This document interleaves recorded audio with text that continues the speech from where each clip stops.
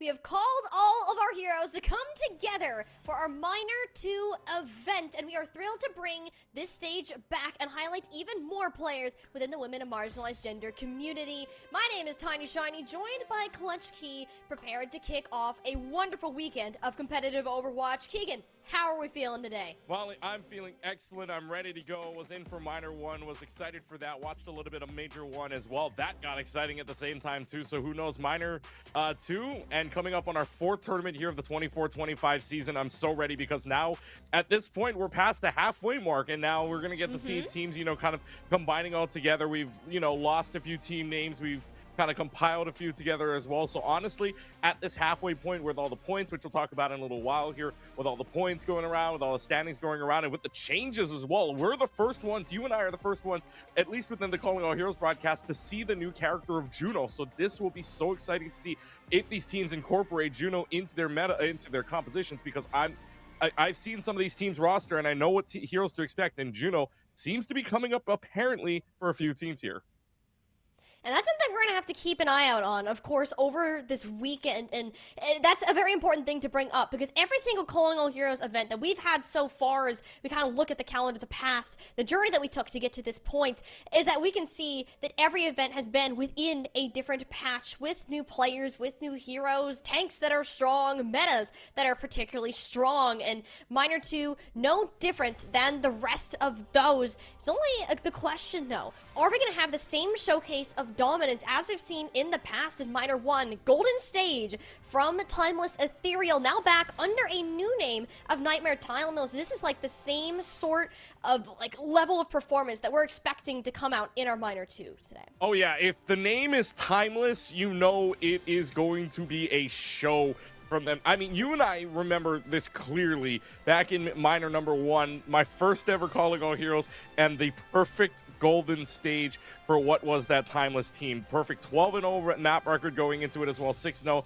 and then completing the entire thing, not dropping a single map, not dropping a match. It was insane to watch, and now they could be doing this again, and they could be winning some good points above it. It's because the format's been the same, the Swiss stage into the quarterfinal stage, and now we get to see the top 8 teams as we look at our format right now, because this format here serves this Timeless team really well, right? You got the Swiss stage, you played, right, and just talking about it, you played 5 teams that are inside of this playoffs top 8 already. You feel pretty comfortable. Now it's the bracket stage, it's double elimination, but trying to get the golden stage one more time. And especially with this format, there's so many opportunities for each team to kind of feel each other out and kind of what's going on within this event. Because as you said, Keegan, we are well over halfway into our season so far, making these circuit points that you see here even more important for the teams. We talk about the majors, the minors, the LCQ, all coming down the line.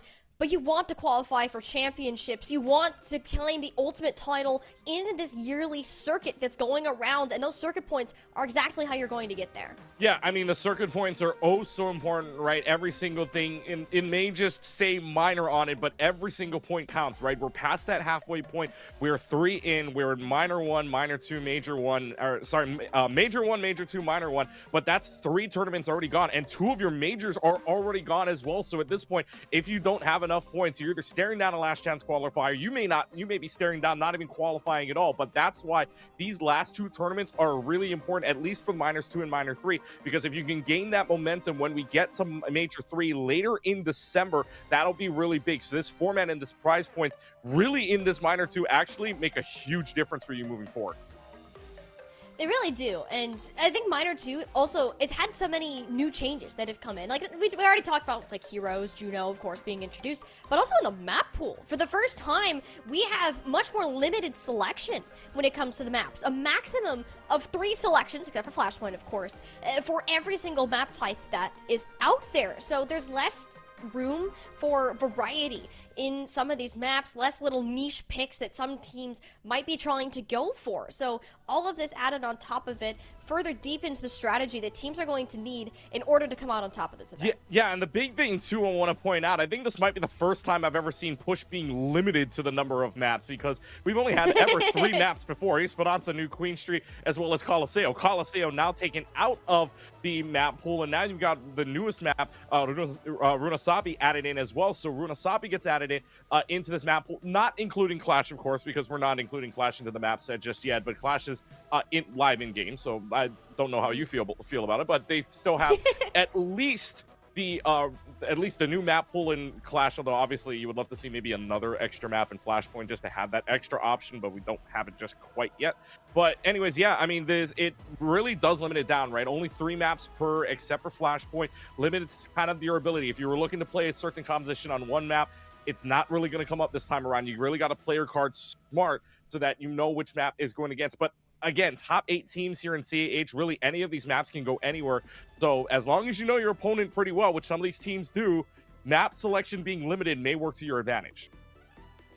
Even watching some of these Swiss games, the gap is a lot closer than you might think between some of these teams, especially once you look towards our top half, top 5 even, you could argue. So that'll be something we'll keep an eye on. Kind of as this weekend continues to go through, we will be looking a little bit more into this bracket and what we're actually expecting. We talk about Nightmare Timeless. There we go. That's going to trip us up. But what's really cool about this event in particular is, Keegan, look how many familiar names are on this roster. Fable, the only one who has not changed their name through the entirety of the 24-25 circuit. YFP rejoins, collaborating with Super Shy. We're going to have Fluffy Mafia, Fluffy and Orc, who's found major success in OWCS, now jumping on the train, taking up parts of Inarazaki's roster. I mean, this is exactly the growth that Calling All Heroes is looking for. Yeah, I mean, Calling All Heroes going all over the place here, right, with all these different names. Obviously, the only one that hasn't changed at all has been Fable. The other one you could really say here is the other team we're going to be seeing in a little while as well, Aztov.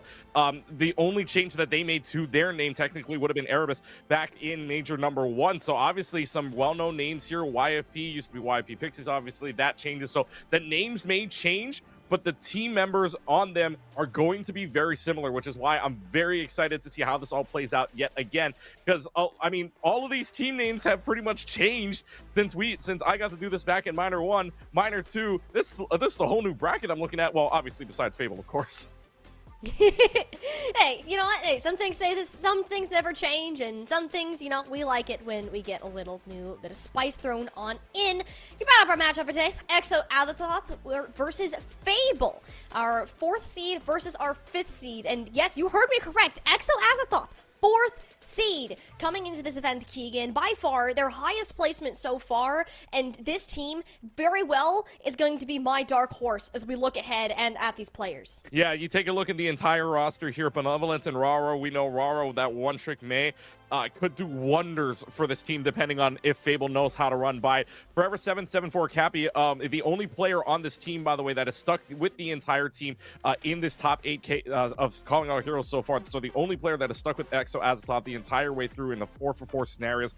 So pretty much your veteran here on this team as well. And then, of course, like you said, 4th back in Major 1 for Erebus, tied for the highest. Otherwise, they finished 6th in Minor number 1 after the Swiss stages, and then 7th in Major 2. So looking to see if they can break a top 4 streak here, because they haven't placed higher than 5th and 6th after a finish here in the bracket stages. So now we take a look over at Fable and Molly. This is a really interesting team as well, because in their map pool, as the number 5 seed overall, right, 3-3 record, 6-6, but the big thing here about this team has not beaten a single top 3 team, hasn't beaten a team of Nightmare Timeless. It lost 0-2 there, lost to YFP Super Shy, lost to Bubble Blowers. So you're looking at a team right now that has yet to beat the top 3, but now they're facing against number 4. Can they do it? And Fable historically has been a team that has struggled with consistency. They've always been in this more mediocre position, looking for an anchor, looking for someone to really light the way. And in the past, that's been Avery on the Sigma. But Keegan, our favorite astrophysicist, is nowhere to be seen within this current meta of dive heroes, of occasionally Ramantra taking a front seat. So Fable, this is a true test for them. How relevant can they manage to stay within a Calling All Heroes scene? Making top 8 looks like light work, but after their placements, can they get into these top half of teams to actually make that mark that we know they're capable of doing from past results? Yeah, and looking at some of the heroes that we're expecting here on both sides, like you were saying, the dive may not come into play, especially not, I'm not seeing any Juno on either side, but who knows? That could have changed within the last week here, right? The Swiss stages were being played out. We could see a little bit of a swap, especially now. Maybe the teams are kind of maybe getting a little bit more comfortable. I know when we were seeing stuff like the Overwatch Champion Series in Korea, their stages, they've included Juno all the way through every single comp. So whether that be Juno Lucio, Juno Ana, Juno Brigitte, even Juno Kiriko. So honestly, this could go any which way we see it if Juno gets included. Now, I'm interested to see if either of these teams do include Juno, because that hyper ring, obviously you get more speed, and now on control maps as well. Control maps are going to be also big to getting to that point first, establishing yourself onto that point and making sure that you are known, that it just to try to defend that point. Your only objective, if you get there first, just defend it, and that it's pretty much easier. It's easier said than done, obviously, but that gives yourselves a little bit more of an advantage. So we go to our first map here, which is going to be Lijiang Tower, and so oh faithful, right? Oh classic. Out of three, Lijiang Tower. I feel like if Lijiang Tower is ever not added into a map pool, there will be riots. There will be absolute just chaos within every Discord server everywhere. Fires will need to be put out, but Lijiang Tower once again will be our first map. Even though we see it a lot, and it's a map that I think is very good to start off series because it forces two different types of compositions at a minimum.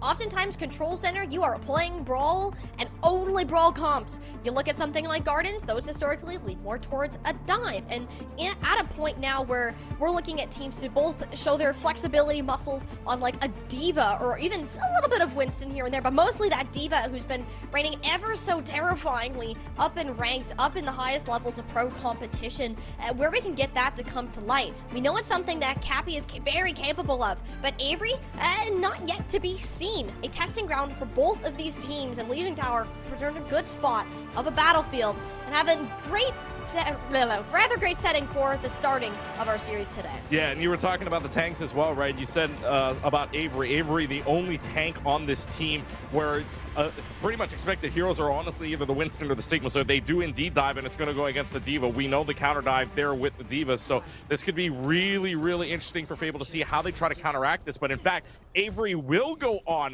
to the D.Va instead, and like I said, Juno is going to be incorporated into both of these compositions here, whether that be the Brigitte on the fiery side or Pauline having the Baptiste at the same time too. So big thing to note though, McMahon on the Echo here.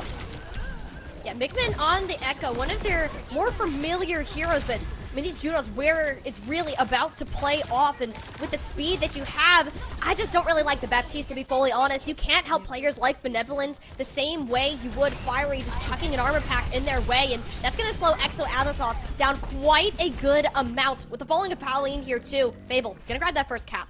Yeah, and the big thing you got to note about Juno too, right? Not only can she heal for some good amounts, but she can also do some damage. And I'm really interested to see if they can take this Sea Panther one down, because Sea Panther, shout out Arizona State here, because Sea Panther's on that team. And the university representation means that this team, Sea Panther knows how to play on a team. Can they collaborate with the rest as they dive right back on in? But it's Rara that's causing quite a few problems for Fable. Can't get too close to this at all. Rara, as seen in Swiss, has the ability to just turn the whole game into her control. A true Ice Queen that we can really see, but Exo Azathoth only now just getting towards the objective. Couple swaps. I'm glad Pauline is now on this Brigitte, farming way up to the rally. Actually past Fiery in that adventure, but it's Sea Panther with this first orbital ray that's going to be in a D-mech for forever, forcing the ultimates out, life right and center. Yet it's Fable with a significant advantage. Forever's new mech, bright and shiny as it may be, has been dented beyond repair. And there's only so much that you can do. It's just a constant chucking of ultimates into this fight, looking for something to come up. Exos are slightly later, and it's going to allow them to push forwards. No phone or Fiery. The brawling power of Fable is completely dismantled, and it will be Exo Azathoth getting a first clip here. Unlucky main, you have my ultimate respect for that play. Use the orbital ray to save the baby D.Va of Forever 774 and allows the rest of the team to play right on in around that wall. That is an excellent play by that Juno. Credit to Exo Azathoth getting that back, but now they're on their heels, right? It's down 65% and rolling, and now Fable's got one of their own. They have the self-destruct. Pulse bombs, though, lately have been really good from what I've seen, so I'm not too sure. Self-destruct versus a pulse bomb here, but no other ultimates on the board, but the Brigitte rally could make the difference. Has to be good, but, Keegan? This is why we don't talk about ultimates before they're up, because Fiery just exploded next to Benevolence. That's probably the best target you could be looking for. I'm loving this Tracer pick. I feel like it's getting so much done, and you can just follow through on this pace as we see Forever do these little jabs off of the Juno rings. Yeah, and that's, I just talked about it, right? The pulse bomb makes a big difference here, and now the wall's making an even bigger difference here. They just trapped the D.Va and the Brigitte at the same time. Yeah, Fiery had to pop that rally just to survive, and it's Rara now, who's on a back pedal, almost off the map. A little bit of fancy footwork, keeping her on the staircase, but can't quite say the same for the tank. Exo completely intimidated by Fiery's 400 HP, and will be sent reeling back over to the spawn rooms. Yeah, and Fiery getting themselves 2 kills there on the shield bash as well as 1 more, and not much you can do other than this but to stall here as much as you can for Exo. Now you got ultimates on the board. The big one here, both of the Mays have their blizzards, and the last time a blizzard came out, Unlucky Main came up clutch with the orbital ray to send Exo do their own to a win on their fights, but now they're gonna have to do it only on the home stretch here in the first map. A lot of ultimate buttons to be pressed. It'll be Pauline, certainly answered by Z Panther. These orbital rays incredibly powerful. You almost have to mirror them in this sense, but the armored health from Pauline seems to be putting Exo in a much better position of long-term stability. Only a blizzard on a Forever 44, but there's so much armor on a Diva mech. There's not a chance you can get rid of it. Still a 4v5 that Exo can come back on, getting a fresh mech into play. The pulse bomb was dropped off the shield. It was stuck, but you dropped it. Avery was there to cover. A genius little bit of teamwork to keep the Brigida alive. Fable very much up in this fight. The duplicate now, 2 Junos on the floor. You get another extra overload ray. Should you even need it, and you're going to want it, especially with how trading this fight has actually gone through. Fable's finding a little bit more stability, the extra heals coming in when it was needed, and they all managed to move away from this blizzard that Rara had been saving up for such a long time. This overtime flipped back over. Azathoth, nowhere to be seen. Yeah, I credit you for being able to breathe through that whole thing, because that was a very elongated fight there, but Fable's able to come out on top with that, and such good ult placements as well, right? They staggered it as much as they possibly could. See Panther also coming up with a really good orbital ray to give themselves a little bit more of a chance, and placing it in such a good position to where all of the team was inside of that orbital ray and just fought. And that's the power of this orbital ray, right? It's such a big AoE with that heal that if all of your team is inside it, you're just going to win if you push correctly and push the rest of the buttons correctly as well. So for Fable right now, they have the advantage. Yes, 1-0. Now we go on to Control Center. If this holds for Azathoth, I'm interested to see here with this Ashe up against the Venture here. This Venture might just be able to dive the Ashe all they want unless Brigida's with them. So this will be pretty interesting. Otherwise, everything else matches on both ends. I mean, this is also good for Azathoth, though. This is a team that particularly enjoys this Ramattra. Forever can hold so much space, and it plays to Rara with this Mei. So this is the best possible map that you could have gotten next out of your control points. I'm curious to see what McMahon is able to accomplish on this Venture, another hero who's been showing up a lot more lately, and I am 100% here seeing our little goofball the Rock Buncher on the battlefield. It'll be Azathoth, though, that forfeited a lot of this space in that upper white room and don't really get the first capture out of it. Nice couple of icicles chunked in for Rara, yet there's no isolation coming into play. The pure strength of McMahon on this Venture, the burst damage is absolutely ridiculous. Combo it up with Avery. You got a recipe for success.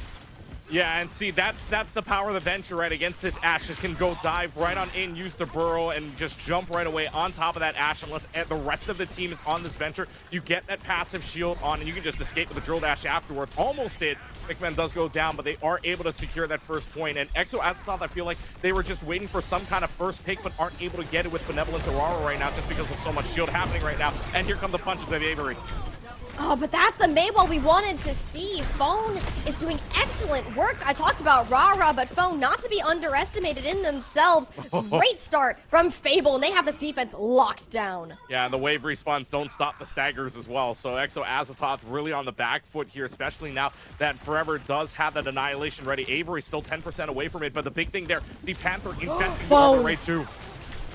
Oh, wow, that wall gets spotted out a little bit. Had Pauline not been on the flank, we would have had a much different story playing out for Exo.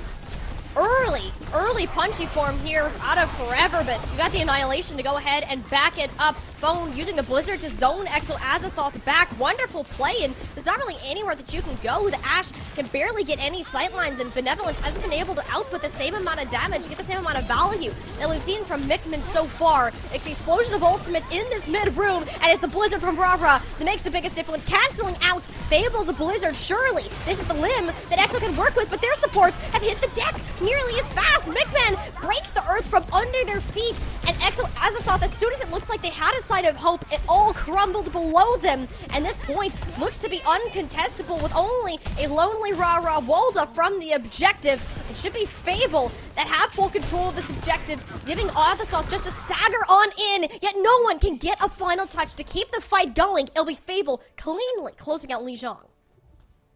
Yeah, clean first map from Lijiang Tower from from Fable rather, and Fable looking pretty good. If you're the 5 seed, you're looking to take down that 4. Avery getting your play of the game. And again, we did not expect Avery onto this Ramantra at all, right? That Sigma and the Winston combo, but Fable giving themselves a very good first point.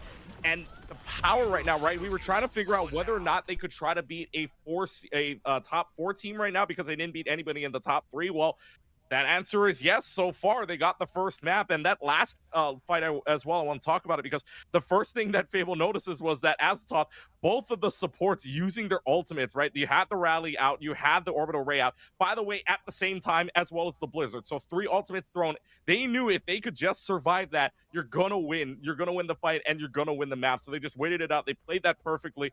Fable scores the first point onto the board, and now we get to see what Exo Azasoth is down by, because on every single time that they played so far, right, they've only lost twice here inside of the Calling All Heroes Swiss stage and minor number 2. So this will be interesting to see how they respond to being down 1-0 as we go to our next map. Yeah, I'm very impressed with Fable so far. Like, going into this, we really didn't know where they stood, as you haven't really beaten too many of these top teams. Like, where does Fable stand? Like, that's a question I ask myself every single time we enter a Calling All Heroes playoff stage, because Fable's always there, that's for sure, yeah. But that could mean a different thing dependent on the meta and the day. This seems like a great thing for Fable. Like, the main difference that stood out, you mentioned how both support ults were constantly stacked with each other, and there was just this unrelenting sense of aggression. It was the initiative, the whole pacing of that entire map. I don't think there was a moment where it felt like that Fable was out of control of that. It was constantly Exo Azasoth that had to react to what Fable were doing, and in a time where you're relying on speed and quick little jabs in and out, that is heavily going to favor that team who acts first, and so far, it's been Fable. Exo need to figure out their pacing and their timing in order to have a chance of taking Fable out here, because I gotta say, Keegan, I don't know if they can be knocked down after that one. Yeah, Fable's looking strong right now, flexing their muscles. You and I were talking about this 4-5 matchup always looks to be a good one. That's why we picked this match, but right now, Azasoth, like you said, having to react to it, and now Fable just playing that aggressiveness, having the speed, having the confidence, and again, I will credit that first fight one more time back on Night Market to Sea Panther, because the way that the orbital ray came in clutch, even on a baby diva, every single time you use that ult on orbital ray, it's going to be impactful. Whether you throw it in a bad direction or whether you throw it in the right direction, again, impactful either way. So the fact that they are using their the fact that the Panthers using their orbital ray very, very well shows that this Fable team has that confidence, and this addition right now for this team from Fable looking really strong against the Exo Azasoth team. So now we go on to our next map here, which is going to be Blizzard World.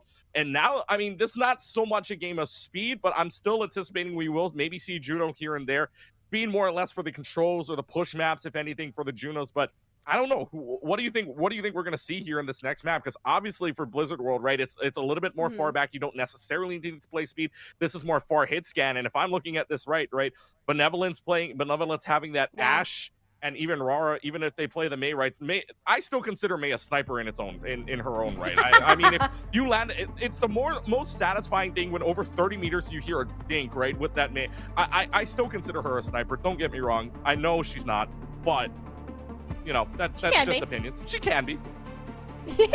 You'll make it that way. We saw from both Mickman and as well as a little bit from Rara there, who got shut down more than I'm used to after seeing how strong of a performance Rara had in Swiss stage. And again, gotta come down to this pacing all in your Mei to take over these games.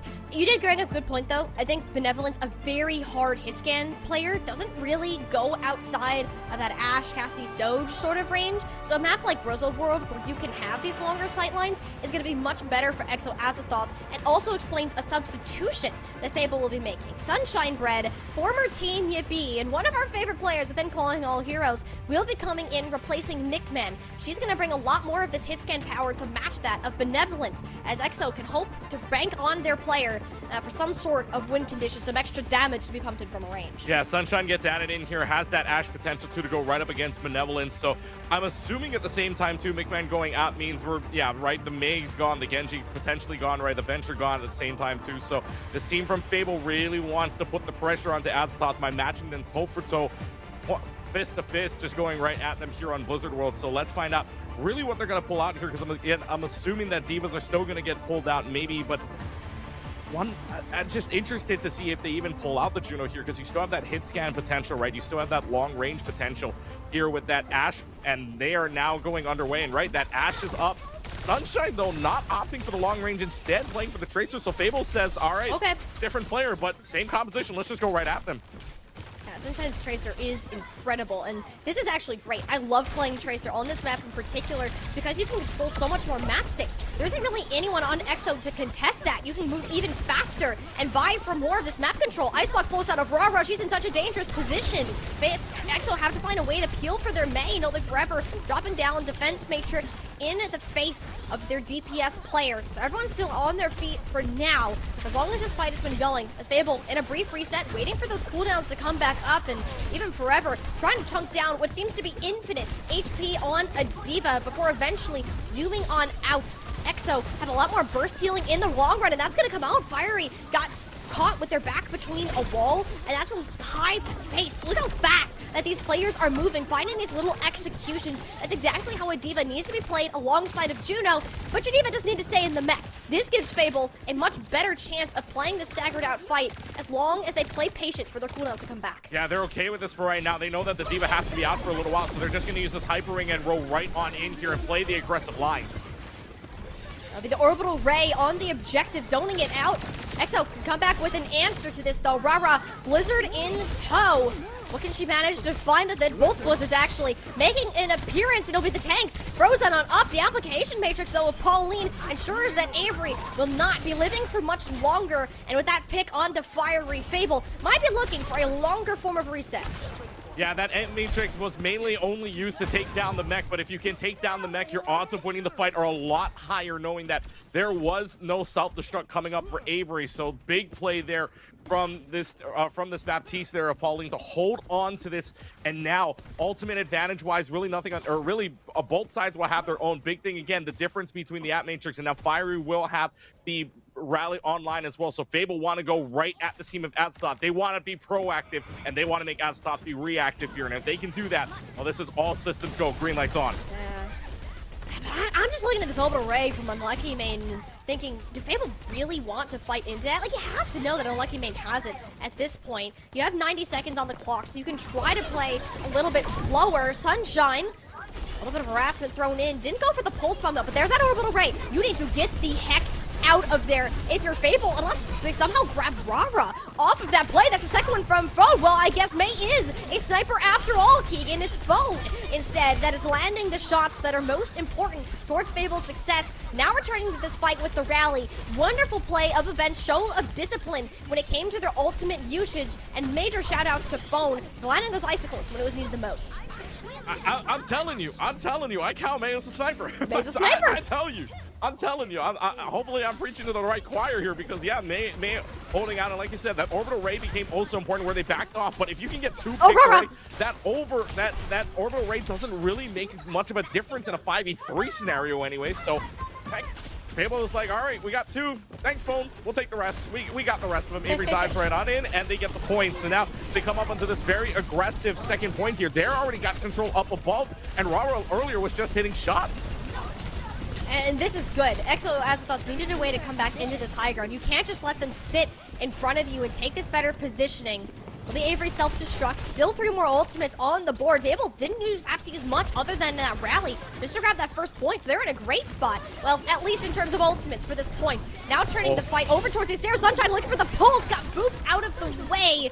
Nice little play of EXO Azathoth to keep them up and baiting them in just to be met and frozen in place. But it was Rara's Blizzard that was eaten instead. I just picked that up now. Both are thrown, but only one landed. And it's EXO Azathoth that just can't get these minor execution peoples that Fable seem to have on top.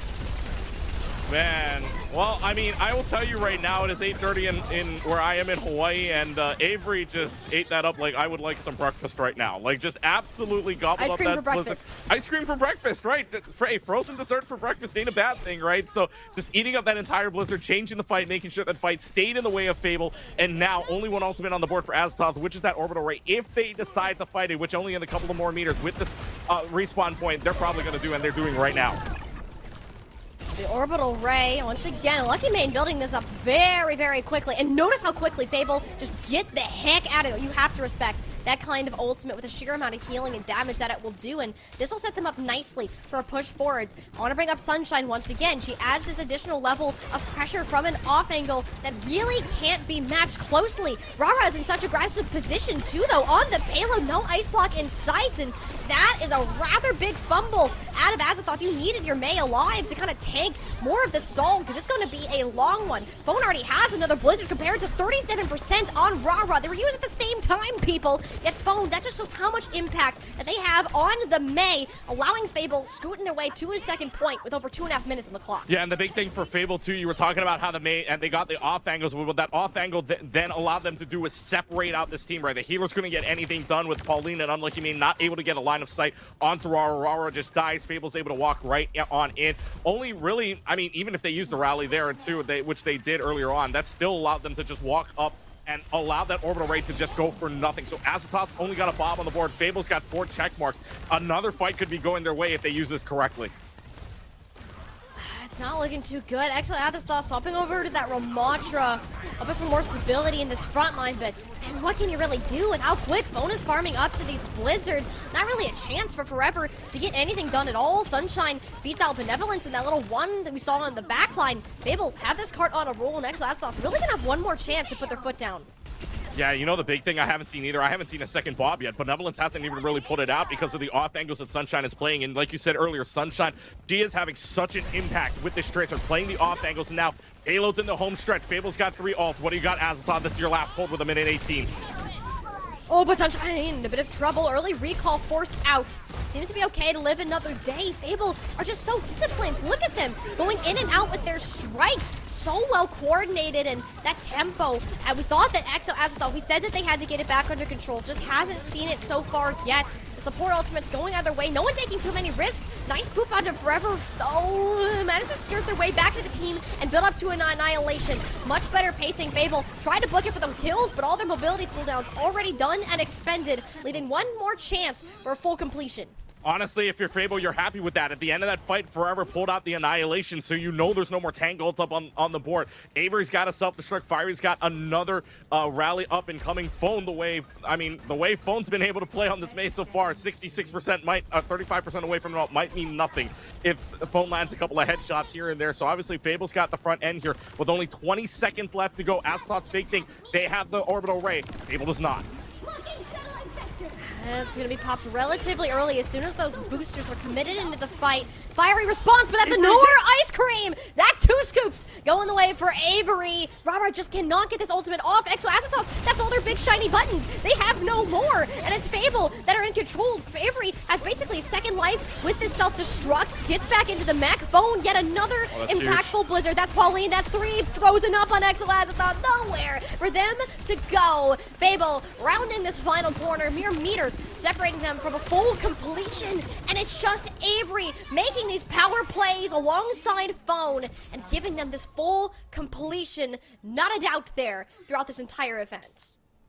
Oh my goodness. That's the double scoop special there from Avery. 2 blizzards being eaten up and making such an impact on those fights. And like you said during your play, there was no more check marks, no more shiny buttons to go. It is Fable's time, and Fable played that well intently as well. Wave respawns do not matter when Exo Azathoth is just falling apart, and Fable takes rightful advantage of it. And again, credit to Z Panther there yet again with the healing and all that. Fiery doing the same thing on that rally too, making sure that that rally gets them out of the orbital ray. They kite away from the orbital ray so well, and then Fable just says, Let's go. Let's just go right on in. Green lights there. And so now Fable, you feel like they're in control of this game right now. Yes, they may have lost that one or two fights earlier on, causing them to go all the way down to 0. But you got to remember, those fights were long fights. Those fights were very, very long, whether it be by Blizzards, whether it be by just getting the mechs out, mechs back in. Regardless, though, even completing this map of Blizzard World is just impressive in itself, the way that this is playing out for Fable right now. So Azathoth really has to find a way to respond. If they can get over a minute, great, but right now they're looking as if they just need to, their mentality right now should just be to finish the map. And if this holds here, if this holds here, this will be really, really interesting to see if the Audi comes out to play now. This will be the first time we see it this series. No, it'll go back to the brig. We just got baited. That's on me. I do like this brig a lot better. I know Pauline is comfortable on the Baptiste, and you can get like a good amount of burst healing in, but just having a brig to help support Benevolence here, now mirroring this Tracer, which is also very helpful. I felt like the Ashe is a bit of a hindrance and almost a free elimination, a target for Fable to go after. Now the complete mirror on the field.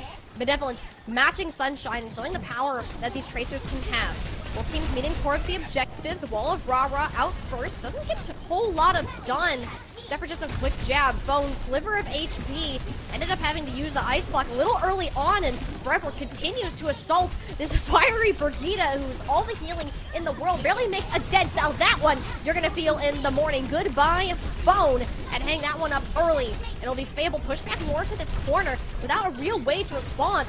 Look at Forever's ult charge right now, Keegan. That is how much power that D.Va can have, just forcing the entirety of Fable back almost single-handedly before a recontest can come in here. Yeah, they try to recontest this right now, but they're in a lot of trouble. That's a great wall to wall off for right now. And it's just chaos here on this point. Azathoth trying to be reactive here at this point and using the self-destruct just to clear the point for right now. They have the clear, but it's the response, a triple stun out of the bash, but Pauline, bit of more than she could chew. The shield destroyed almost instantaneously, and there's nothing left to be seen for the Brigade player. Nice stick chucked in from Sunshine. Fable managed to bunker down just long enough to build up the key tools that they needed for some form of stabilization. Oh, stagger, man. poor Forever. Not the stagger. No. Oh, okay, into the water. Avery even gets the tackle onto Forever, too. That's just the flexing there. That's just the, all right, you're done. If you're going to jump off, just at least give me a little bit more percentage on my ult. Which, I mean, for right now, Forever 15% on a way to another one, like you were saying earlier, but a big wall as well from Phone to make sure that they still could create enough space to contest the point, even with the self-destruct out, too. So now Fable has to respond to this. They have the self-destruct. They have the Blizzard here in what was a very long fight here. There's only 2 minutes left on the clock, Molly. You just got to hope that Avery isn't hungry for more ice cream right now. You have to keep an eye out on Rara.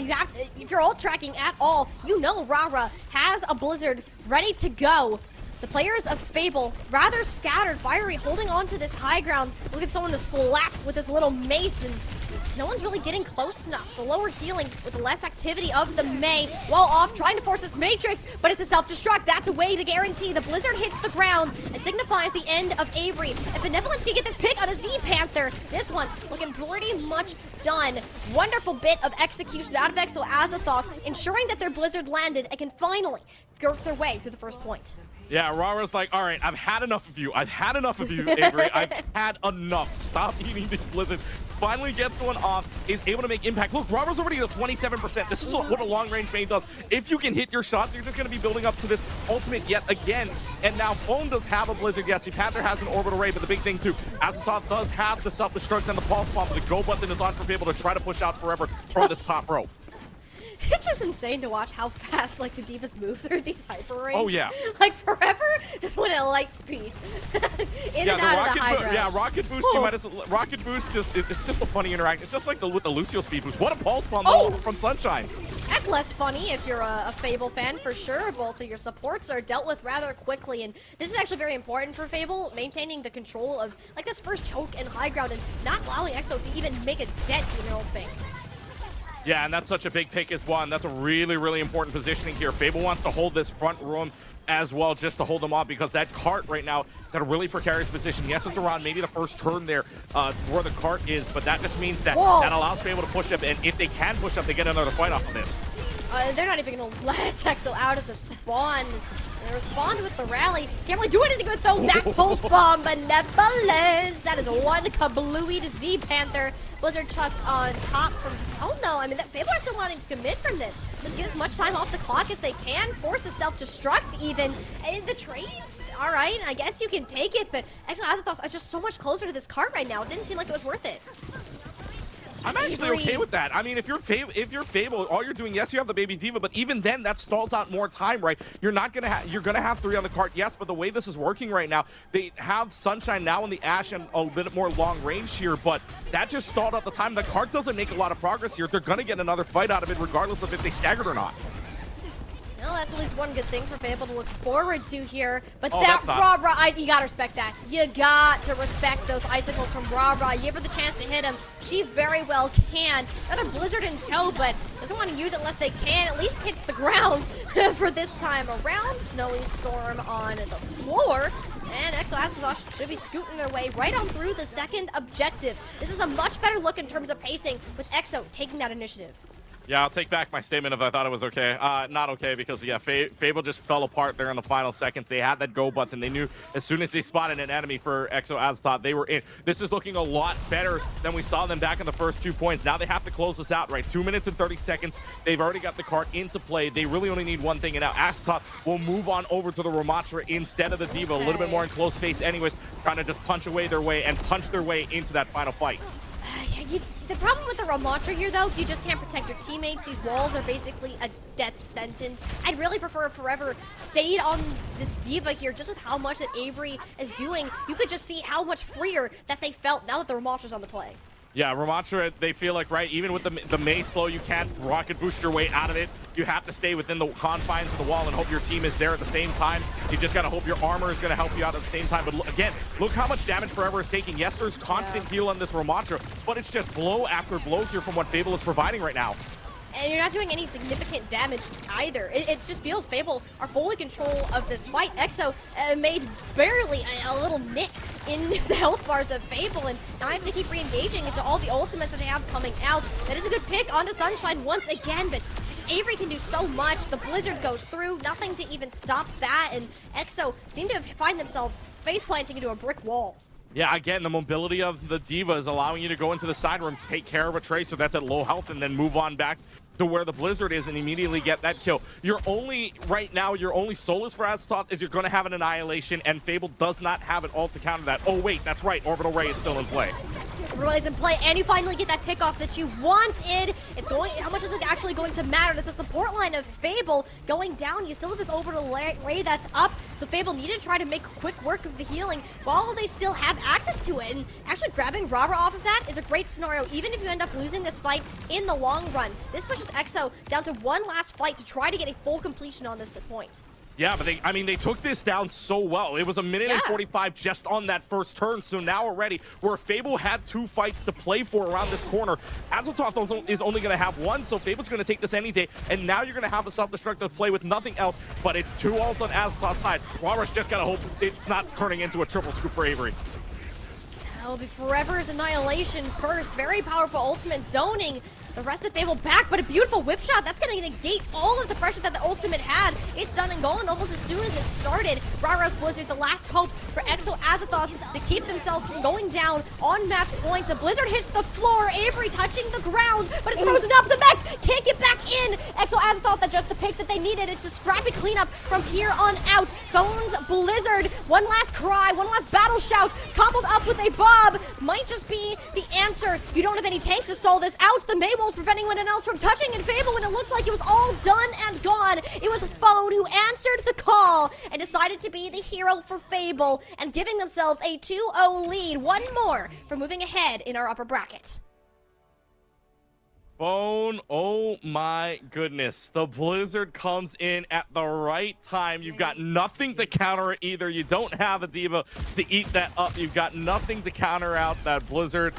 And at the end here, the overtime does go to Sunshine, but the hero play coming from Phone overall. I mean, that Blizzard saved them from what could be a round 2 and turns it into to a 2-0 lead for Fable right now. That is such a great play from the player from UT Dallas. So comments right now, you got to be proud of Phone, because Phone is coming up big for this team of Fable right now, and is 1 away, by the way, from their first top 4 win here of the Swiss stage, or including Swiss stage, I should say.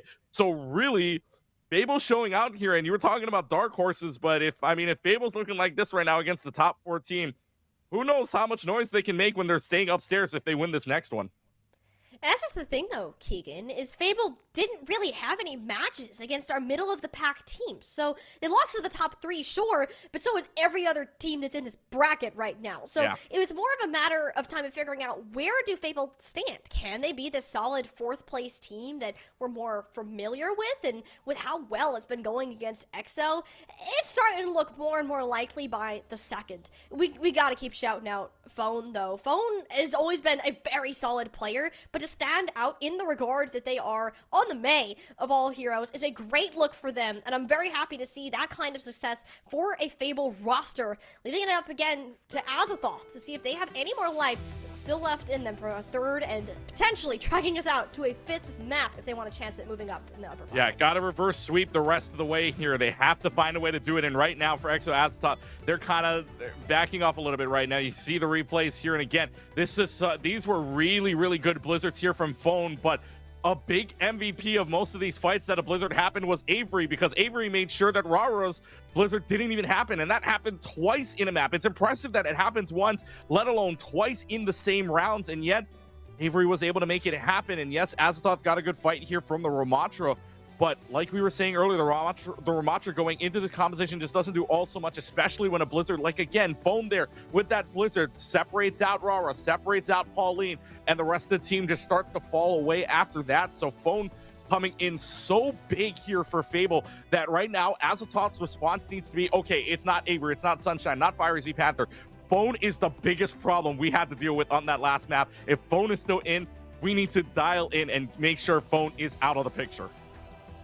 I think what comes into this, too, is we look at Fable's pretty much entire roster plays on in some sort of collegiate team in some way, shape, or form, and especially Phone, UTD, notorious Reinhardt May brawl team. Like, this isn't unfamiliar territory. This feels like home for somebody like Phone. Put that with Avery, who's used to leading a multitude of rosters and a support line that is just on top of it. Like, it seems like, especially in the supports for me, Keegan, that's where it stands out. The understanding of pacing and how to use this hyper ring has just looked so dang good throughout, and choosing your timings correctly. Like, this is what is winning Fable's fight so far. But EXO, they still got a little bit more fight left in them, and their last chance to pick their own map is Runasapi, the newest addition to Overwatch map pool, and a very popular pick as of late. Yeah, and I wonder why to that, because for Runasapi though, I mean, I guess the players like something new. That's all. That's what I'll say about it. They like something new. I guess you don't like seeing new Queen Street, Coliseo, Esperanza any longer. Let's play the new one. Let's find out. And I guess for Azathoth at the same time too, this is kind of the curveball, if you will, if you're talking about push maps, because obviously within the push scene there haven't been a lot of. You've only had 3 maps to choose from, and if you're going to play a lot of new Queen Street, you're going to play a lot of Esperanza. But right now you're playing Runasapi. This could throw the curveball here, and like you said, as of late, a very popular pick, but hey, this might be the one that gives Azathoth another big, or trying to give themselves a way back into this game. They want to avoid what they did back in Major 1 and Minor 1 and avoid a 7-8 exit. But to do that right now, they gotta reverse sweep. And so Runasapi could be the key. If they can get any momentum on this one at all, then they are going to, they have to take the momentum the rest of the way. But against this Fable team that is looking oh so good, and we talk about it, right? Collegiate, we talk about the collegiate players, right? We know some of these players very well. If they can keep this going, collegiate players like their momentum. If they can keep this going, Fable's going to win this one 3-0 and sweep their way into the next round. And it's very hard, just from a mental standpoint, to be in this position that EXO Azathoth is. Experienced players, yes, but down 2-0, and you've been close, but the fights, they don't feel as consistent. It doesn't feel like you're in control. There's a lot of panic that I can see in the faces of EXO Azathoth compared to Fable, who just look calm, cool, and collected all the way through. And a map such as Push, where you can fall behind so fast, especially in the beginning of this map, it's that calm, cool, and collected sort of mentality that is going to get you places. It's up to Exo Azathoth to come in with that right mindset and actually pull out what we know that they are capable of. A 4th seed, a great start for this organization within the playoffs, and I know they want to try to keep their run in the upper bracket alive for as long as they can. Yeah, they're going to have to try as best as possible here, but against a Fable team that has just all the momentum on their side of the floor right now. Again, we keep talking about this. They haven't beaten the top 3 team, but the top 4 team right now is well within their sights. They just need to win one more. And that first fight, again, this is where the Juno makes a big difference right here. And so the Panthers have been playing it well. Not to say that this team of Azathoth hasn't been playing it well either, but right now, the Panthers playing this Juno at a better level here than Azathoth has been. So if this Juno can get it off, right, the speed boost alongside of this Brigitte making some excellent plays, excellent rallies, excellent stuns, then this backline could be the difference for Fable right now. But again, Phone is your big target here. Phone is the big one, where if you cannot get rid of this Mei, you are going to have problems. Mei will be slightly less impactful in certain parts of this map. Runasapi, known for having these like really long open stretches. Similar to New Queen Street, just less high ground, you can say. So Mei is a little bit harder to work with depending on where the fights are being taken. Notice how we're not really talking about compositions in this at all, is we don't expect them to change. Like Diva, not at all. Juno, Break, like all of these heroes are just so strong right now. There aren't really many other options unless you have an extreme niche like Yas, who will play the Wrecking Ball Torbjorn until they die. Like, this is what you're playing. You're playing the Diva, you're playing this Juno to get in and get out as fast as you possibly can, having a Mei to try to slow down the tempo and be more survivable. Like, that is just the pace of gameplay where Overwatch currently stands, a completely new flavor from what we're seeing in Overwatch as of late, and it's a very refreshing look and gives a lot of teams that we haven't seen come up before a true fighting chance for these top spots. Yeah, and for fighting out for the top couple of spots here, this first one really makes a big difference. Really makes the it kind of makes your day, right? You really don't want to drop down into the lower bracket on your very first game. You're trying to avoid that at all costs. And I know Azathoth is feeling that right against the wall. They are right up against that wall saying, we are down 0-2. Can we make that comeback? And again, like you said, the compositions do not change. So what Azathoth really has to do is change the way they play. They have to try to make sure that they're able to get that first pick. So far from what I've seen is that Azathoth is the one that has to react to what Fable is giving. Fable is being very proactive with it, right? Phone landing these headshots we saw earlier on too. Rara, yes, is that great Mei 1 trick that we keep talking about, but at the same time, Phone is just making sure that this Mei on the other side is right up against that call, if not even better right now in this calling all hero scenario for Phone right now. And it's just this Mei making a big difference. Not to say the rest of them aren't either, right? Avery is making Rara have a tough time. These walls are not that bad either, right? These Mei walls from Rara aren't that bad, not at all. But Avery eating the blizzards just demoralizes you. It just makes things worse for you. Even trying to build it back up is such a hassle unless you're just hitting shots constantly. So for right now, this team from Azathoth needs to do whatever they can to at least try to take down Phone, or at the very least, because we know that maybe first picks aren't even the best place, they just need to make sure Phone is out of the picture, at least to me.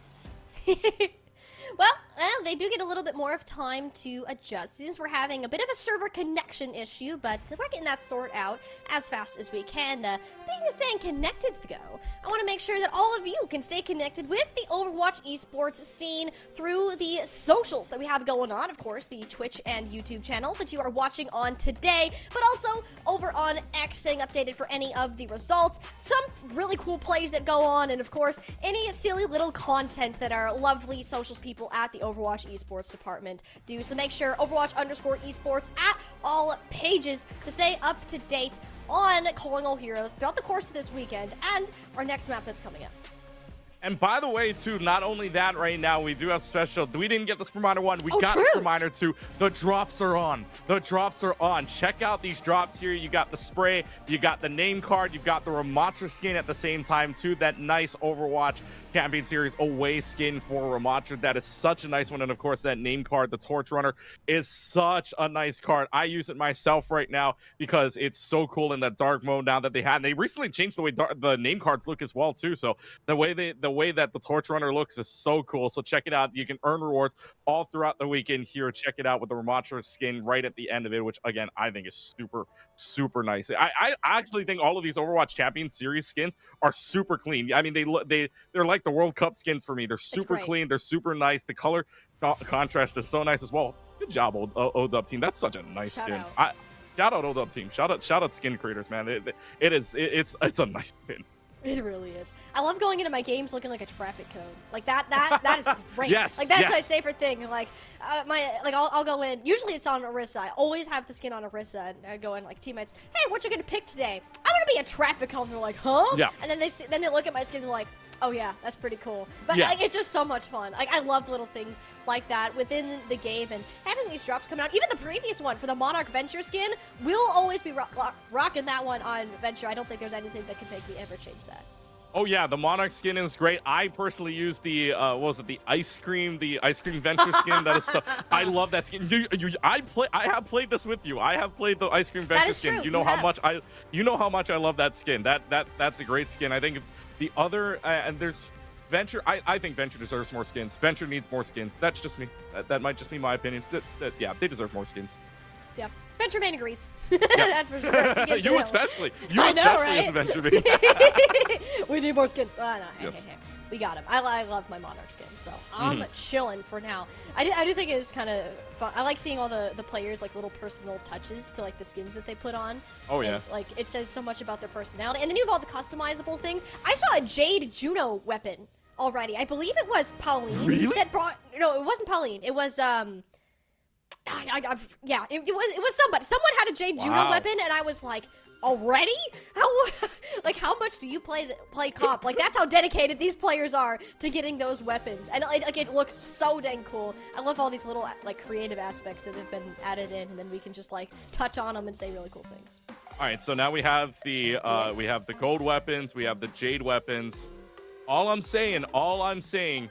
Give me the diamond weapons. Give me the like the crystal weapons. You know, the diamond weapons, right? Just that one next level above it, and that would be so cool. Or like at least like the skin variations or whatnot, right? You do have the gold, you do have the jade, which is really nice. And yes, like I said, how do you even have the jade one already for Juno? Unless you didn't spend any of your comp points at all up until Juno, then. At the very least, yeah, okay, then that makes sense. But we go into the game now as the teams are ready to play. We are back in. We are going to Runasapi.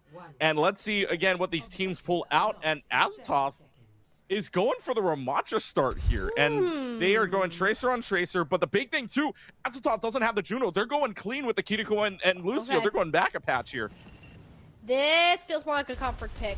Very much a comfort pick out of Exo Azathoth. Unlucky Main is known for her Lucio, and Pauline loves some Kiri. So Exo Azathoth want to go back to square one, back in the quote-unquote olden days of last month, to give them a fighting chance against this and hope they can match the pace. And you have more consistent speed with Unlucky Main in comparison to Z Panther, but the bursts of it tend to be stronger, especially with just how quickly their goal is to get in and out of the point.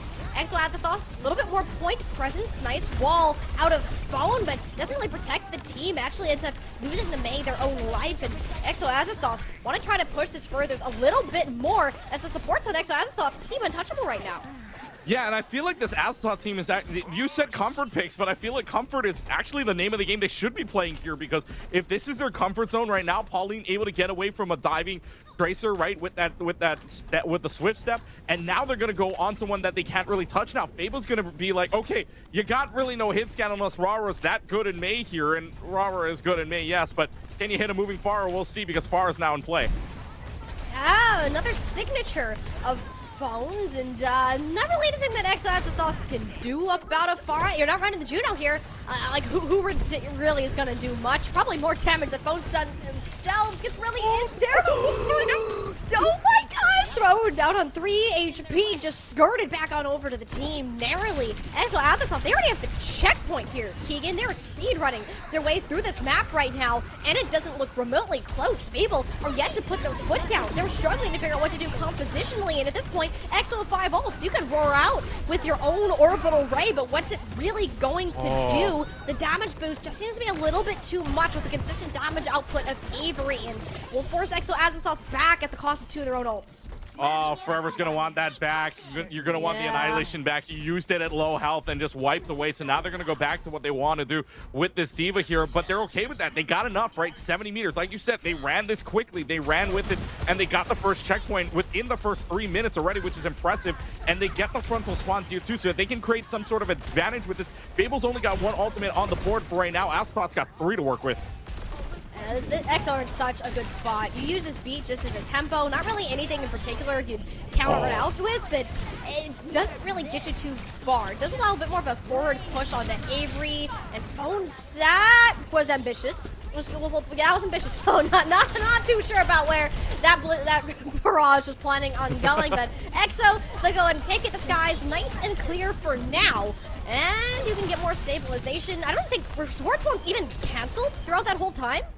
No, I don't think so at the very least, but now you've got a lot more switches coming into play here. Avery's down. Avery's gonna go to the Ramatra. That's okay. Yeah, and then Phone's gonna go on over to the May instead. So this is the rock, paper, scissors game right now that's going on between these two teams. Unfortunately for you, that's a problem. Azathoth already got the first 70 meters, and the kill on the fire really doesn't help you either. You're going nowhere anytime soon. You gotta have that rally for some sort of re-engage. Sometimes Bob is also going to be really helpful if you can kind of just throw him on an off angle, allow him to just auto-aim shoot into the back line, and especially with how invasive Pauline and Unlucky Main have been so far. Like, the supports are so slippery right now. Was that Ferrero's Blizzard? He just got canceled. The Blizzard is gone, and Sunshine's Bomb did well more than enough. The voice line paying off in the skies. Sunny once more for Fable. I feel so bad for Rara.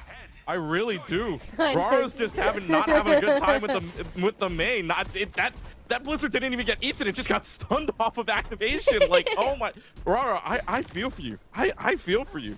Like, it's just unreal. But the good news is Rara can feel a little bit more secure knowing that they've got 100 meters. There was a number on this I saw that you win 95% of the game that a team has already got them to 100 meters. So let's find out if they can, because already 3 ultimates used. Well, this is good, though, for Fable. If you're going to come back, you need to win, like, what, 3-ish, 4 fights in a row to get that? You already got 1, and you used just 2 ults to do it. This is a great move right now, especially with an even trade from Exo. Well, yeah, that first headshot already was just enough to just send them packing already for Azathoth. So they're okay with that, though. You lose a fight. You make sure both of the support ultimates are lost at the same time, too. Fiery doesn't have a rally. Panther doesn't have an orbital ray. Now you can just run right on in. You don't have a Kitsune Rush, yes, but what you do have is a self-destruct with only 1 shield to place for Avery and only 1 wall from Phone. So if you can get over it, hey, Forever's got a good kill on the self-destruct, but look at the dive already. Oh, Pulse Bomb, a little bit wide in the back end. It drew so much attention away from Avery. You couldn't have that constant stream of healing, and now you find yourselves playing without a tank, though. Even trades 3v3 for both teams right now. The key thing, Fable didn't get this point at all. You needed that for Fable. Yes, you'll get it next fight or so that you win, but Exo Azathoth will just put you back another 2 steps just with that fight. I honestly had half a mind to say Phone might have pulled off a hero play because Phone was on top of the wall and nobody saw Phone. Nobody saw. So, and put a Blizzard right onto the main, making sure that they can't remech. So now it's the turn here for Azathoth. Try to keep advancing on. Azathoth only has a sound barrier to work off of, maybe another Blizzard, but Rara hasn't been kind of successful with these lately. Fable does have an Annihilation to work with, but they got a lot of work to do with 4 minutes left on the clock.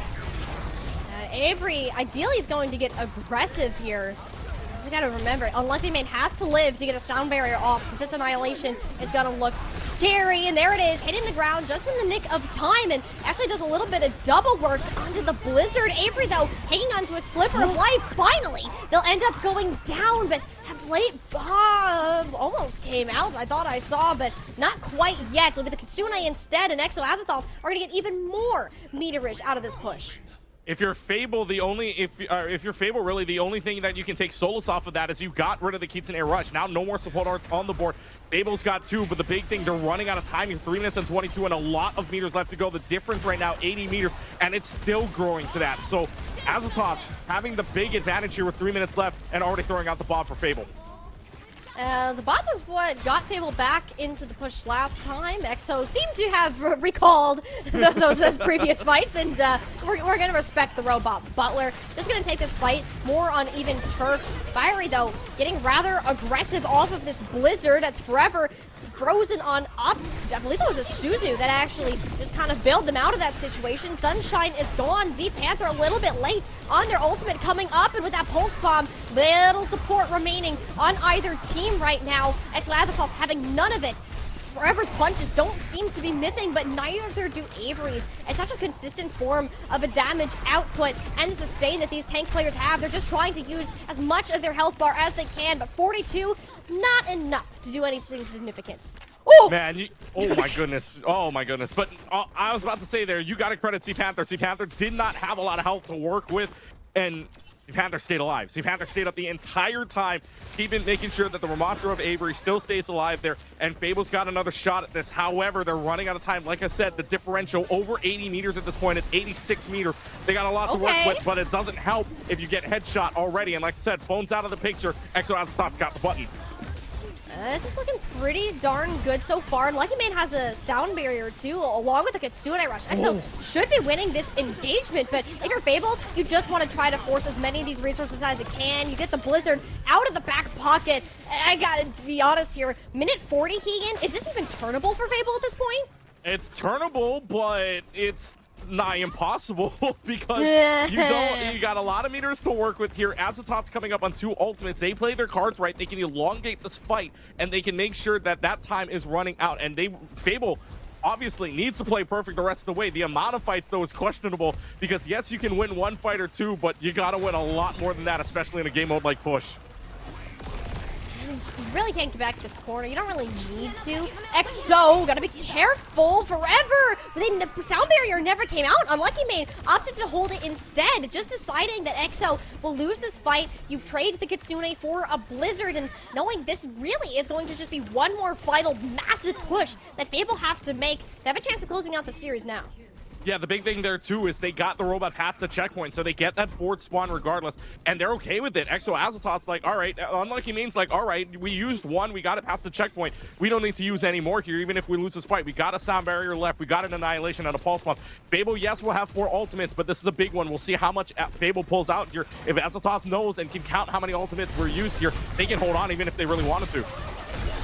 That'll be the annihilation out of Avery, comboed up with an orbital ray. That's deadly. You're just cooked. EXO, just give up. Go back to spawns. You lost your annihilation and your sound barrier. Just when it didn't look like it was over, this reset of the ultimate bank, Keegan, is just the thing that Fable needs to push this on through. EXO, though, it's on them. Wow. This is such a winnable point. If you lose this, it's got to be something that's gone wrong on their side. Yeah, EXO Azathoth using both the sound barrier and the annihilation there. They had that in their hands. They just couldn't pull it off against the Panther with a great orbital ray to make sure Fable stays in this. And now Fiery will still have the rally available to them. So let's see if Fable can pull this out, because another fight here very well could mean that ultimate banks are even on either side right now. And that's really, really good if you're Fable. Look for this pulse bomb from Benevolence as their sights set on the Fiery. If that can land and the rally's gone, this might be done, but they wait too long. Forever was just stuck in the middle ground. The rally was too much. They were stunned up in the middle of it. Fable already have 2 disposed of out of EXO Azathoth, and there's going to be a 3rd. The ultimates are there, Keegan, but no one's alive to use them. And now Azathoth on the back foot here in terms of ultimates. Rara's got the Blizzard. Yes, Benevolence has the pulse bomb. The Blizzard is good this time around, though, because Fable doesn't have a Kiriko or a Diva to eat that up. So right now you've got the better shot, and Fiery can't stun it out either. Azathoth's best shot to win this is right here. We did not think it would be this close at the end of it, but right now they're venturing on 25 meters. This will be both Blizzards and the Kitsune Rush under Chaos unleashed onto Runasapi, but the Blizzard is too frozen on EXO Azathoth. They all managed to stay on their feet, but it's the Z Panther, another orbital ray built up in just 2 fights, and it's that hero play, that hero ultimate that's gonna give Fable Fable, the extra juice, the gas that's thrown back into their tanks and pushed them through these final couple of meters, forever fighting for their life, but they have none left. Favor still even has this annihilation. It doesn't even need to use it. Exo Azathoth, it looked like their map from the beginning. It looked like this team wasn't done fighting, and Fable came back one step stronger and said, nuh-uh, we're making this clean. We are going on 3-0 through this upper bracket. I cannot believe it. I didn't say it was impossible. I said it was not impossible the way that difference is going, but Fable, oh my goodness, just stepped on the gas pedal. They finally said, let's put it to the right shift here. Let's get it all together. They finally put the puzzle pieces in play, and look what happens when you complete the puzzle. You run them over, and yes, this play of the game was earlier on, but oh my, I thought we were going to 4. It just looked like Azathoth had the right pieces. They had their comfort picks. They were winning the rock, paper, scissors the entire way through. Getting, mind you, what was a 100-meter lead at one point in this game. It was 100 to 20 to 40 within the last 3 minutes. Fable, how did you do that?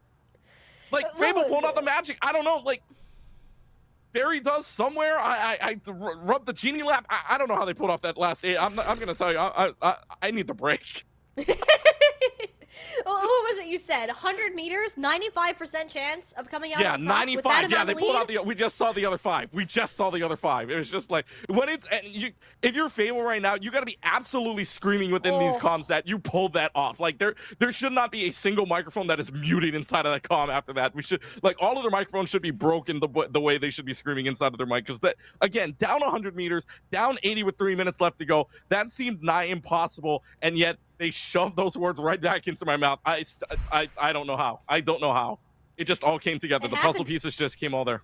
Hey, it's the glorious times of push where comebacks are always possible, and those final fights just bring so much life into the game and into the teams themselves. And EXO, they were so confident. They were looking so good. Fable were lost. At those first 5 minutes were absolutely lost of what they should be doing, what they should be playing. And it wasn't really until the final 90 seconds that this team actually, like, sat up in their gamer chairs and, all right, crack knuckles, let's get into this. This is serious business, and did not falter from that point on. I always question, when we head into our next Calling All Heroes event, what Fable are we seeing today? Is it the Fable that it kind of goes out with the whimper, or is it the one that comes out of the gates roaring? And today, let me hear ya, the Tigers are out, and Fable is a main predator. Very impressive performance from them, and Exo Azathoth should not be discounted. Incredible progress throughout each of these maps, and looked better and better as we went through, but they're gonna have to find even more luck within that lower bracket. It does sound like we are going to head to a quick break to keep moving on with the rest of our day, so don't go anywhere. Calling All Heroes Minor 2 is only just beginning.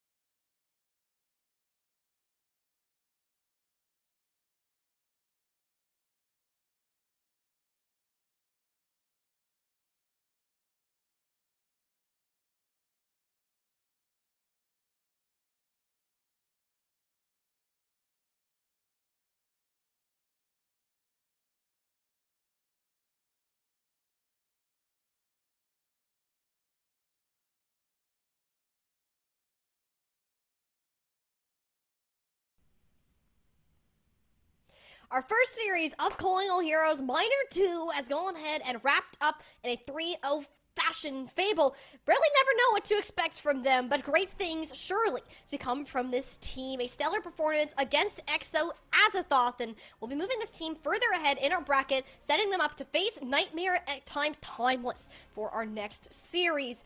And I gotta say, Keegan, great performance from Fable all along, and a lot of that, I think, has to do with the very player that we are going to have joining us for the interview today. Yeah, and we're going to have Sunshine join us here in a couple of moments, but recapping that, and Sunshine joins us right now, actually. So first and foremost, Sunshine, thanks for joining us. And Molly, you got first crack at this, but I'll ask about the game later on, because right now I'm really only just trying to like get my mind around that last map. Yeah, that map just threw us all for a tizzy. And like, Sunshine, are you like in the same boat of us? Or are you just kind of like an absolute whirlwind of that final push in that map? Like, what was going on there in Fable's comms for that final push? It was really loud. We had to keep making a lot of swaps. We did not expect them to roll out like Lucio Curie, and so we had some trouble adapting. But I know it looks a little bit dicey, but I mean, from my perspective, we were gonna win that no matter what. We were in control the whole time. Really? Yeah. Yeah, I love the confidence there, especially like I was saying earlier on, down 100 meters within the start of the game, and then of course down 80 with 3 minutes left. That was just an unbelievable push. I do want to talk about that map one more time though, because like you said, you had a little bit of difficulty trying to line up to that Lucio and Cutico. What was going on in the headsets there, in the communications, trying to see what you can do to relieve that situation? I mean, we just keep swapping. We said, this isn't working, I'm gonna go Pharah. This isn't working, I'm gonna go Ashe. This isn't working. Like, our comms are a lot like, what is their win con? What do they want to do to win? Oh, they want to play fast? They don't have a lot of sustain? Let's just, like, chunk their tank. It's just problem solving, problem solving, problem solving. And if something doesn't work, we move on immediately. We don't dwell on it. And it worked out pretty well. Yeah, worked out really well, I would say, honestly, for that last map. But going to the rest of the game as well, I know we were earlier on, Tiny and I were talking about Rara having a really big impact, especially on that Mei, but you guys did such a good job against Benevolence. You especially diving onto Benevolence as well, doing the Tracer or taking down the Ashe at the same time back on Blizzard World, and of course, excuse me, on this last map as well, doing such an excellent job just replacing Mickman, going in. And the last two maps felt like it was just your dominance on that Tracer, on this any composition that it was really worth. But talk to me about your team right now. How confident do you feel in your team as you move forward? Yes, you're playing against the #1 seed in Nightmare Timeless, but with this team right now, we said you guys could be a dark horse. How confident do you guys feel in your team moving forward? So last time we played against Nightmare, they completely owned us, but our coach went into it saying like, hey, let's just use this as practice. Like, I don't think we're going to win. And we almost like took maps off them. I think we had like a 26-minute King's Row against them. And we've been scrimming like crazy.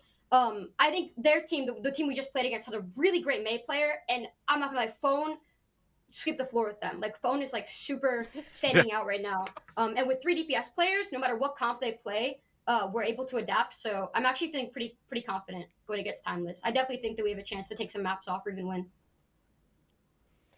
We're really looking forward to that series too, because Timeless, as of now, I believe they 3-0'd their first opponent in Andromeda Equinox. They still have not dropped a map in this Swiss stage, and you feeling very confident on Fable, recently joining Fable. I just want to touch on that a little bit. How has that transition been into this team that's been established, one of the longer established teams that we have in Calling All Heroes?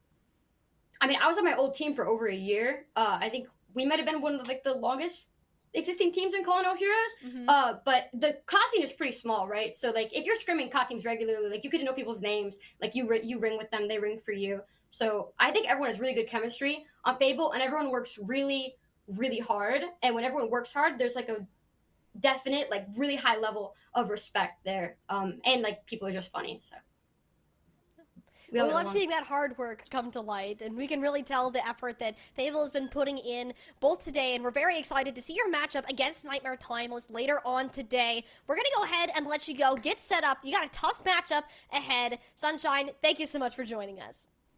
Okay, bye! Bye. Oh my gosh, she's so fun. I love her. Yeah, I mean, Little fangirl moment. I'm sorry. little bit of a fan moment there, but yeah, Sunshine though just improving absolute dominance, right? Didn't go in for map one, even though they had a lot of confidence, right? After that map one, winning the Night Market Control Center back on Lijiang Tower 2-0. That change into Blizzard World felt like maybe Sunshine was gonna play the Ashe, maybe, but that Tracer. Oh my goodness, it was just proving way too much for that team on the other end. And then even when they had to keep switching over and over, at the end, Fable finally finding their performance altogether. Credit Sunshine, credit Z Panther, credit to that entire team, Avery as well, making Rara's life a pain. It's just it honestly, this entire Fable team right now, like Sunshine said, their chemistry is really good. It's showing that their chemistry is really good. Now they got to take it into it. Honestly, if they take a map off and deny the golden stage, the mental, I won't say anything about big mentals on Nightmare Timeless, but that might shatter it just a little bit. But who knows? And maybe if they take off one, they can take off all three. Who knows? Yeah, Sunshine just said the exact same thoughts that we've been thinking throughout the entirety of this minor too. Even though Nightmare Timeless currently hasn't dropped a map, that gap between these top teams is a lot closer than what it seems on paper, and we're about to see a lot more of these really heavy hitters coming up today as we prepare to head into our next matchup. We're going to find out what that is shortly and come back to you with the continuance of Calling All Heroes Minor 2. Stay tuned, much more Overwatch action to come today.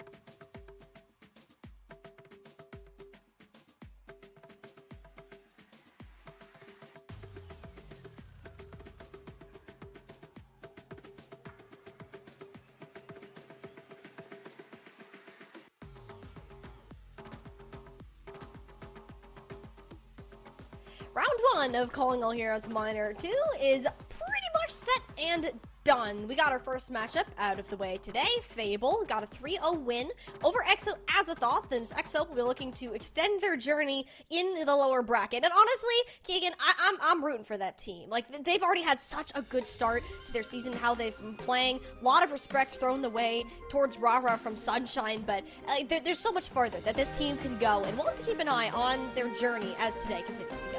Yeah, Fable looked really good in their first match. That's not to say anybody else isn't looking good right now, because obviously Nightmare Timeless want to do exactly the same thing that they did back in Minor 1, and that's to go golden. That's to go perfect the entire way through, and that's the match we're going to see up next between these two as we talk about it. But right now, this Nightmare Timeless team, I'm excited to see them as well. #1 team. 12-0 map record back in the Swiss. They did beat Andromeda Equinox 3-0 as well. So this is going to be a real fight between these two right now, because obviously, like we said, Dark Horse here in Fable right now that could very well make some noise. And if they're the ones to break this perfect streak, they could be the one. They could be the ones to do it. And if they do, Nightmare Timeless is going to have to. Nightmare Timeless is.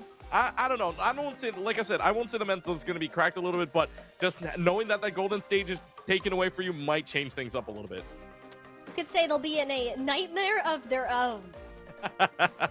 Thank you for laughing. You did not need to. We'll take it anyways. We'll head over to the bracket, get a full scope of how round 1 turned on out. As I said, Nightmare Timeless still on their undefeated streak, 3-0 over Andromeda Equinox. Biggest thing though, one match is still yet to be completed. The Bubble Blowers, which is the former core of Valentine for the most part, is currently down to the Fluffy Mafia. A surprising upset as of now, and a team that is currently within the top 3. They were expecting big things from Fluffy Mafia, really coming back after a rather shaky Swiss stage. I'm very curious to see how that match continues.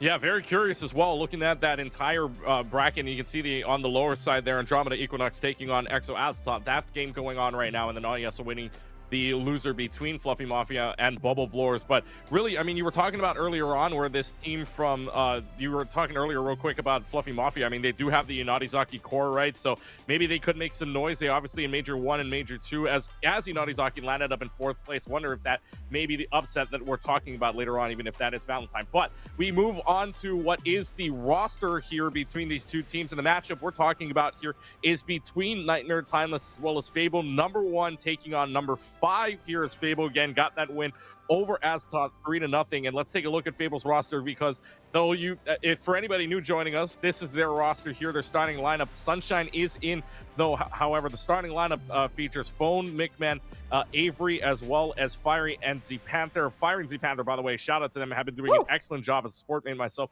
I love watching what they're doing, staggering the ultimates, and Z Panther doing an excellent job on the Juno thus far here inside of this meta. So we'll see if Fable can keep this going. But Molly, this team looking pretty solid, especially if Mickman and Sunshine keep swapping out there. That dual DPS swap outs could be very, very hard for Timeless to control. Fable are a team that won their last game off of superior pacing and decision making. Yet you're about to go against the Queens, the dynasty of Calling All Heroes and of pacing decision making. Anytime Nightmare Timeless makes an appearance in a Calling All Heroes run, it is unlikely that you are going to see the light of day again. Perfect stage so far, haven't dropped a single match. Yet that, what used to be a canyon between Nightmare Timeless and everybody else, has slowly stepped up to more of a jumpable reach for some of these squads. Fable feeling much more confident heading into Nightmare Timeless for their second bit around, a 2-0 in the Swiss stage. Nightmare Timeless, the first glimpse and definitely not the last we're gonna have of this team throughout the entirety of the weekend.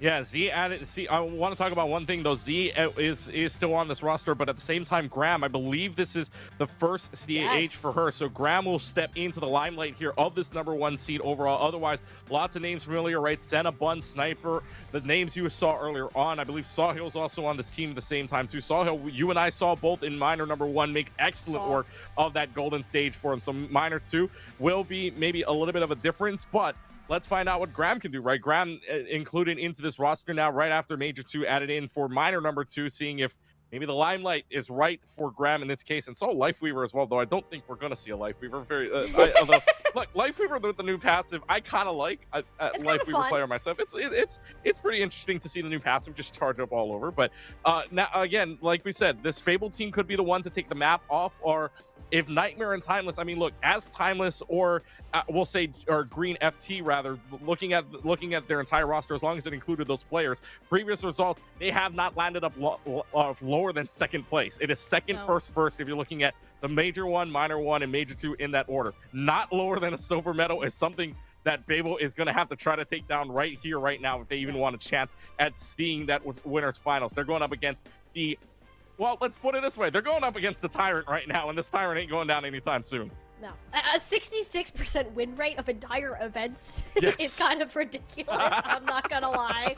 Like, Timeless Nightmare, their roster has insane level of depth to their team and their roster, and I'm just looking forward to what they've been cooking. I know it involves Juno and all of the other stuff that we've been seeing, so we're about to see a true masterclass between these two teams. I can guarantee it, and this is only one of the many great matches that we're gonna have all weekend long. I want to make sure y'all are here for all of them, and to do that, you're going to go ahead and follow the Overwatch Esports socials, including the Twitch and YouTube channels where you're watching our stream today, as well as on X to stay up to date to all of our match results, because we got plenty more to go throughout the rest of this year. And I want to point out as well, I'm following, by the way, Overwatch Esports, but this is following the Calling All Heroes tournament. I just saw an update on that bracket. It's 2-2. On that final one. It's going to 5 on that last one between Fluffy. Bubble Blowers as well as Fluffy. So, oh boy, that's going to get interesting to see. And yeah, oh yes, and YFP Super Shy waiting a little bit longer, but hey, against the game 5, who knows? I mean, YFP Super Shy might want to be a little afraid of whoever's going to win that, because let's just say the momentum and the communication is going to go right to the winner's way. But we're focusing here on this game between these two teams, and again, big note for Nightmare Timeless. Graham, first map here, or first match, I should say, or first Calling Our Heroes, I should say, with his Nightmare Timeless team. Fable coming off a momentous win as well. Yes, it was just a 5-over-4, but that was still a win over a top 4 team known as Exo Azatoth. So I'm very interested to see if Fable, because Fable had their comfort picks, right? We saw it earlier on where Fable was kind of like, yes, they couldn't really go against the comfort picks of that earlier series against Exo Azatoth, but they were able to adjust. Can they adjust against this Nightmare Timeless team, which for all intents and purposes, no pun intended, might be a nightmare to go against? Again, 66% win rate for this team in 3 tournaments. Mind you, not just win rate in matches. No, win rate of the entire tournament is 66%. The winning matches is higher than that. I don't know what it is. I'd have to do some math on that, but it's higher than 66% for sure. And it's actually insane what this roster has been able to accomplish so far. And there's little that has been shown to actually take them down. You do bring up Graham a lot, and I was actually going to touch on that a little bit. This is their first Calling All Heroes, and you're coming in with a massive responsibility on your shoulders. Not only filling the shoes of Halo, who has been there for every single one of Timeless's wins in a Calling All Heroes tournament, not only in this circuit, but the previous one as well, but having to come into a place where you're in a new meta, you're with a new team, you're gonna have to figure out how the heck you're going to fit against some of these players, these teams who've been together much longer. Your main support has to be on the same page as everybody else, and as Fable have shown us with both Z, Panther, and Fiery so far, support synergy gets you great distances. Yeah, and you talk about the chemistry as well. That's the big interesting thing, right? Graham only joined here within that after major number 2. So did Sunshine Run. Sunshine joining from Team Yippee, and yet Sunshine's she said the chemistry within that team is really good right now. You heard her earlier on inside of our interview after their matchup against against Exo Azatoth, I should say. So can that chemistry carry over? Can they beat Nightmare Timeless? Can they take down the Juggernaut as we go right in to Lijiang Tower, and our first map being Control Center? So they will pull out the Ramatras. The biggest difference, though, it is a Genji taking on a Venture. Genji on a Venture, and Senna is on a non-hit scan hero. This is new territory. This is weird. For me. This is weird. This is weird, people. I don't know how to feel about this. I mean, hey, that wall's pretty darn good from Senna. I'll give him that. That's one dead support and several more to follow within the kill feed. Okay, Senna. May's a sniper. I see it. Never mind. I will never doubt you ever again. I'm telling you, May's a sniper. No matter the way you look at it, May's a sniper, a hit scan, and just the DPS in general. The whole She's package. everything. The whole package. Senna's making this look easy, but Oh, again, Phone is another gonna one? go on, Phone is on 45%, and now Senna's gonna swap. Senna's gonna go on over, and Senna had a lot of good points there, but gonna go on over to the Venture to match the Venture, so Phone is the only one on the May here thus far, and really nothing to stop it. And this is good. We saw how impactful that Phone is on this Mesa Migman. Okay, yeah, it was a little ambitious. Thankfully, it's allowed to tell the tale. Wonderful emergence, though, out of Senna. That burst damage is just insane. You go behind the Shake Tank, shove him into your team. Avery didn't stand a chance. Nightmare Timers are just on another level when it comes to the execution of these micro engages. Yeah, right now, Nightmare Timeless showing you that Senna. no matter what you switch to, you got it here, and oh, Z-Panther, well, Z-Panther does get Senna, though, which means that there's a go button to this. And like, look at what space that Migman's willing to take. Bit of a T-pose from Avery. That's kind of yeah. kind of fun. But when that happens, The bug. The bug. Yeah, Nightmare Timers do have quite a few ultimates to work with. It will be Bun's Dragon Blade. Looking more like a limp noodle with the ultimate. Still just grab Z-Panther. Juno, a relatively squishy hero in comparison. Not much else to come after that, other than just deter. Fable's push slightly, while met with a hyper ring, and the go pedal is still pressed. There is a ton of armor to work with, only to get caught out by the Blizzard. Bone, nice response, punishing the over-aggression of Nightmare Timeless, giving Fable a nice ticket right back into this fight. Everyone from Timeless should be getting the heck out of there. Yeah, Phone doing an excellent job. They're making the space with the Blizzard, and now Fable's giving themselves first few percentage points, and now they have the ultimates to work with as well. The bigger problem, though, Nightmare Timeless have both of their ultimates both of their support ults with the Orbital Ray as well as the Rally. If they can keep Sniper up during the Annihilation, this is going to look good for Nightmare Timeless here. Yeah, you have a ton of ults to work with right now. It doesn't matter who's is going to land first. It'll be Senna that goes down. I was waiting for that Tectonic Shock to come out, but she didn't even get a chance to press the button. It's instead Bone and Micman causing problems on the other side. Graham's shield negating a lot of the damage that this Annihilation was originally doing, just slapping Avery across the face and forcing Fable even further backwards. And once again, it's Sniper. Sniper was way too far away from the supports. Graham couldn't find an angle for armor packs, nor should you really have to. And that small error is going to give Fable another control. Yeah, one mistake here in a high-level game like this, one mistake makes all the difference, and Fable is able to take advantage of this. And look, again, Phone has another Blizzard. That's only been 2 fights since Phone built that up. Senna just built up through the first Tectonic Shock, and now Phone's going to have another Blizzard to work with here, so Fable's running on high here. They've got the gas pedal. They want to go in. It'll be Senna, Tectonic Shock. A little bit of chip damage in throughout, but that Blizzard from Phone, it only caught Sniper for a moment. They're low enough, but Senna, where are you trying to go? I need to hit scan Senna back. The Venture has been inspirational, to say the very least. A very difficult hero to consider. Bun? Did Bun just pull the blade? Yeah, Bun just pulled the blade. What? Bun tried to do the hero play. Unless that has to signal a switch. That has to mean It that has they're either to. going to go to a May or a Venture. It has to be a Venture. switch. That's exactly what it is. Goes to Venture instead. Again, I'm very surprised they're not pulling out a May here. Senna played the May very well in that very first fight. Won them that first fight. Let them defend a few more points as well. Fable's already going to go ahead and use the Orbital Race just to push up. They're going to get there. The touch is on the point, and Senna got Micman. Nightmare Timeless is still very much in this battle, and Gonna get you're a just flip gonna let Bun back cap for free. You take that. That poop in on the fiery too. You ain't coming back from that. This is the Venture player we know and love. Bun, an absolute superstar at any flex DPS she touches. What a rotation there. Nightmare Timeless got the cap because of Bun. Fable only saw the rest of the team, only saw 4 people there, saw everybody except for Bun. And now the battle between the Ventures, both of them burrow at the same time here. Final fight territory though. Fable will have the Annihilation, and now the Rally coming out at the same time too. Nightmare Timeless has the same. Fable has the rally more in this midline, but Micman is in the middle of the roster. It's a good rally from Graham, but turns the shield just enough so that damage will end up hitting. Fable just have such an amount of ultimate advantage here. Throw the Blizzard in, Cherry on top. There's so many particle effects going on right now. You may not know what's happening. Just know that Red is winning, and therefore Fable is on top, shutting out Nightmare Timeless in a round 1. I'm telling ya, this is the time for Fable that they can step it up and they can take down the best. Fable just made Fable. I'm telling you, Phone, man, is such a problem. Phone is a problem. Micman's a problem right now. Avery being a problem at the same time too. and just all the pieces are coming together. They are Nightmare Timeless. I thought Senna should have sticked on the Mei there. The Mei was doing wonders. Yes, you die once, but I think it's because maybe they saw the Venture that maybe Senna thought maybe we should go to the Venture instead. That's my only thought about it. But right now, Fable putting on a good show here. It is 100-99 though. Yes, as close as you can get inside of a map, inside of a control map. But Fable, I mean, they're 100% away from taking the first map off of Nightmare Timeless. Like I said, just one map can make the difference here, and Fable is getting closer to it. And let's see what they pull out here besides Symmetra's. Bone back on the main, Micman on the far here, but Bun's got that Ash. And Sniper on the JQ.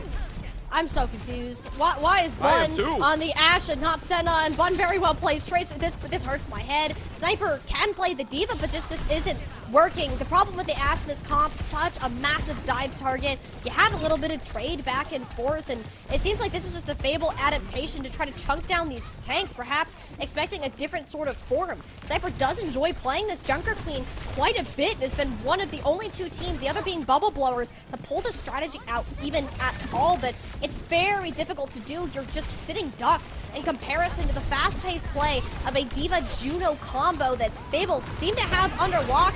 Not to mention the icicles that Phone just keeps finding between the eyeballs of those both supports at this point. This is just an insane performance out of Fable, and their composition will end up winning the fight.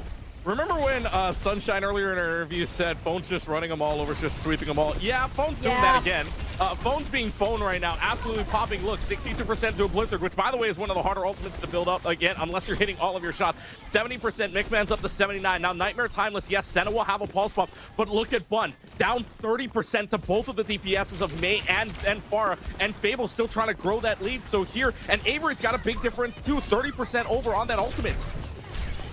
Like the differential between like how these teams play, like it just in terms of how fast they can gauge right now. Fable, like their composition alone has an advantage. It's so difficult for Nightmare to really nail any players down, like getting access to the support line where Z Panther can just use these Juno rings defensively, but the barrage face forwards, no fear at all in Micman's eyes, and that's two disposed off right off the bat. An ultimate usually results in death of the user. Actually get a lot more than that. You got no shield to protect it. You got no Diva to eat it up. Yeah, Micman's like, I got the win button here. I got the win con. Let me just push one button. And that's all they needed too. Fable didn't need to use any other ult besides a Rocket Barrage to win that. They still have the self-destruct. They still have the Orbital Ray. They'll have a Riley. They'll have a Blizzard. This is Fable's fight to win in this next one.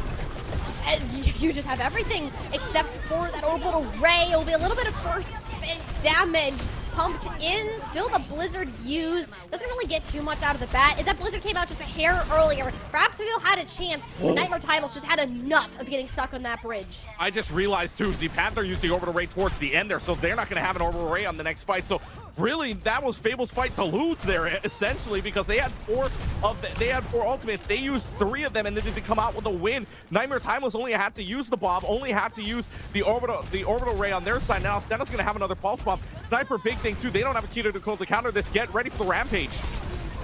This is Nightmare Timeless. The tables have completely turned. How the ultimates can be utilized. Fable aren't really keen on pushing over this bridge. You're waiting for a hyper ring to come up so you can just kind of send your tank on forward. But with huge. That, there's just nothing to be done. It's a nice boop at the end of the day, but with a sticky pulse bomb stuck to Fiery's back, an explosive end to Fable's first attack. I'm telling you, if you're a Junker Queen there, you're rubbing your hands together just like there's no cuticle. They're lined up. Let's go. 4 get caught up inside of it. Everybody but Micman, who's up in the air. But your friends on the ground are dying because they're all purple. They've got no healing chances. They've got no cleanse here. And right now, Fable now on the back foot from the looks of it. Graham does have a rally, yes. Oh my god, Micman falling all so low. But Fable does have ultimates on the board. They'll have the self-destruct, but will it win them the fight? Here comes the hyper ring and the speed to start. It'll be the ring, but Fiery ends up going down. That is Graham constantly in the kill feed with these whip shots. Very accurate, and Micman a little overzealous with that particular barrage. Senna running amok now on the Tracer. Not really anything to match it. Nightmare Timeless have pulled up their bridges and are ready to sit down here. Yeah, Nightmare Timeless sees their first lead here on Gardens, and now they don't have an ultimate on the board besides Orbital Ray. Fable's going to come up on 3 of theirs. The Panther definitely will have the Orbital Ray to play with, but for Nightmare Timeless, their positioning is much better here, and they can just try to defend this area, and they're very scared of right now what Bun could create with this 6 man of Bob available. They're going to go the other way here, seeing if they can get a different angle on it, but this is final fight. final fight, mirroring orbital rays. Nightmare will have the timeless in the long run, but Senna going down early to Phone's icicles. A good chance for Fable to come out on top, especially if Command and Shout is expended. Little sustained left remaining in the back end. No tank, the Blizzard chucked towards the back line. No escape possible for Nightmare Timeless, but it's not the end of the world. You still have at least one more contest to come on through. Yeah, the big thing is their phone again using the Blizzard there. I mean, could have saved the Blizzard for the last one because you already had or you already had Sniper down. So you could have saved it for the last one. Regardless, though, you don't have it. Avery's got a self-destruct. Nightmare Timeless, the big one. If Senna lands a pulse bomb, this could be over before you even blink here. Bun moving on over to the far last second here, though, may make the difference to see if Bun can get any damage down. Bun trying to add a little bit more of this burst damage onto this Fable backline, or even just pressure Phone out. Senna capping the point at Fable. Just let her take it for free. This could be a problem in the long run. You gotta keep it tight on this overtime fight. You gotta move back towards the objective. Senna stunned up and dealt with. Nightmare Timeless need Graham to get this rally up ASAP to actually have a chance of pulling this through. Second rampage now from Sniper. Owen lands onto Fiery, but there she's well gone. Nobody can actually follow up on that ultimate, but who needs it? Sniper, a sniper on the shotgun hero. Nonetheless, that's 2 down. Both the DPS to the JQ's name. An absolute brawl of a fight. See Panther's ultimate back just a little bit too late. Avery hoping to get some fortive D-Mech, manages to grab it in the final seconds. An absolute brawl on this objective, but Bun is set up. She has the better positioning. Nightmare Timeless are just locking Fable out of this objective almost entirely, about to have their third flip in our 99-99 overtime. This one seems to be a done deal. Nailed the coffin. Nightmare Timeless will push us to round 3. I feel like that goes a lot differently if they don't allow Senna to flip that point earlier on. Fable had to react to that, had to change their positioning, and that allowed the rest of the Timeless to move up. Yes, you got a couple of picks earlier on, especially on that Tracer, but that Tracer can come back so quickly, and now you got to focus on staying on your position, maybe down a few health bars as well. And Fable could not win out that fight. Timeless just had too much pressure on it. Credit to Bun as well, swapping on over to the far, making sure that Fable felt that pressure that far also provided. And really, Avery could not get a pulse onto Bun at the same time, too. That allows Senna to play, that allows Z's to use that orbital ray at the same time to allow Timeless to win that fight. And a big, big play to keep Timeless in this and keep their perfect streak rather alive still. But they got to do this one more time. It's been 199s on both ends so far. This is the decider one. I would not be surprised to see 199 here on either side as well. No. But as we see it, both Flyers except Bun's on the Echo this time. McMahon's on the Pharaoh, and now they're going to go to the Echo v Echo Mirror. Yet another composition swap from Nightmare Timeless, changing their DPS and tank. Something we don't see a ton in this meta, but they seem to be pretty sold on it. McMahon just went back to the spawn to swap to an Echo, and you didn't really have your full team there at that time. Fiery a little bit too far ahead to actually be saved, and Fable should be on a little bit of a back pedal. After this first start, Nightmare came out with the right heroes.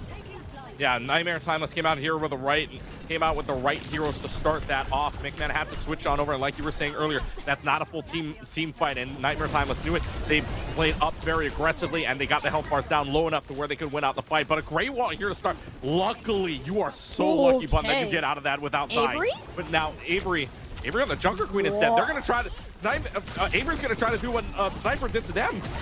This is a new one for me. I have not seen myself some Avery JQ, but I gotta say, I kinda like it. Nice play on the Graham. If it wasn't for both Z's and Sniper, that'd be one dead Graham Cracker we'd be looking at right now. Well, there you go. Finally got him. Good job, Avery. Too cool to cooldown cycles to take him out. Wonderful wall out of Phone. Yeah, Fable looks so much better with this JQ. Now in the tempo, more of a frontal assault instead of this poking in and out.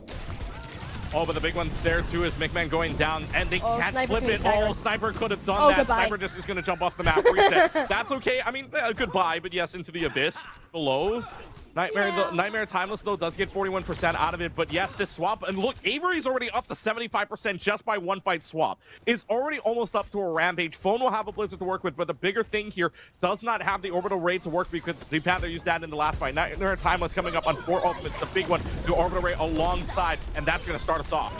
Yeah, you win the race to that ult so quickly. The Blizzard freezes up too, but everyone's so busy on Fable running away from the orbital ray. You don't really have anyone to actually follow up on those frozen targets. Nice little bit of damage out of Senna. Her Tracer is disgusting. Yeah, Senna's Tracer is a bit much here for Fable for right now. They're trying to stop this Tracer, but this Tracer is just blinking all over the place and cannot be stopped at the moment, so they get the flip back. You would have loved to see Fable just hold on to that point for a little bit longer, but it's not the case this time around. Two ultimates, but the big one, though, Avery coming up on a rampage again. No cuticle to cleanse it, nothing at all. So this could be a go button here for Fable if it lands yet again. Will be the duplicate first from Mickman. Getting shredded rather quickly, though, out of that duplicated mech. Avery goes for the... It whizzed! No, Avery, you can't be missing those. That was an auto fight win, and it's just chucked down the drain. Oh, absolute tragedy strike here for Fable right now. 3 ultimates and absolutely no value to be gained out of any of them. Nightmare Timeless haven't used anything up until this point. Now Bun duplicating onto one of her arguably best heroes now. Fire has already hit the deck. Nightmare Timeless, despite a brief stutter in this early round of Control Center, seem to be fully in control of this series. It's only Avery that's coming back now to be the hero for this team. Z's fighting in a 1v1 duel, grabs the Mega Pack to win, hopefully, against this Juno Abe, but no, it was the armor packs from downtown Fiery kept them up, and Fable squeak out it. Avery and Z Panther just said, I didn't hear no bell. Just absolutely just gunning in and making sure that they are the heroes and keeping Fable in this. And now, again, Avery, look at the ultimate build-up, 70%. That was, again, one fight. Whiffed on the last fight, still 70% to now, and could build up to another rampage if they play this perfectly. But Z's, watch out, has the orbital ray yet again. Z Panther does not. Could be the go button for Timeless here. Unless this is a fat blizzard out of phone, like I'm talking seriously catastrophic weather to come in and hit Nightmare Timeless, I don't think you lose with an orbital ray on your side. The blizzard, it gets out and it only grabs Sniper. There's just so much healing on board. Can they even get the DMAC? Yeah, they'll sneak it out. Phone's already dead though. That's so aggressive just to get the DMAC, only for Sniper to grab Colin Knight. Shiny one back down. It's Sniper though, once again, both supports hit with that anting effect. It seems to be too little too late. Senna, that pulse bomb will be exploding the remainder of Fable's dreams of closing out Lijiang. But Keegan, this map much closer than anybody could have expected. A 1 versus 5 matchup that lands up going the distance in control or in Lijiang Tower, and Fable taking Control Center off. Look, you take the mini wins where you can, right? You take them. I'm not saying it's the full map, but you did take a certain map off of Nightmare Timeless, which Fable should not be putting their heads down at all on this map. Yes, you lose the last 2 maps, but you still took care of business on that very first map. You made Nightmare Timeless stutter a little bit. So now for Fable here, they have something to work off of. They've got that momentum. Yes, Bone didn't get all that much value on those last 2 maps, but still put that pressure on, right? Made them swap out. And that Junker Queen switch at the end, Avery, I mean, you and I were very excited about it. Did not expect the Junker Queen to come out. Yes, whiffed on the first one. We didn't see anything there. But the second one, though, getting both of the supports, had that option and still played hero. Avery alongside Izzy Panther again. I didn't hear no bell. Kept Fable into it. Kept Fable in that fight. So that shows you that right now, Fable's got some fight in them. They've got the will to try to win one. And I don't think right now, I could eat my words here. Nightmare Timeless could stuff these words right back into my mouth. I think we're seeing more than 3 the way Fable's playing right now. That perfect map streak, that was close to breaking. That was real close to breaking on this map. And like, I do think that, especially like with this start, Avery is more comfortable on this Ramatra and playing that sort of style than Sniper is, and that helped a lot in kind of this long run of control. You had some weird DPS swaps going on between Senna and Bun. Didn't really know how to feel about that. You come into your next maps, Sniper takes an unconventional approach, like the Ramatra isn't working, didn't want to play the Diva quite yet, and it had a little bit of an idea. I do think that this third round could have been a lot different, or even the second one too, if you had a bit of a Tracer to keep Senna in check. And Sunshine is typically your Tracer player. This is why I like Lijiang so much, is because it forces you to play flexible, to play multiple different types of compositions throughout the course of it. And Nightmare have historically won tournaments off of just having a massively in-depth roster and players that can play pretty much anything that is access with them. Yeah, I mean, Nightmare Timeless is known to have a lot of depth on their charts right now. We'll see if there's any updates on their side, because this could go all over the place, right? Graham was the start. You had Tease on the support side, but there's 3 DPSs that are at least listed for right now, and then 2 tanks, right? Soul Sniper, at least on the listed side. So this depth chart for Nightmare Timeless right now, they're very good at swapping. They're very good at adapting. They knew they had to adapt after that first nap. You talked about it, right? Ramatra being one of the good picks, or one of the Avery picks there that kind of fought right into that control center and allowed them to win that first one. Second and third maps, though, had to adapt a little bit differently, especially right up against the Junker Queen that kind of forced them to think about it a little bit. This is going to be the mental game. You and I talked about this in the very first matchup we saw between Fable and Exo Azathoth, where you're not going to see a lot of swaps here with the Juno at the very least, and maybe others as well, and maybe the Brigitte, or we saw Lucio early on, but that wasn't the case. They swapped to Akitiko Lucio for Fable, or not for Fable, for Azathoth. They got a little bit more, and then Fable came back. They adjusted, right? Nightmare Timeless had to adjust after this one as well. We're going to see a lot more adjustments here, and we're going to have to see how these teams adapt. So far in rounds 2 and 3 of that Lijiang Tower, we saw Nightmare Timeless adapt. We need to see Fable do that as well. And speaking of adjustments here, Saw Hill comes in, Sniper goes out as we go into our next map of King's Row.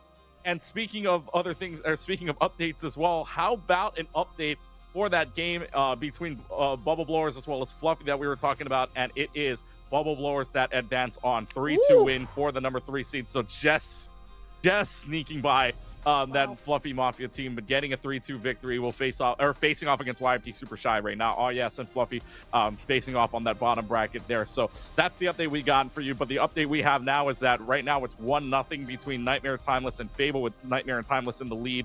And again, Sawhill coming in makes this a little bit more interesting because we're going to King's Row next. Yeah, Sawhill in particular, I expected to see a bit more of Sawhill this weekend than Sniper.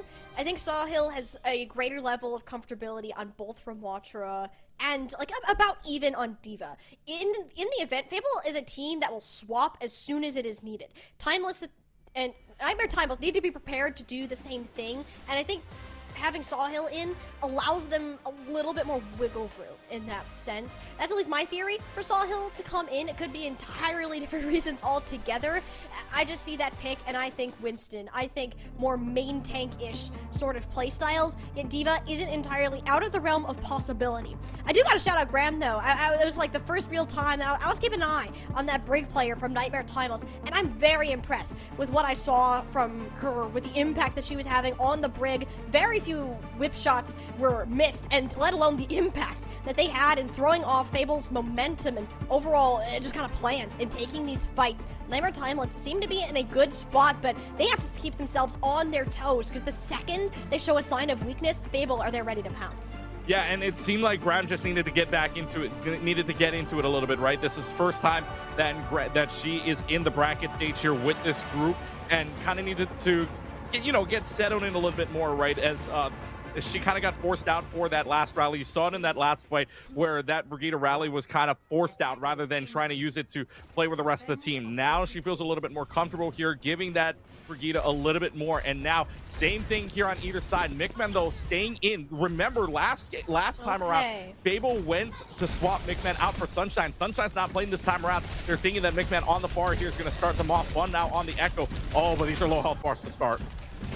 I'm not sure how I feel about this Pharah just yet. It's going to be a little bit tricky for McMahon to get things done, especially on this defensive standpoint, just having to play so far back. Fable already corralled into a corner. This is the advantage of having Sawhill on the Ramatra. You kind of just walk forwards, and Fable, you want nothing to do with that.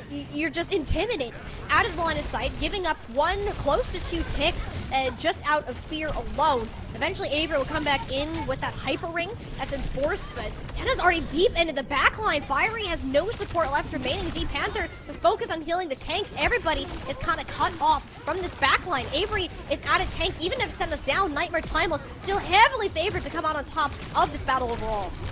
Yeah, and Z Panther needed to use it kind of a little bit earlier on. Does take time to charge those missiles, but other than that, right now for Z Panther, already up to an orbital ray. Sees though also way earlier had the orbital ray. Doesn't even need to use it though. So Nightmare Timeless does have the advantage here, especially on the ultimates. The difference between Avery and Sawhill right now, 30% on this Ramatra right now, giving themselves the annihilation, the duplication as well. McMahon is still yet to get up to Barrage, 20% away from it, but still, Fable's on the back foot here as we enter the streets phase. And Fable Bees starting their move up. A little bit easier for Mickman to get value instead of kind of just being forced out. But same can be said for Zahil. No! A Blizzard is down, but it's on the duplicated Tifa of all sides. Phone had no idea that that was coming. An insane play out of Bun, but it doesn't really matter in the long run of things. Flashy as it may be, Fable still up in numbers nonetheless. It's just Bun making Phone's life miserable. I feel like at this point we need like a counter in chat or something, you know, just to say how many May ults have been eaten up. How many ice cream scoops have been eaten today? Because that's the third one. And mind you, on a duplicated Diva. That's just a more insane thing. And already, there's a lot of ultimates going on, Molly. This is the kind of Overwatch that will hurt your head in the long run. Main thing to note, though, Fable are out of there. Fiery's rally expired a lot sooner, and you just can't get out of that sort of situation. You're cut off from your team and all the other players who are returning, so Nightmare Timeless took advantage of Fable playing really split, something we're not used to seeing from them. Yeah, I mean, playing split up isn't really good for you for right now, but Nightmare Timeless is able to regroup to each other for right now, and Fable's also able to regroup here too, so both rallies are out of the picture, but the big thing, Panther building up an orbital ray faster. If Panther can get there quicker to an orbital ray here, 20% away, that could be the win con for them in this next fight.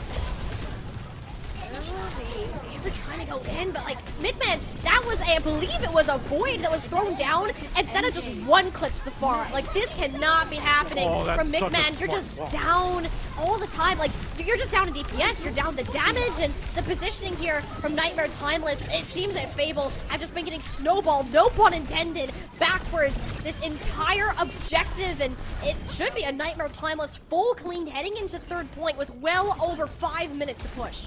Oh, Bun's just making quick work of it right now. Bun makes a great swap over to the main, ensuring that you have that wall to cover up when you only have a shield to place. And if that shield's gone, Bun's right there to duplicate into the main and make sure that self-destruct makes nothing happen. Senna gets Phone again. I don't think we've been talking about Phone a lot this one because it's been Nightmare Timeless just running them over so far. They have no response. Phone is just stuck on this main. Mickman on the far, but this Echo Tracer combo is just making their life hell right now.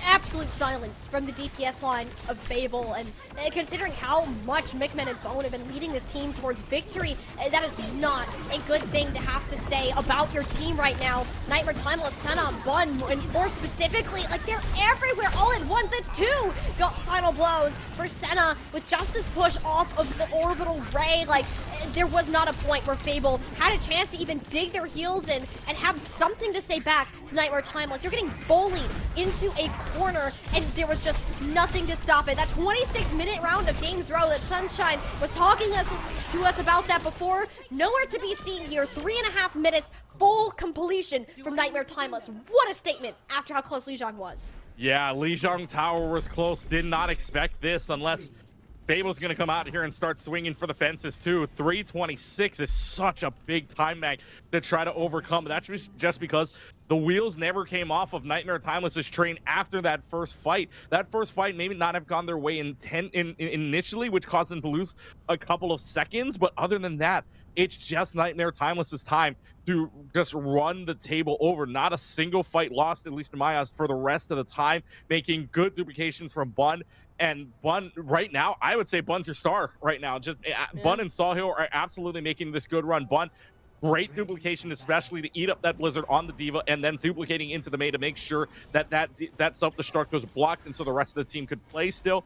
And Sawhill, what a swap into the Ramatra instead. No idea, and Fable has no idea how to counteract with this, and they might still not. Phone's gonna go back onto the Mei here. I wonder what Mickman's gonna do here because Bun's been especially good on the Echo. This far, it doesn't feel like it's had a lot of impact. I don't think Mickman knows what to do. Fable came into this map like expecting to play that Pharah and that Mei. It just didn't work. I'm not convinced Fable had DPS in that previous round because of how much they were just getting shut down, and that cannot be happening from here on out. It is on Phone and Mickman to give opportunities to this team to succeed, and so far the Tracer Echo duo of Sana and Bun have just been lighting up the kill feed and the lobby along with it. You know what, though? They're going to the Kiriko Juno instead. The Kiriko might provide you a little bit more healing, and the cleanse here, maybe it works out in your favor, especially against this team right now of this Senna, and Senna can dive. Fire's just going to swift step away, so maybe this does cause them a little bit more problems in the backline. But who knows right now? See Panther and Tease fighting it out, and Mickman getting down Senna. That's such a big pick. And I like this too, because not only Fiery can now heal McMahon a lot easier than on the break, and you're no longer a massive target for Sawhill to just go punch down. Fable are a team that knows how to make adaptations, and this is exactly what we want to see from this team. Even though that defense is rough, it doesn't seem like they took that to heart at all.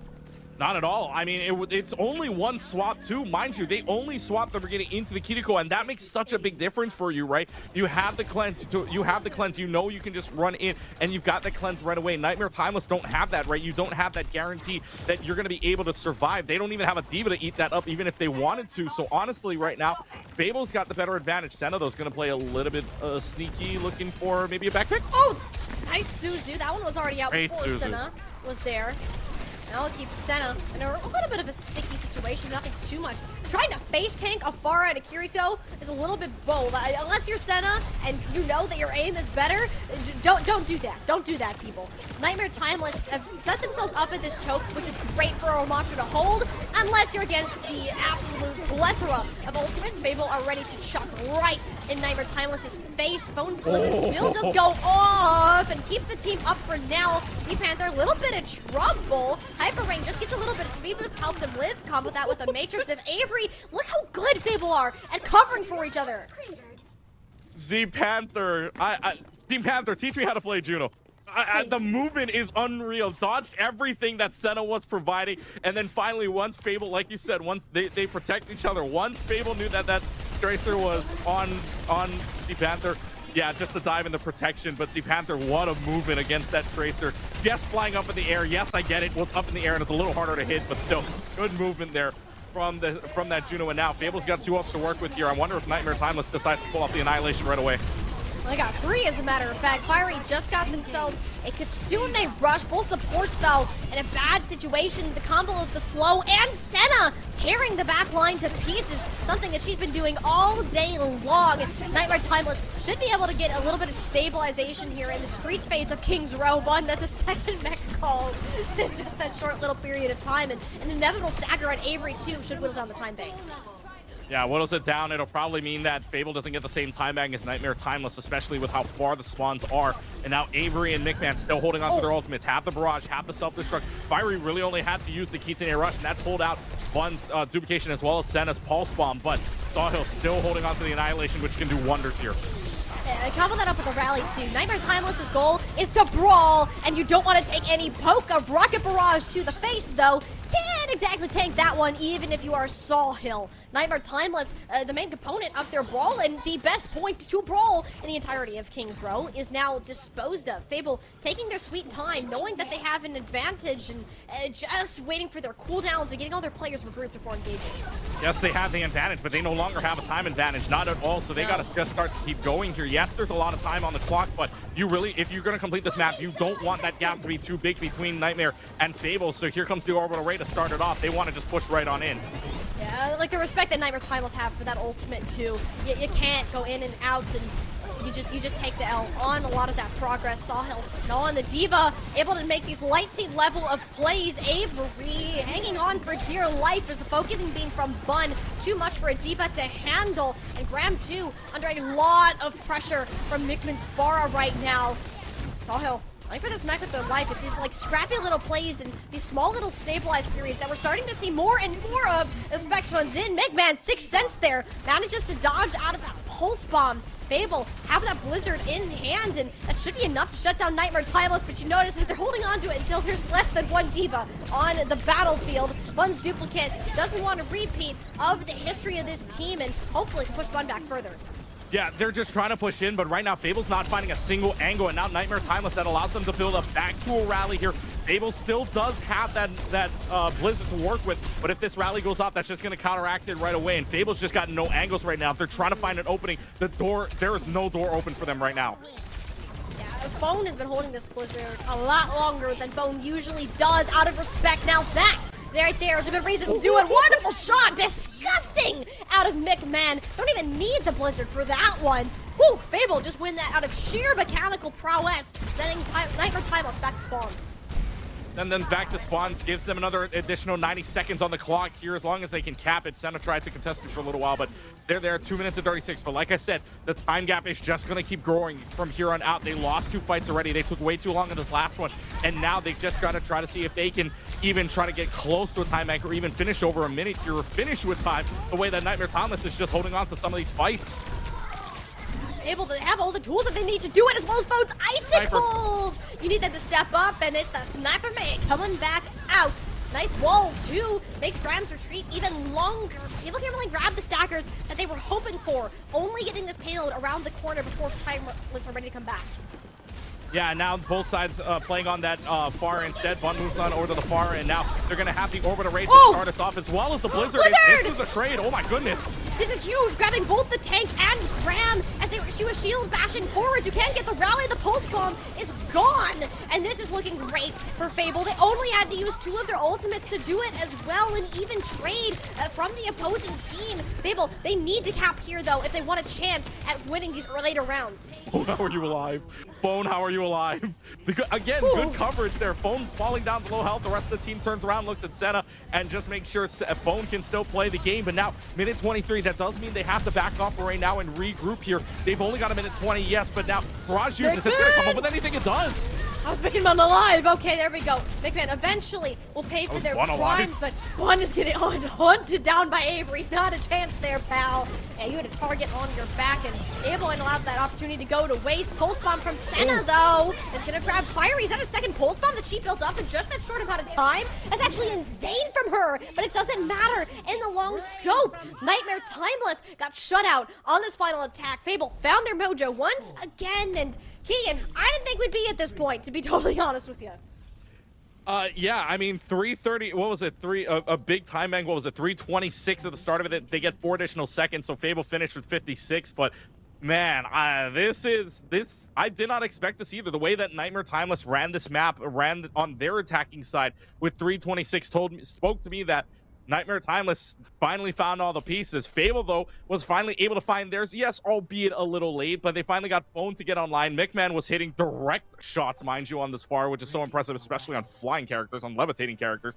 And so Phone doing an excellent job, and McMahon doing it as well. But also, you got to credit the supports here for Fable as well. See, Panther and Fire switched on over to the Brig at the last second there. Made sure that that Senna was having a little bit of trouble. Yes, built up the pulse bombs, but still, Fiery did make an impact. Panther at the same time. So Fable finally making sure that all their pieces come together, but now they have a really big task to do.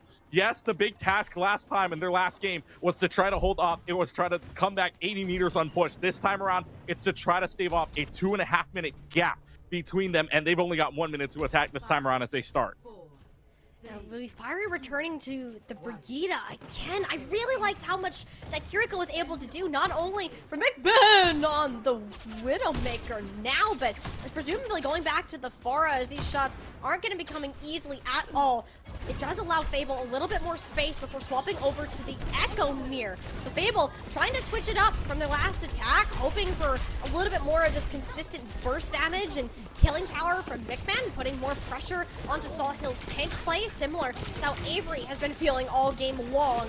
Mill's already out of Phone, though. Half your time bank has been expended, and we haven't really seen much forward pressure yet. You're waiting for these hyper rings to come out, and ideally keep your Mei player alive, and she'll be able to skate on out of it. But I mean, Phone's already used a lot of the key cooldowns. Fable are very scrappy with the engages. They can't quite find a way in. Nightmare are stuffing them at both angles. Senna's already almost up to a pulse bomb, and you just now lose McMahon with 5 seconds remaining. They waited way too long to actually make a decisive move, and in just a blink, it seems like you're almost out of it. That pick on Assault Hill gives them a fighting chance, along with Sea Panther playing on the back foot with a sheer amount of healing. Early orbital ray guarantees at least 1 tick here. If they can manage to stay alive at this point, I don't think Sawhill can actually get back to touch, and Fable should cap this objective.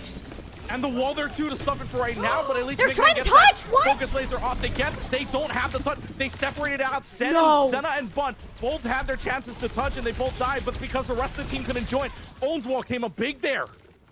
And those stackers are huge. Bun and Senna are just light years away from the rest of Nightmare Timeless. Fable are gonna get so much card progress off of those. Senna switches off to Senna. I don't know if Senna used a pulse bomb or not, but Senna switches on over to the Mei instead. But that means Phone has now the advantage. McMahon and Phone both will have their ultimates at the same time too. Avery Sawhill working on the same level. But the big thing is here, Fable doesn't have the orbital ray. Nightmare Timeless does. If this fight is gonna go crazy, this might be a lot of Qs pressed.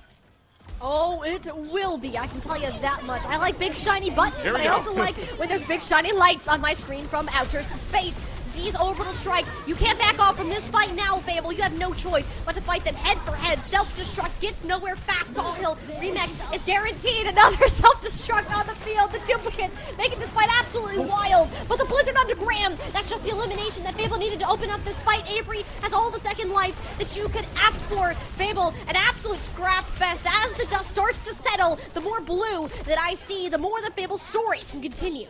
Fable's story continues on, and it's all because of a great play. Phone uses that Blizzard at the right time. You know, when Phone used it, yes, it was amidst all the chaos, but the one that made the difference was Phone using the Blizzard on the rally. Graham had no shot of living after that, making sure Fable followed up on all the rest of the damage, and that rally made the big difference, keeping Fable in this game. And now nobody's got an ultimate, but again, the Panther now having another orbital ray to use, now having that orbital ray to use, means that this fight is Fable's to lose if they use it early.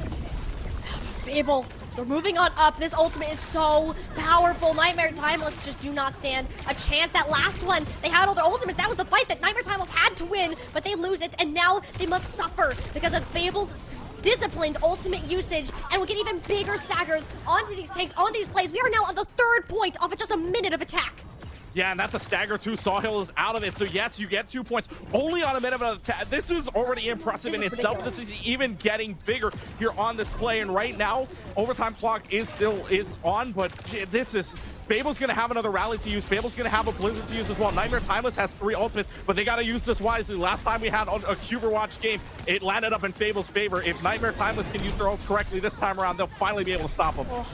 Senna's good at Mei, but she's not Phone when it comes to these Blizzards. Bun, though, might be able to stand a chance. Both Blizzards laid it down, and 2 players frozen on up. Nobody to go down except for Avery's mech so far. Decent trades, but Fiery has this later sustain. It's the orbital ray that will actually put an end to Fable's miracle run on this attack. Even though you didn't get all the way, getting this far through 3rd point is actually ridiculous. Nightmare Timeless, that bar, I don't even know if they can jump to reach it. I wish there was a better word than ridiculous, but right now it's not coming into mind. Absolutely ridiculous that they found a way to get 2 points plus 50 meters already. Look where that golden box is going to be around that first turn. You have that extra fight to play with, even if you were to give up the first 2 points. And 3.5 minute time back doesn't feel all too much. Remember, in this second round, you don't get additional time if you cap the points. So already, Fable's given themselves a lot more room than you might realize. 3 minutes and 30 to push it this far is already a challenge in itself in the regular first round. So what a job by Fable, and the big thing there, I think Fable could have won that last fight. If Z's had died, Z's was 99% on that orbital ray, got frozen in the Blizzard, but nobody from Fable touched Z's at all, and Z's just pulled out the Q right away and the orbital ray was on. If Z's goes down there on Nightmare Timeless, Fable's got another fight win in my opinion, but it just all fell apart after that orbital ray came online. But nothing to be ashamed about at all. Fable's got themselves a really, really good position on this. They just have to hold off what was a steamroll of Nightmare Timeless. If they're able to adjust on this point, they can do it. Senna's got the Whittle. This is probably just a check for right now, but otherwise, man, oh man, Fable. What, I mean, this feels like, this felt like Runasapi just now. Whoa, 30 health. Okay, we're good. Fable's feeling, like I was saying, this feels like Runasapi. Maybe the puzzle pieces are all together now. Yeah, we do need to see better on this defense. That was rough the last time around. Sawhill just kind of bullied Fable backwards. You can't really be forfeiting that much space without a plan to re-engage. You gotta hold on to some of your main cooldowns for these kind of fights, or just not really back up much at all. The supports and Phone, I mean, that Void Accelerator is insanely placed. Nightmare Timeless, they have these combos down with Sawhill's Ramatra, and that alone, the amount of power that Phone had towards that last Fable attack makes it all the more difficult to recontest. Bone will be back to the battle soon, and Fable seems to be relatively stable, all things considered. An aggressive play out of Mickman needs to be careful with how those sticky bombs have landed. And today, Renata, Mech, you're looking to back off here. Nightmare Tamils have this point under cap, and this is the snowball that we're very familiar with. Yeah, very familiar with the snowball, but again, Fable's time, they wasted away a whole minute. It's not like they got entirely steamrolled in 30 seconds to let that point cap. They did waste away another 30 seconds than what was intended to be, so Fable's not bad here. Now they've got a switch on over from that into the Ramattra. Instead, Sawhill is already up to 75% on an Annihilation. Z's will also come up on the same time as the Panther does for an Orbital Ray, and Bone and Senna rather gets the Pulse Bomb available to them. So this is where this fight happened last time. Remember Overwatch on that first fight? Well, here's the Pulse Bomb. Does it make a difference? No, it doesn't. Playing with fire there. No pun intended, really. Fable still on their feet for now. Orbital Ray is likely to come out first. It'll be Z-Fencer shortly followed by Z's on the other end. I think one's duplicate though. Two tanks here just going punchy in your back lines. You just can't do anything about that at all. The blizzard came out, but as good as it was, you'd love to have some teammates alive to actually witness its glory. Yeah, and again, it's the same story, right? Although the fight didn't last as long this time around, Nightmare Timeless is able to win that fight, but yet again, another minute wasted off the clock here for Fable. So again, all they have to do is just whittle away the time and just win a fight after that. If they can do that already, they're putting Nightmare Timeless on the ropes here, but Nightmare Timeless is starting to punch back, so this is a lot closer than really what it looks like. It may be a steamroll for right now, but if Fable can win one fight, we may just start the call game and the map record in trouble. And this is the fight that Fable are most likely to go ahead and win it, especially with Mickman duplicating onto a second Ramattra right now. Fiery's rally, there's so much brawl potential on Fable's side. This Annihilation, though, there's lots of candle. You don't have Z's, though. Great comms on that end. Sawhill's burned down shortly after with that low sustain. Nightmare Timeless got to get out of there fast to reset for one final fight that will likely end up deciding the entirety of this map. Nightmare Timeless did the right thing there. Just die. You lost Z's already. You're just going to go down. You don't have that thing. You don't have an orbital ray anyway, so it doesn't really matter. You just need to regroup. 20 seconds left, though. Big thing here. The difference between Z's and Z-Panther may be small, but the big one is if that orbital ray comes up first and Fable's able to take advantage of it, Avery can just use that Annihilation. It might just be game if Graham doesn't get a rally off to help them out. A lot of pressure here onto Graham, but these support ultimates. Orbital rays, at least they're used evenly, but Z-Panther gets the auto aim, those little torpedoes onto Bun. The trades are even, sure, no Echoes or Brigidas on either end, but Fable, you're still holding on to Avery's Annihilation. I don't think there's an answer to this one. You can just walk straight to the back line, no fear, that's two, looking for a third, they're zoned off, the perfect streak. Nightmare Timeless cannot get the golden stage. It is now time-fished, thanks to Fable's hard work. We knew that they could do it, and it's here in King's Row, where that series is gonna be tied up at 1-1. The golden stage is gone. Fable gets the win. It is 1-1, and Fable is proving that the dark horse can gallop. They were down so much. They were down 3 minutes and 26 seconds at the end of round number 1. Then they come back, complete the map on their own, yes, with less time, but only a minute bank, making that gap 2.5 minutes long. They nearly complete the map a second time with 5 points, and then they shut the door on Nightmare Timeless. Like I said, 3.5 minutes may feel like a lot of time, but when Fable scored 2 points, that time just felt like it decreased over and over again. And even the time bank, right? The time bank kept decreasing. Yes, Fable didn't win those first fights, but they kept decreasing it by a minute. That put the pressure onto Nightmare Timeless. You needed to steamroll those fights, and yet with the fights lasting longer and longer, we even saw it on that very first fight that Fable had on their overtime. Yes, we were saying it took a little bit too long, but that was just because they wanted to get in the right position. They wanted to get themselves in a good position for Avery as well as Mickman to get into so that they could push the rest, and waiting for that hypering go button right there, and they got the wins. And from there on out, it was Fable's story, and Fable is able to write in their chapter right now that Nightmare Timeless will no longer have a golden stage thanks to them.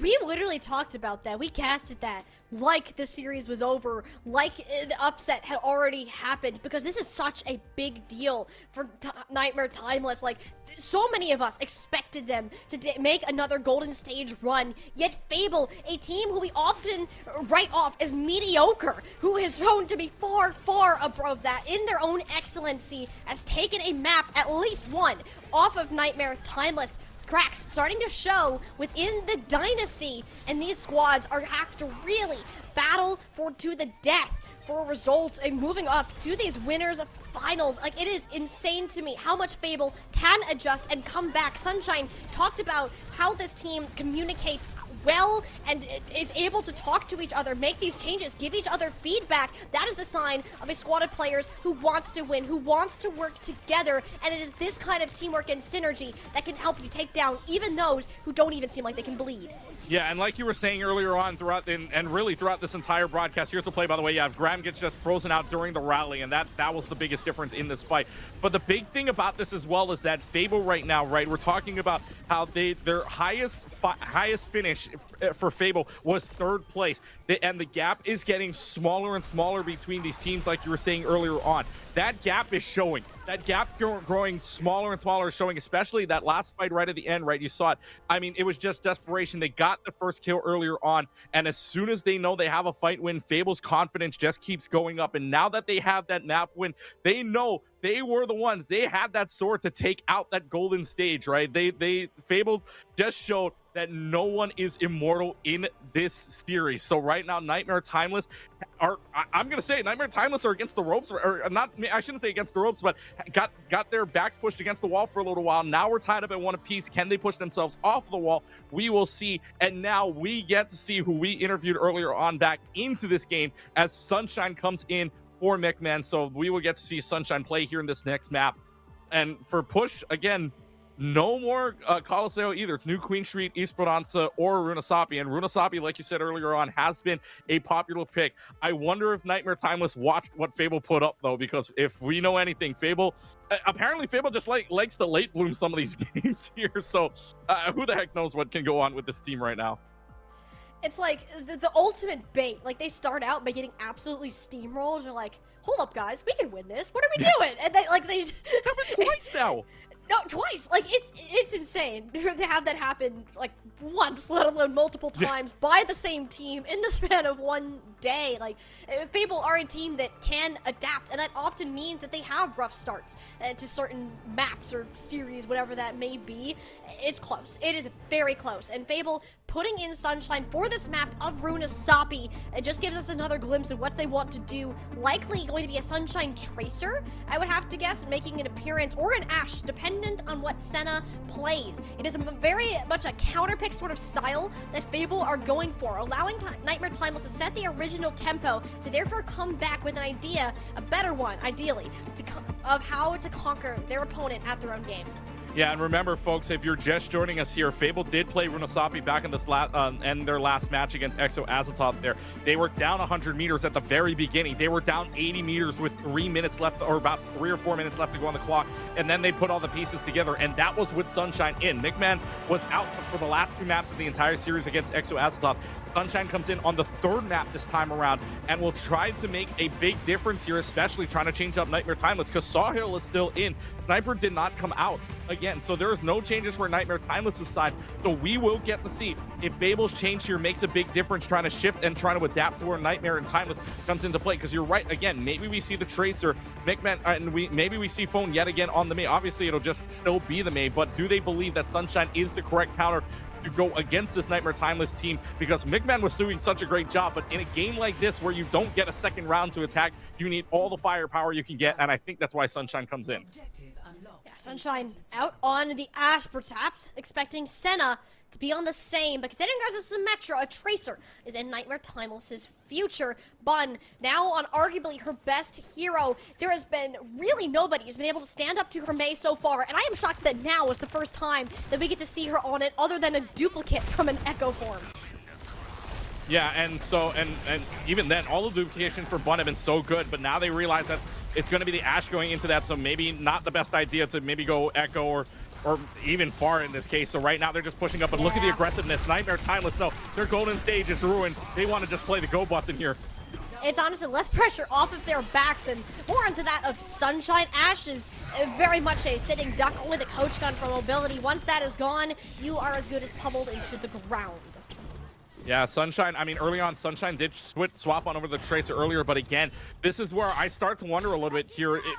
Is it a bait? I mean, Fable, right, went down, or very early on, down a big amount of meters, like I said, about 100-meter differential in the first couple of minutes, and then made their way back to about 40, but it was 120 to 40 with 4 minutes left to go, and Fable just made the comeback here. The slow, but against a team like Nightmare Timeless, you can't afford slow starts, so you gotta find a way to bring this back immediately. You cannot let them cap this first checkpoint.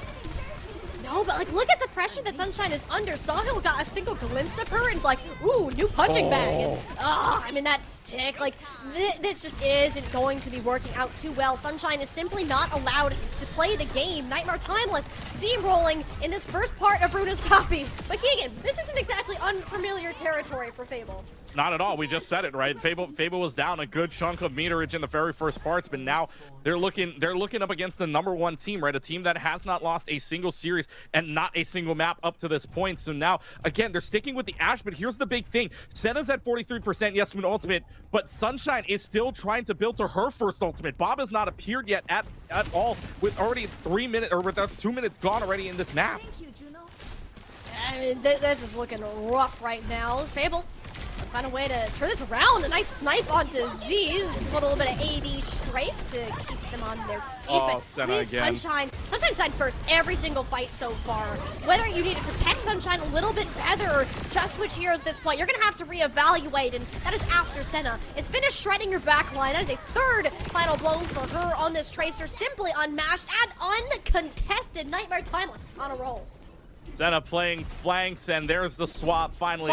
Sunshine will move on over from the Ash. Didn't even build up to a Bob, by the way. It was only about 60% to a Bob, and will swap off, so it doesn't feel like a big percentage points. But what does feel like a big deficit right now is this differential. 150. It's going to be a 120-meter differential. We're not even 3 minutes in yet. We finally are, but still that differential is bigger than it was earlier on between Fable and Exo. It might get even bigger. Senna's just running the lobby. It's as simple as that. She is single-handedly dismantling every single player on Fable, and she's making it look easy while she's at it. Nightmare Timeless are salty after that last map loss. Whether it's the pressure has been lifted or they're just straight up angry, it's working. Fable are now having to fight in their own spawn doors. Can they even get to the point to contest? Avery sneaks their way into the point, and Z's is down. Well-placed Icicle out of phone. The last lifeline for Fable in this objective. Nightmare Timeless finally running backwards. Yeah, and well, the differential right now of the map. The differential is the map. Literally the map. It's 143 meters, yes, but oh, the 1v1 duo. Who's gonna? Oh, I just want to see this. Keep Wait, watching the this. Mega. Wait, no, the Mega's not up. Okay, well, Senna will just get out of dodge for right now, but that just means Senna's all the way in the back, and Fable's got to keep this in the back of their minds that Senna's behind, and Senna playing this absolute assassination in the back line has been so good, running the lobby like you said. This time around, though, Fable's got to find some kind of opening. It's got to happen here. Oh, it was almost Sunshine's pulse, but not quite. It's Fiery who got punched again. This is the problem we saw back on King's Row from Fable. Fiery, it was just getting beaten down by Sawhill on this Ramatra. Even if you don't have Senna, Sawhill is just always so present in this front line. The forward spawns were never canceled. We never reached the midpoint before Timeless are back in control. And again, this for Nightmare Timeless, you love pushing the middle of the set series. You don't get a second chance to try to fix your mistakes here. Fable is falling apart here. Has not even gotten a 10th or a 100th of a meter yet. And Nightmare Timeless absolutely running this lobby. I don't think they even know that Bun's in the back line looking for the Blizzard here. They have no idea. They have no idea what to expect. Senna is on one heck of a flank too. And Nightmare Timeless, ton of ultimates for them to look at, but no ice block on a Bun! Get Sunshine on the exit. This is why we respect the Bun main. She's just so dang good at landing these shots, and only map 3 now is when we see it. It's often not practical to go for a full completion on a push map, but Nightmare Timeless, they can see that golden box of victory. That line is mere fractions of a meter away, and they may as well get it now. I don't think Fable can get anyone there. It's a triple blink out of sunshine from the spawns just to chuck in and contest into the 3 ultimates that Nightmare Timeless haven't needed to use up until now. Confident as ever, Nightmare Timeless shall not falter, shall not break in this hour. Full completion, not even a single breath from Fable to put Nightmare Timeless up to match point. You would not believe if I told you Fable won this map in the last series they played. I don't think anybody would believe me if they just saw this game alone. Nightmare Timeless right now, they are mad. They are mad. We know that their golden stage is gone. They a bit angry perhaps, but that anger takes them to what I believe was a full completed map without even giving up a single meter or a single tenth or hundredth of a meter. Not at all. It was a clean full completion. So Nightmare Timeless know that if they want to win, they're going to have to play with all hands on deck, and they're going to have to play with all skill at the ready, and they absolutely did that running it over. Look, Senna ran that lobby. That's the only way you can put it. Senna just absolutely played that, and at the end, Bun was hitting all the shots. I'm telling you what, May is a sniper, May's a hit, May's a hit scan at this point, the way that headshot worked out, man. I don't know what else to say other than Nightmare Timeless looking like the Nightmare Timeless that didn't lose map number 2. That is a Timeless that you see in your nightmares, quite literally. Yes, quite literally. It was very similar to that attack where, back on King's Row, where Phone and Mickman might as well not have been in the lobby at all. Like, they're just, Sunshine couldn't do anything. Phone couldn't do anything. Senna was just there first, and when it comes down to which team is able to strike and even just one clip your players like we're seeing Senna do, which is incredibly hard, by the way, like, a Tracer should not be getting away with this much. And Fable, because it was pushed, they didn't have the same time to go over what was going wrong and what they needed to change, because push, you had 6 minutes in that entirety of the map in order to make those changes, and they didn't do it fast enough. Yeah, I mean, if you look at the time at the top right, they completed this map in 5 minutes and 40 seconds. And I know I normally don't do this but our producer just said the video replay was only 30 seconds long. And really, honestly, there was nothing else you could do but just show Timeless highlights, right? I mean, yes, Fable won a fight, but what else was there from them? I mean, Nightmare Timeless just ran the floor, just absolutely did everything correctly there. A clean, again, not a single hundredth of a meter given up by this Nightmare Timeless team. And now we go into the break here. Fable's going to have to adjust. Yes, now they have a break to adjust like they did back in Kings Row. This one a little bit longer, but now they're down in maps 2-1. They're 1 away from dropping back down to the lower bracket. Fable, not down and out yet, but you are going to need some time to recover after an absolute stumping of a push map. We'll go ahead, check back on them in a couple of minutes. Don't go anywhere. This series still has much to go.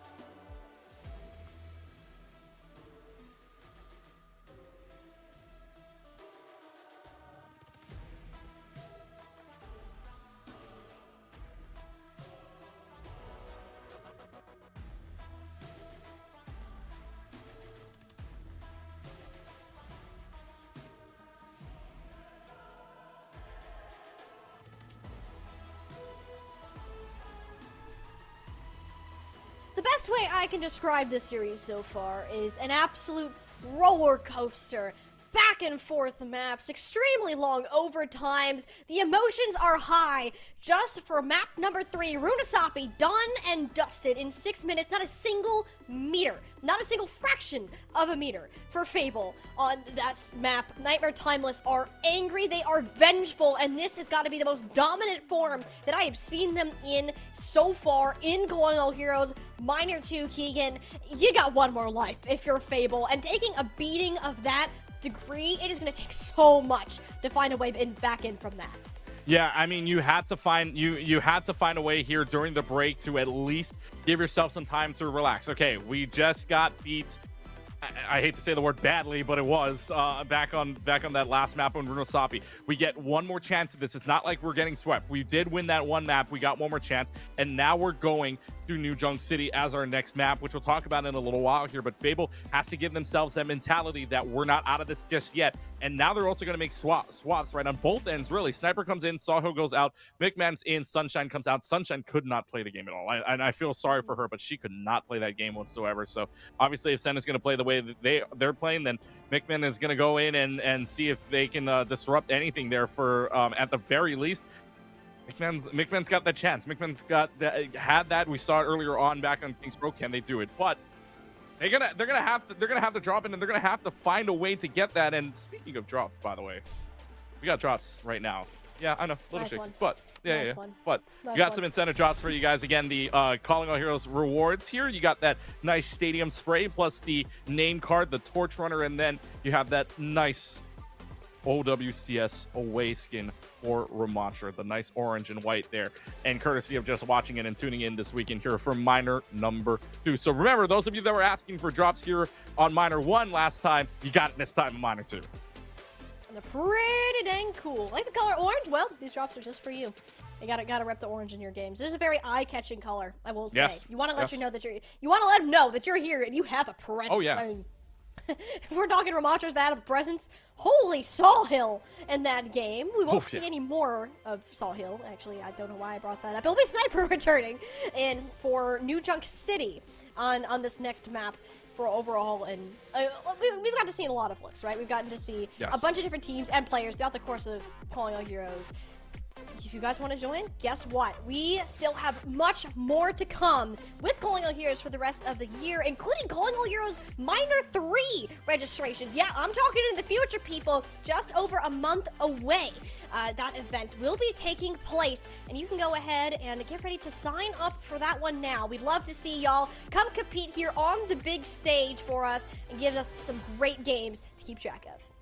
Yeah, so and that'll be fun too, kid. Again, the time is running out, right? This is already 4 tournaments out of a possible 6 here with the majors and minors, and then we get into the last chance qualifiers after that. So every tournament from here on matters. And again, Miner 3 as well is going to be, if this Miner 2 is any indication right now, Molly, Miner 3 should be an absolute banger, especially they're going to have not that much of a break anyways before we get to Miner 3, so it'll be very, very interesting to see what these teams cook up with only such a short amount of time before the next one. But we go into our next map here in New Junk City, and like we said, there were swaps earlier on. Sniper comes in, Sawhill comes out for Nightmare Timeless, McMahon comes in, Sunshine comes out for Fable. So this time around for these two teams, yes, they have a swap on the tank and the DPS. Does that make a big difference? Because this game is all about good macros and all about good speed, especially with Juno now with that hyper range.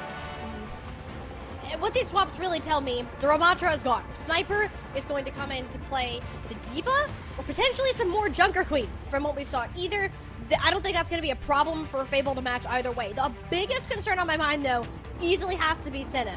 Sunshine was not allowed to play the game because, like, I think that Senna just had, like, a secret camera that was watching her at all times, and she could not move without her just getting absolutely face checked. So, having McMahon come back in, likely for more of a flex DPS sort of approach, maybe some Venture coupling up with the Mei, the Pharah, Echo making a return, hoping that can put more of a dent into the rest of Nightmare Timeless before Senna just destroys the entirety of Fable.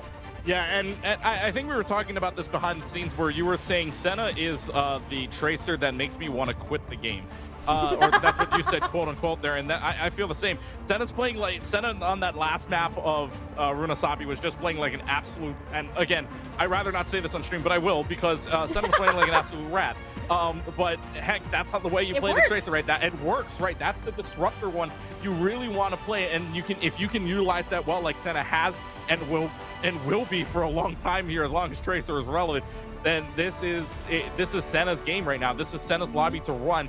So right now, I mean, for Fable, you got to find a way to get rid of it, rid of Senna's pressure. And they did this last time, right? Again, they did this back on King's Row. But another problem here, Fable was able to do this after a break in between their halves, right? They were down 2.5 minutes. There was a break in between both of their attack and defense sides.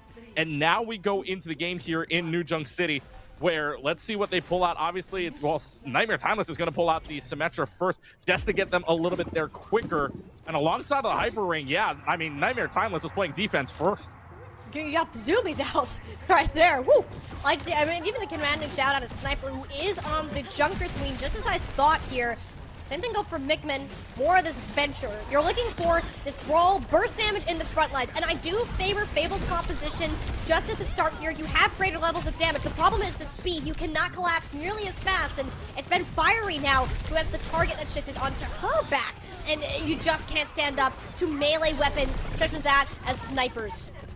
Yeah, and especially now, like you were talking about, speed is the key here with Nightmare Timeless's entire composition. You have the Junker Queen, you have that shout, you have this Blinks, and you have the Hyper Ring. Nightmare Timeless is all about speed. If Fable can't counteract that speed whatsoever, if Fiery's going to go down early on like Fiery did earlier on, she went down early.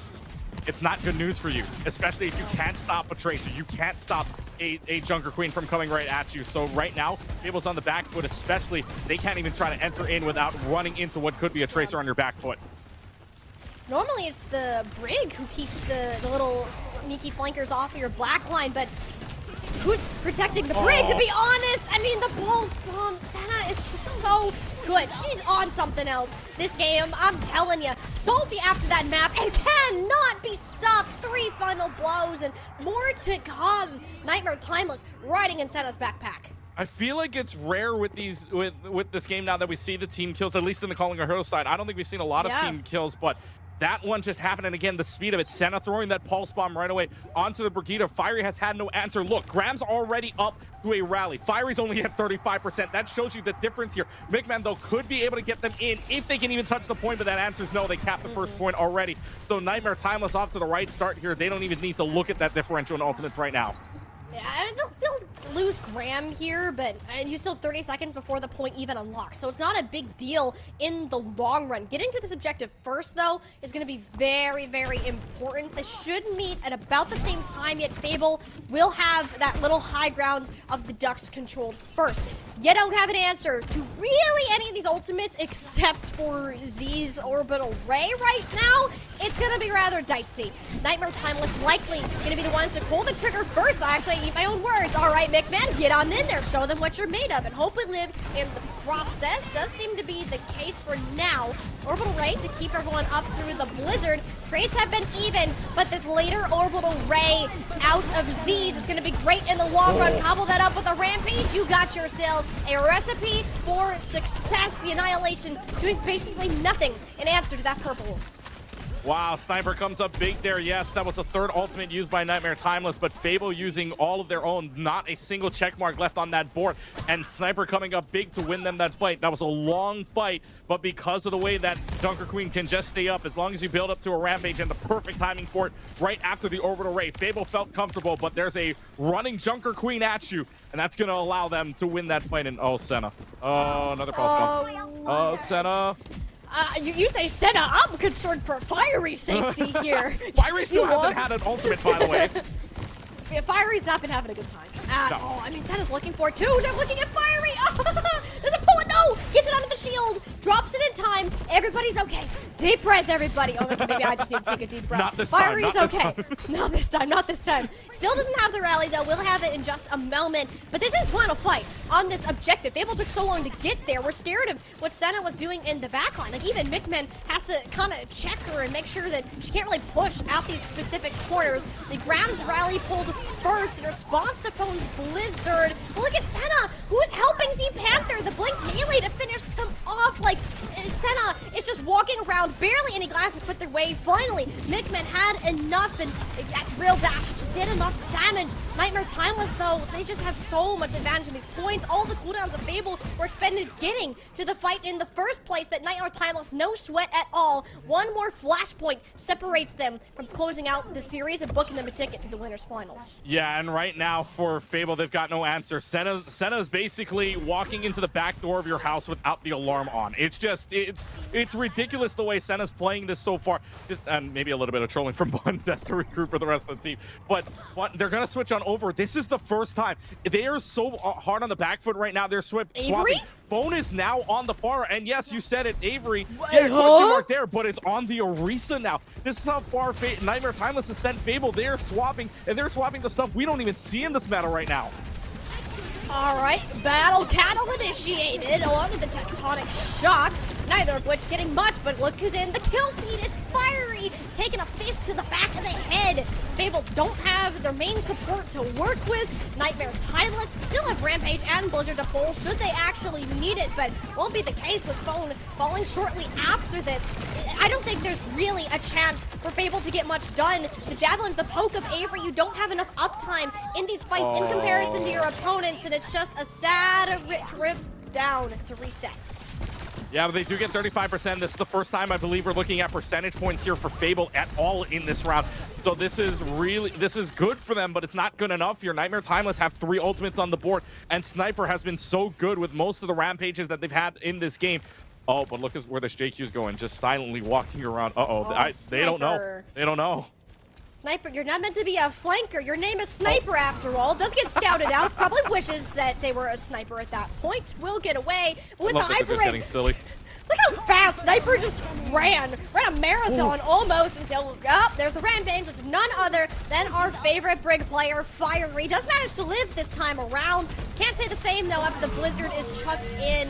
She just cannot stay alive longer than these first engages. These rotations are being punished when Fable are the most vulnerable. Nightmare know exactly when to strike. Their macro play continues to outshine everybody else. And Fable, they don't get another full touch here, if they even get one at all. I don't think so either. There's nobody near in range, and 90%. They need a Lucio. Fire's got the only one. Senna, though, if Senna can land the clip, and Senna does, that's it. It's done. It's over, and Nightmare Timeless just ran the floor. What kind of series did we just watch? 2 maps that were so close, one that Fable even managed to win, and just like that, a small blip in the system, as it almost seemed. Nightmare Timeless made work of Fable like they were playing with their eyes closed. It was actually a ridiculous performance where Fable just got completely shut out. I've never seen a series like this before, Keegan. I haven't either. It was close in the first 2 maps. Right, it was close in the first 2 maps on both Lijiang Tower and then on King's Row. It flipped all over the place. We said emotions were high. It was a roller coaster, but then we get to the 3rd map and you felt like something switched, right? It felt like the pressure came off of Nightmare Timeless, knowing that they're not going to get the golden stage. So what do? And just run the floor after that. You just do what you've been doing, just run the floor after that. If there wasn't only that one blemish on their record, they get the golden stage. But otherwise, a 3-1. This is the dominant. We waited 2 maps for it, but this is the Nightmare Timeless that we know that can dominate the absolute series of calling out heroes. And Fable has to go back to the drawing board. Yes, we saw them have 1 good map on King's Row, but after that, it just fell apart. The reason, and I'm not going to say the reason, but this should tell you it. Bram was on a 3rd rally while Fiery was building up to a 2nd. Still was only halfway at the end of that map before switching on over to Lucio just to touch. So that just shows you the pressure that Nightmare Timeless comes up with. And if Fable can run the bracket and may have to run into Nightmare Timeless again, Fable's going to remember this. But Nightmare Timeless is just that good. I said it before, the macro level of execution that Timeless have to just focus on one player and use their cooldowns, particularly in this case, to just beat up Fiery is unmatched. We have not seen another team with that level of synergy other than Nightmare Timeless. And Yep. it's times like this where it really shines through. And that gap between the teams, we talked about it all day. How big is it actually? Well, it might just be a step further than what we were initially thinking. But the lack of consistency, though, leaves a lot of questions, a lot of room for other teams to potentially fight their way up and brawl with the best. We're going to go ahead and send it over to a quick break. We got a winner's interview from Nightmare Timeless coming on up. Don't go anywhere. We got to hear what happened behind the scenes.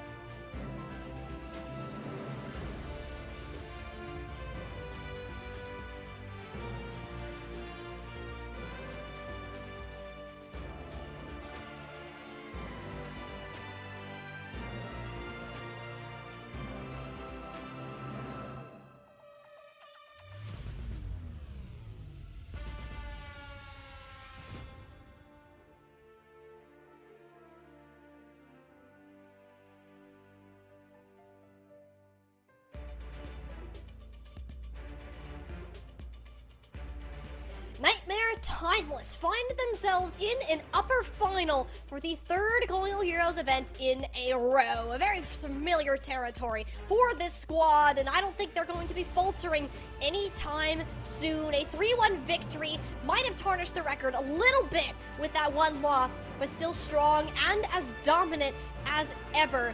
Keegan, I'm so excited that we get to have Senna here with us on the desk for an interview. We have you here every single time that Nightmare Timeless has won in the past. So let's just say you've been here quite a bit. You're familiar with this territory. You're coming in, almost had that perfect stage. Map 1, map 2, incredibly close, and then you just had this flip heading into these last 2 maps. What happened between maps 2 and 3 that just completely changed the outcome of these games?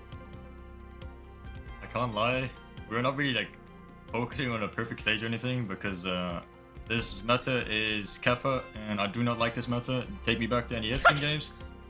Anyways, what happened was more like we just didn't swap our heroes. Like I think we would have just 3-0'd if we swapped our heroes, but we didn't. That's the Yeah, and let's talk about that real quick. First of all, I do want to ask though, on your Tracer, how many people have you made quit the game? No, not my actual question.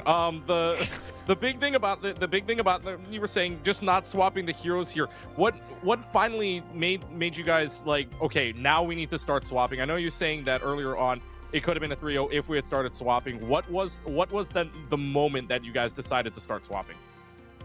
Well, specifically in King's Row is more the fact that on defense against what they're playing, you kind of just don't want to play a Ram, and we just did. That's one thing. And the second thing is that Mage Tracer would probably be better, but we were not sure if we should do it against Farah, but who knows. I feel like it was mainly just like, we should have probably just like on first one be on Diva on the first defense, and we probably would have just full health, but we didn't.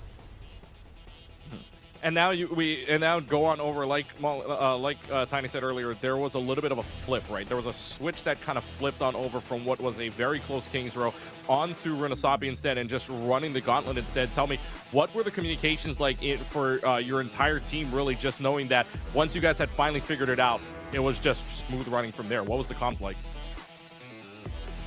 I mean, everyone did their own thing, as in like the jobs they have, but I kind of just took over. I think that's just the main thing. Yeah. Can't disagree with that. They just let me sit in the back line, shoot the supports the whole time, like give me free pulse bombs. I was just like living like rent free in the back line, just chilling. Hey, it's the life of a Tracer player. Sometimes if you're not playing just absolutely nuts like that, then, well, you kind of exist, you poke, but you were one of those Tracers that could really get in there and just put your team in your backpack, as it sounded like at certain points. So, like, those are kind of the performances I expect from you on Hitscan, but to see it on Tracer was really incredible as well. I do want to take a little bit more of a step ahead, because, yes, you're in the winners finals, Nightmare Timeless, very familiar, no pressure, right? Is there a team that you're worried about in the slightest? Is there a team that you think will give you a challenge, or is it just kind of straight run, we win again from here on out? For this meta, definitely. Super Shy has been doing better than us in this current meta. Okay. But I don't think it is just clear cut, they win, us win. I think it just be either like 3-1, could literally be either way, or if map 5. I don't think it'll be anything else.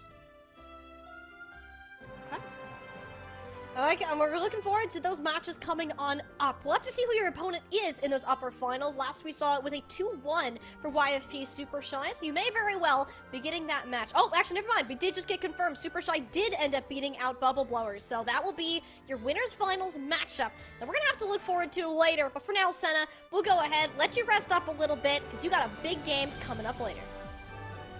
Thank you very much. Have a good day. Thank you. I love Senna. She always gives us her pure, unfiltered opinion of, like, anything that you ask her. Like, it not only is it great for content, but it's just straight up entertaining. Yeah, she just said, literally just said, I took over. I don't know what else you want. I just took over. that was the big thing, right? But it really did feel like as soon as map number 2 was over, it turned into the Senna show. It turned into really just this Tracer making it. And of course, the one shot, and we don't give enough credit to Bun, which we should, because she was excellent on the May as well during that Runasapi map. Let's not forget the fall away shot, which made us both gasp, like, what the heck was that just now on that Tracer? But I mean, this whole Nightmare Timeless squad is just really good at adaptation, and maybe like Senna said, they don't like this meta currently, but if you can adapt within this meta, you look really good. And now they're going to go up against YFP Super Shy in just a little while as well. So we got the two, what was it, the two X teams rather, like the YFP X Super Shy and the Nightmare X Timeless team. So we got the two X's going around here in our next game. So this is in our upper finals, which you'll see later on today. I'm super excited about that one because that game is going to be a banger in my opinion. Oh, I know we got so much more to look forward to in terms of Overwatch competition. I mean, even like Senna is like, they're good, and we respect that. Normally, when I've interviewed at Senna in the past, it's always like, we clear, it's not even close. So much to look forward to in that upcoming matchup. But if you guys like competitive Overwatch, and you really like collegiate esports, as a lot of us really do, great segue, I know. Fun fact, 5 out of 8 teams in Calling All Heroes have at least one player that is competing within Collegiate this year. I got a competition for you. The Overwatch Homecoming Tournament is now open for signups all the way until September 25th. So you want to make sure if you and your school want a chance at glory, a chance at getting some good scholarship money, and this is the tournament just for you. Love to see you there amongst all of the other students who will be competing. Hey, I mean, for you and I, shout out Shenandoah for you, of course, and then for me, shout out University of Hawaii out there. But yeah, I mean, Overwatch Collegiate, really good competition to sign up for in the homecoming one as well. I remember I was on the homecoming one, and then those games were an absolute joy to watch. So yeah, I cannot wait what comes out of the Overwatch Collegiate side. I can't wait to see what's coming up here in our very next matchup because we're gonna have some fun down in the lower bracket up next. I think we got Bubble Blowers as well as Exo Aceton coming up next. That one, again, redemption game, whereas Bubble Blowers just lost to Super Shy 3-1. Now we'll see if Exo Azathoth, who just swept Equinox, can get their mojo back alongside of the number 3 seed. So number 3 versus number 4. This is what we were kind of expecting in the matchups down here. So let's find out. Happened a little bit earlier than I thought, but hey, let's see what happens. We'll go ahead and check that one out. Get these teams in the lobby set up to go. And we are just halfway through our matches today. So that plus our upper finals to come. We'll see you back here in just a little while.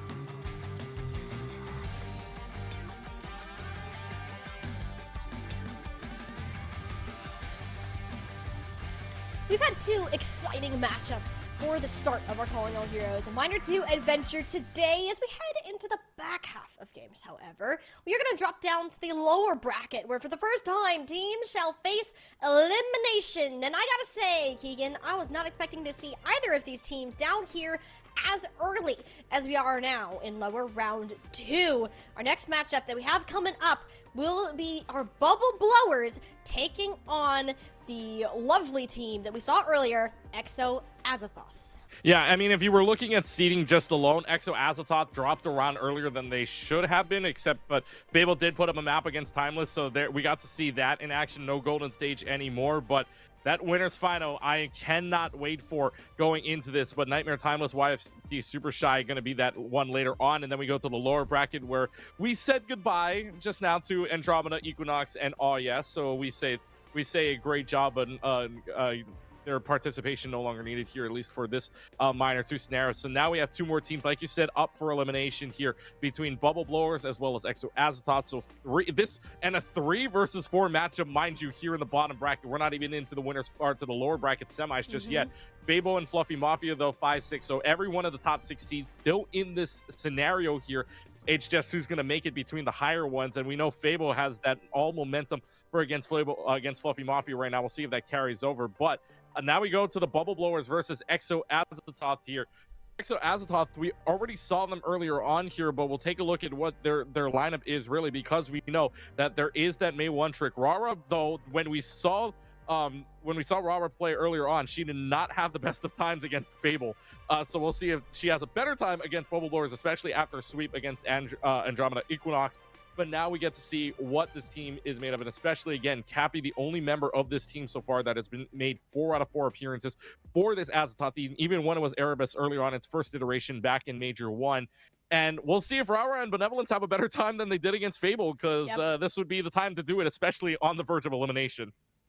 We saw Exo Azathoth hit some road bumps. Most of it had to do with their tempo and them wanting to go second most of the time, allowing Fable to kind of run them over. And I have a feeling they're going to be in for the same sort of scenario against a squad such as the Bubble Blowers. While you're like, wait, why have I not heard this team before? You haven't. You really haven't. But these names on the roster, I guarantee most of them you have. We got Kuna, Mari, as well as AJMR and Ninwai on the back foot. Mari, Kuna, AJMR, all those 3 former members of Valentine. That roster no longer exists. The main core of them are now in Bubble Blowers. Well, I think what's most interesting about this team, to me at least, is that they have 3 players on their roster, 2 of which are in, and Jeremy and Ninwai, that have never played in Calling All Heroes before this point. Mari has built this roster around those people on Valentine that she knows so well, and Jeremy and Ninwai seem to have fit those spots so far, but the real question is, can they live up to that same glory, the same Valentine who won Major 1, who's gotten 2nd and 3rd in every other event so far? Yeah, and the big thing too, right? I mean, Valentine may no longer be in, but I mean, it's as is the concept of it, right? You still have your core together, right? AGMR, Mari, and Kuna, all of the core of Valentine. So you know that core is there at the very least. But like you just mentioned, 3 of the players, 2 of which are in. Jeremy, not Okada, which we'll see later on, and then Ninwai as well, or maybe see later on, but Ninwai also in too. Jeremy and Ninwai, both of the players that are currently starting are not have not played in CAH before. So this will be interesting to see how the cohesion works, how the chemistry works out in this favor as well, because obviously now would be the time to do it. They did drop down early again. They lost earlier on to YFP Super Shy, but they did take a map off that number 2 team as well, that established team of YFP Super Shy. They did take a map just like Fable did against Timeless. So maybe their cohesion is better than we think about it, right? 3 players that have been there, 2 players that have not been there. Also like to point out as well, and I know we shout out a collegiate before, like the homecoming, so shout out to Briarcliff and Brian and Stratton, because you have Mari, AJMR that have their representation on Briarcliff, and then Y with Brian and Stratton. But again, that just shows you that the depth of both of these teams here comes from anywhere, right? Both CAH as well as collegiate side. So again, the cohesion comes into question, but in my mind, when you can take a map off of number 2 seed like YFP Super Shy, this cohesion is looking better than a lot of people would think, but now it's on the verge of elimination. They have to get it together because this is the time. Otherwise, you're looking at an out very early on. Yeah, we look at these teams, and you see that, of course, more name has been written for the Bubble Blowers, more name power behind them. Yes. But they're shaky.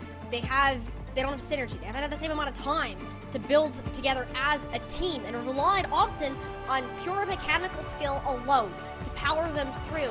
And while that can help you in some situations, sure, it's going to leave your game scrappy. It is a 3-2 win over Fluffy, a 3-1 loss to YFP Super Shy, and now facing elimination against an Exo Azathoth, who's having their best run yet. And off of a 3-0 victory, you gotta think that Azathoth can pull this forward momentum into potentially knocking out one of the heavy hitters that we have here in this tournament. Will be Gardens to kick us off, Junker Queen from Mari, and Forever 774 sticking around. And the big thing, though, to point out for both of these teams is Azathoth has only seen 3 maps thus far. Big thing here for Bubble Blowers, they have seen 4 or more, 4 or 5 within their first 2 matches here. So this is going to be big for them to figure out and establish some kind of ground here. Kuna already falling so low, and Exo Azathoth already starting this off right. They get rid of the big one piece, which is a May. And I think that wall that came back to bite Kuna more than it actually helped keep them alive. Mari, to follow a similar track, we're seeing something similar that we saw back earlier when Exo Azathoth played. Unlucky Mane and Pauline aren't playing this Brig Juno that literally every other team has played. Yeah, I mean, they're playing what was a little bit more comfort, if you will, which caused, again, we saw this back on Runasapi where for Exo Azathoth, it caused a little bit of problems for this team, for the team from Fable, which went on to win it regardless of the distance, but it still gave them problems. Now Bubble Blowers, knowing the meta here, don't really adjust to it, and they're feeling uncomfortable with it. We'll see if Exo Azathoth can keep this going, because already building up the ultimate, it's looking pretty even on both sides, except Raw are coming up on a Blizzard quicker than Bubble Blowers Kuna. Relatively even poke back so far. You can't really do anything about Jeremy, though. 2 of their best heroes are going to be that Pharah and Adventure that we'll see later on, neither of which Exo necessarily have an answer for now. The combo of the wall and the slow, quite literally nowhere for Exo to leave that battle from, and that'll be Bubble Blowers getting their first capture percentage of the game. Yeah, going back and forth here between the two at least, and there's still a good stagger, but they at least get 49% before Bubble Blowers finally get their first points on the board. So, looking at right now, the meta, Jeremy switches on over to the Pharah here, and will get up to 73%. Meanwhile, Azathoth staying there, but does have the Annihilation before Mari does, because Mari switched on over from the Junker Queen earlier on, so this will be big with the Orbital Ray starting first. Oh, the Kudasune came in, and the sound barrier went off. Sound barrier went off. No Ajaxes today, but the power of this barrier, like this beam, is just so much ahead. That's both support ults from either side, and only one elimination to really come from it. NTMR now with a second, so Exo Azathoth should be getting the heck out of there, but a well-placed Maywall from Kuna, preventing a lot of this escape. Yeah, and you and I heard it both. We heard the stun right after the word. It was like, oh god, do we need an Ajax counter here too? But Forever 774 holding on to the Annihilation is big. Mario holding on to it as well. Again, this is just a quick fight. They just speed boost in, and here we go. Yeah, Kuna got the Blizzard off at least before going down. Didn't really do much, then zone off Exo for a couple of seconds. Mari still has a ton of health to deal with, narrowly escaping from that damage. Does quick pop the Annihilation here, ends up doing it, but you're already down 2 of your players. I guess Mari has a lot of faith in their team to come back, and it actually is well paid. Jeremy just chucked rockets into Forever 744, and there's not really much else that Exo can do to help sustain them. This is going to push this point of guard into final fight almost, should they get the point back. Yeah, and they're going to get the point back here. The only person needs to worry about here is a Tracer, but AGMR's got those torpedoes to help out. They're just going to keep diving. They are still staggering here. Yes, they switch on over to the Diva. It continues on and on here. They may even be able to hold on to this if this Lucio touched the point, but it's not for much longer. It's just one punch. Okay, well, that ended quicker than I thought. But regardless, though, looking at the ultimates, Rawar's got another Blizzard to work with, and Bubble Blowers, though, having Jeremy already up to a barrage might help you out. But the big thing, the Orbital Ray versus the Kitsune Rush, this is the big one that won them last fight. Can they do it again? Because that Orbital Ray could be much more impactful. Bubble Blowers, this is their fight to win. And I mean, Unlucky Mane's already down. You walk into that, instantly get bursted. Just to follow with the Blizzard. Mari didn't really have a way out of that one. Only the Maywall defensive from Kuna. Mari barely took a dent from that. And it's just on to Jeremy to hold down the point by themselves, which isn't a problem at all. Looking great on the Spara. A very niche but pesky hero pool to have to deal with. Giving Bubble Blowers this Garden's point and a great start against Exo. And the CEO of Venture kind of looking good on this Pharah, no? I mean, it's just the movement is so good, right? And this Pharah was able to get into the back line without the rest of Exo Azathoth knowing. Bubble Blowers knew that somebody had to be holding the point, but then comes the Pharah in that absolutely just wrecks shop, gets that one pick, and that's all you need, especially with the Concussive Blast as well, to get away from the Diva, keeping the Pharah alive. And now Pharah no longer really needed here in this more enclosed space, so what else could it be? The CEO the CEO just shows up now. To give a little context for this, both in Jeremy's X profile as well as the team sheet that we were given, describes themselves as the CEO of Venture. I gotta see what it takes to get this title, because Jeremy, it better be pretty darn cool. Control Center is like the Venture map of all time. But we're gonna get a bit of a different taste. Benevolence on the Reaper. We have not seen this hero at all today, but can be very potent in his Ramatra-based brawl comps once these Vague Walls come down, and really it's just like, Mari, back off. It's like you're spraying your cat away, but with Reaper shotgun pellets instead. It's just, you can hear instead of the shotgun, right? It's just a spray bottle. Like, Yeah. Fired shot. It's just the pressure is on now. You can see how much Exo Asatot has to play back here. Bubble Blowers, they're running right into their. And now, all low health bars. It's a good thing you got a raid form here. It's just low health bars one after another. Who's gonna blink on low health bar first? Jeremy. Always Journey, the CEO of Venture. Take to the Reaper head on. And just a pro tip, do not fight a Reaper as Venture. You will lose a lot of the time. Bubble Blowers, though, make quick work of that fight and had really good pacing throughout it. It was just a game of blink. Who's blinking first, right? The low health bars and everything. They finally get a dive onto the back line. And now again, Exo Azatot's entire teamer wants to go fast. Unfortunately, because of the Maywall and all that, they're getting slowed out here. And Jeremy's just making quick work of this.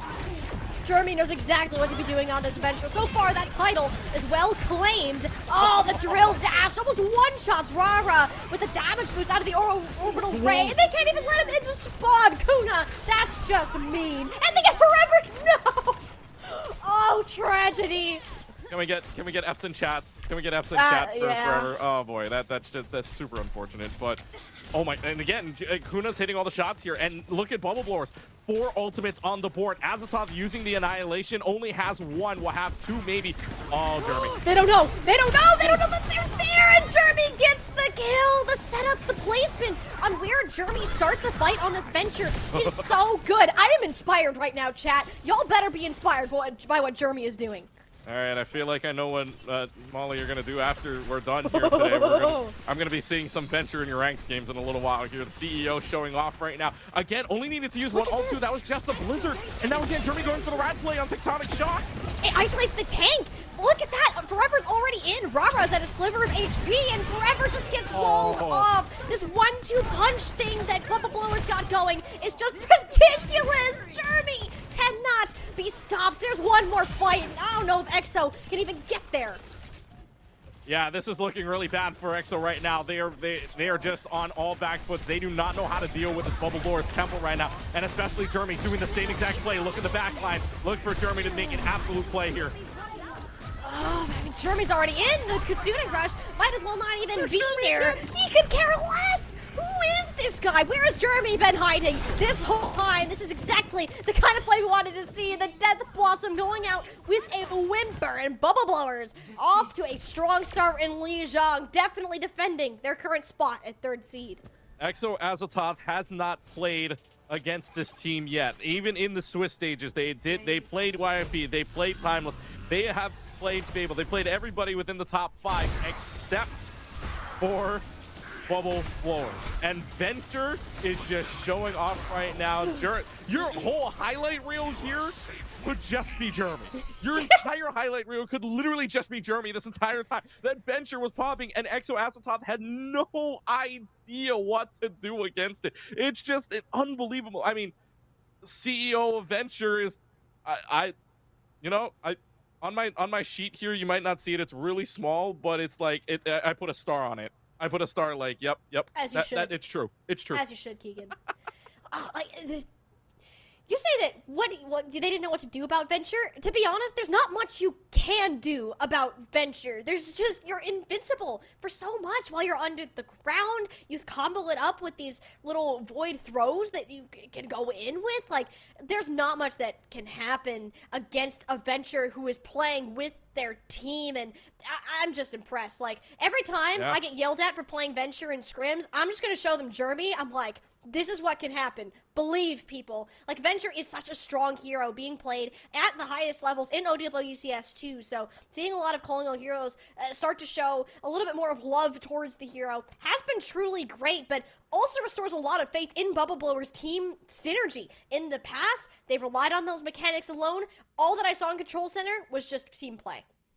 Yeah, absolutely. It's the same thing, right? The team play works out really well for Bubble Blowers. Exo Azathoth hasn't really been able to kind of get it together. Yes, we saw a few percentage points back on Lijiang, or back on Gardens, but not much other than that. Once that venture came out, it was just game over. They had no response for it, no answer whatsoever for it. So now if you're Exo Azathoth, you got to be thinking during this break here, even if it's a short break, what do we do about this venture? What map can we pull out that takes away this venture possibility? Because right now, this game is entirely in Jeremy's hands, and you also have to make credit for the fact that the rest of the team is still there, right? Mari and AJMR and this core of Valentine, Kuna still there at the same time. We didn't talk much about Kuna in that second one, but the walls were great, right? Staving, making sure that tank was isolated, and just the patience of Jeremy too. We saw it in that one fight, just the patience. Use 3 shots of the tectonic shot, but waiting for that last one to get a good angle on it and just using it on the tank to get that damage down, get the Ramontra down even lower,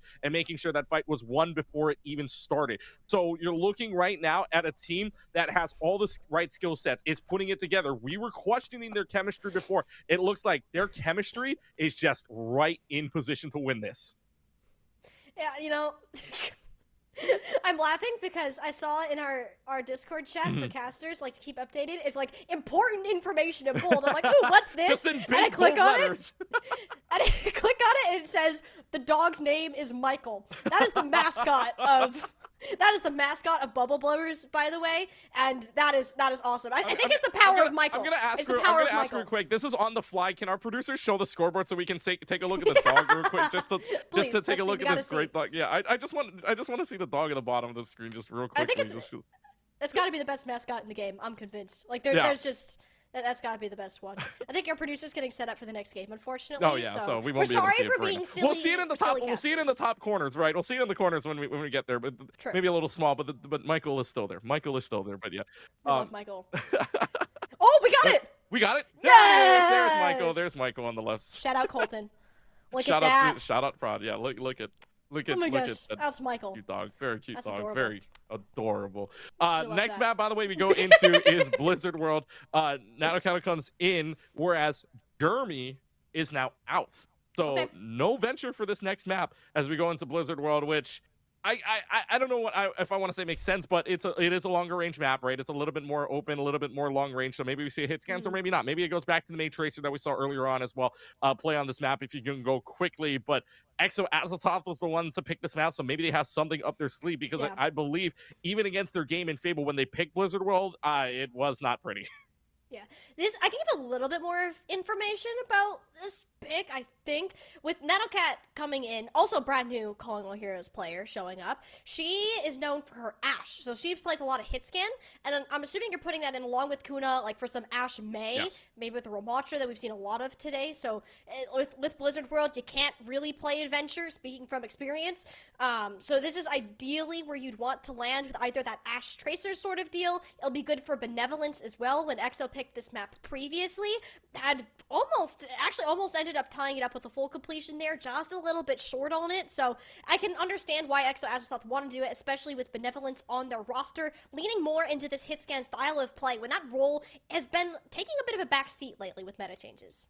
Yeah, I mean, but this meta, I mean, we heard it earlier when we were talking with Senna. They were saying it was basically just like swapping heroes, and this is what it really is, right? Trying to swap and adapt within the meta. We saw it where on Bubble Blowers, we saw it just now with Bubble Blowers, and they swapped to the Venture instead. Of course, why not with a CEO Venture on your team? But when the swap happened, right, Exo Azathoth had no answer to it whatsoever. They did not change a single time. That's what this meta takes, right? Yes, it's still the Juno meta. Yes, it's still Juno, Brigitte, or whatever you want to call it there. But they played the Kiriko Lucio. Did not work out well for Exo Azathoth. They tried to play the Juno. Didn't work because they already swapped off to the Venture on the other side. So the game of swaps is really happening here.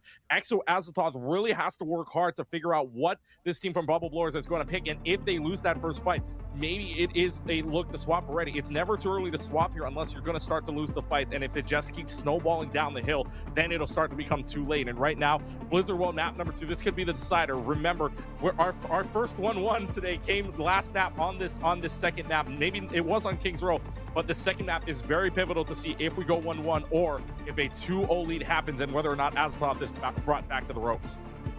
Azathoth looking a little bit lost out there right now. Not a usual look for this team, but particularly in the support line, where I don't think supports have really changed out of any other game we've seen, except for Azathoth.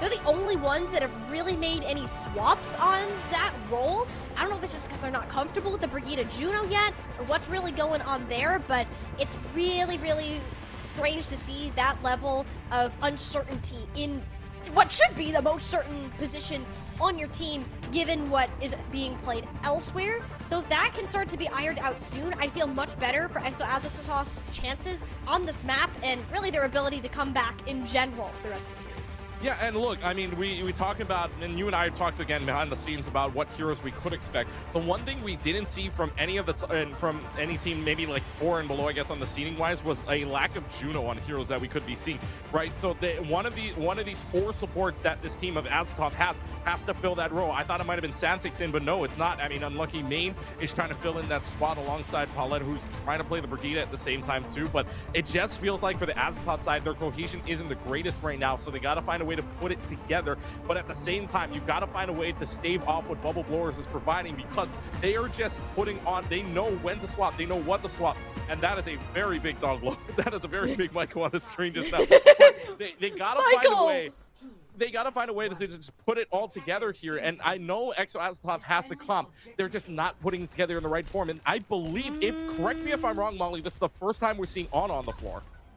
Yeah, this is the first Ana we've seen. Ana Juno is also a really good combination with the Martian hero. I'm actually surprised this is the first time we're seeing it, and we haven't seen it earlier today.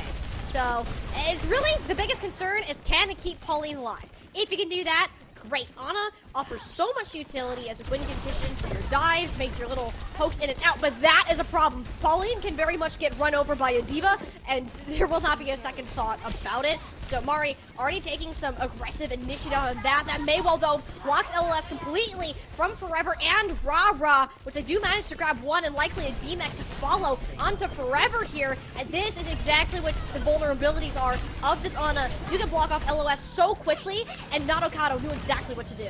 Yeah, and like you just said, right, the stave offer, the payoff you have is that you do not have a Brigida to try to shield bash around, or you do not have an automatic aim. This time around, if an LOS is gone just like that, NTMR takes care of Pauline, and this is really, really bad news for you, because look how far this team pushes up. Mari, how the heck are you how the heck is your mech still alive, mind you? But this is just the pressure. Bubble Blowers are just making sure that Azathoth has no comfortable spaces at all on this map. No, you really can't, and especially with how Watchman Nadokado's been putting these walls. It's so interesting. They're not really using even to like cut off players completely. It's more or less to like just block LOS and supports, put it in front of the hit scan to allow safer like rotations. It's so incredibly smart to work with, and it allows these aggressive forward pushes to actually work. Exo Azathoth have been staggered pretty much this entire time, and it looks like the bleeding shall continue. They put a nano. Is that on a Ra-Ra of all people? All right, you grab Nenwai. Sure, that's something. Forever's back in the mech, and Mari is out of hers. It's not a bad run back, but this payload got plenty of distance for what Bubble Blowers were able to accomplish. Yeah, I was gonna say, this fight feels very elongated, right? Normally we would see fights like on that first turn, right below the turrets and whatnot, right? And then that last fight, what happened right before the checkpoint? No, that felt like one very elongated fight, just to let that payload push all the way forward, and now it's essentially one fight for Bubble Blowers to get this. So unfortunately for them, they now have 4 minutes to make one fight happen just to cap that second checkpoint. So now Nadokado having a Blizzard online, Unlucky Main having that orbital ray. Big one though, the trade-off is that Unlucky Main has the orbital ray, NTMR does not. This should be Exo, in theory, running away with this fight. Unlucky Main just needs to live long enough in order to get there. The Bionade on Mari definitely slows down Bubble Blower's push a little bit. Do need to be careful with this cart. You do not have a Tracer to match Kuna, and Kuna's entire job right now is to pressure the payload and gain even more space for Bubble Blowers on this map. As the rest of the team runs at the back line, it's just gonna be the Tracer onto cart, and nobody knows what to do. Exo Azathoth, their attention is split. So even if the Orbital Ray comes out, which is already seems to be way too late for that with the Blizzard on top of it, Exo Azathoth simply has no direction of how to proceed just because of the pressure Kuna is applying. Yeah, there's just way too much pressure right now, and there's a bit of a pause, although that might have been a lost fight anyways. as they keep playing, although I can see the outlines. You might have the Mei, you might have the Diva to contest for right now, but as you're taking a look at what the situation here is for Exo Azathoth, there really is nothing on the board. If we just stay here for just a little while longer, in this next fight, if it does happen to stagger out anyways, Exo Azathoth has nothing on the board. Bubble Blowers comes up on a self-destruct, an orbital ray, and a rally at the same time too, so they have a lot going for them in this next fight. If it decides to stall, they may not even need it, considering there's only 2 or 3 people around that cart anyways coming up. So this is Bubble Blower right now. Bubble Blowers are doing an excellent job of putting the pressure on. Again, the main thing they're doing here, and that it just showed it in the previous fight before this one, they put on the pressure. They made it a really long fight so that payload had so much room to push forward with that tracer. So all the tracer has to do, payload princess running all the way up that entire 100-meter stretch and making sure that it's only one real fight that they had to take in order to get that payload moving. And already the pressure is back onto them. But yes, they lost a few players and came back and regrouped, but on the next fight they only needed 1, and they're about to get it here once that pause comes out. Yeah, and right now, if you're EXO, realistically, you're gonna lose this point unless some sort of miracle happens. Yeah, I'm seeing a lot of panic. I'm not seeing a lot of decisions made in general, just in terms of like holding space and trying to prevent these pushes from happening. And when this does become the case, you're gonna panic. You're gonna freak out like, wait, there's a tracer on cart. Wait, this Diva's diving her backline. Wait, there's a Juno in the sky. What are we supposed to do? The Overwatch is hitting us. And you just kind of fall over. If you aren't the one to act first, that's why in a lot of situations that is the correct decision. You end up in these states of chaos, and it is very, very hard to communicate with each other and find a way to stay on your feet throughout those times of chaos. And Exo Azathoth have themselves in this continuous loop of Bubble Blowers just pushing them backwards further and further, which is kind of the onslaught of Kuna in just pressuring the payload or wherever we're seeing Pauline set up, and then Mari diving on him head on. So there isn't really much that can be done to cancel out the dive, but the counter dive can't really happen either, just with how long that setup is taking today. Yeah, and realistically here, the setup already starts off if you can get your Ashe in position. Benevolence is not getting a comfortable position to set up in first and foremost. That dynamite can become super impactful. The rest of the team relies on that damage, and yet if Benevolence isn't in to do that damage with that dynamite, with all the hit scan shots, you're not going to be doing a lot of pressure, not doing a lot of damage. This is why right now for Bubble Blowers, this pair right now that is Nadokado as well as Kuna is just doing so much and putting on the pressure to this other side, because they know they have that damage guaranteed. They have that Mei pushing up. They have that Tracer pushing onto their backline at the same time too. And not only that, but they have the rest of the team can follow up. Right, Mari's there. You have your Juno that's able to push up. Your Brigitte can keep up pace at the same time too. Azathoth already started falling off, in my opinion, when you had that Mei go up against the Ana. Yes, the Ana is fine in healing as long as the positioning is fine. But once that Ana went down and went down to the side, and then that wall just blocked them off from anything, that was just a fight over from there on out. They have to adjust. Benevolence, I'm sorry, the Ashe is not working for you right now. This entire setup relies on you getting that damage off, and the damage is not coming. The damage is just not there because there's too much pressure from Bubble Blowers right now.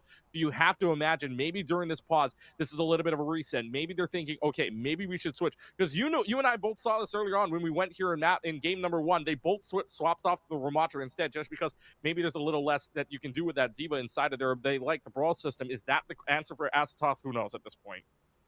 Yeah, it's nice to have a little bit of time to regroup at this point, and especially when you're having things that were thrown at you weren't necessarily expecting. I wasn't expecting Nadokado to be on the Mei, for one. On the 2 maps that I saw them play in Swiss, I think she was exclusively on Ashe. Didn't swap at all, so I was fully expecting her to come out and mirror Benevolence. This is what Benevolence has been doing, but as we've seen, like in general, for whoever's been playing Ashe today, hasn't really been showing up. That role is just so weak right now, with Diva being meta, how fast people are just flying at you.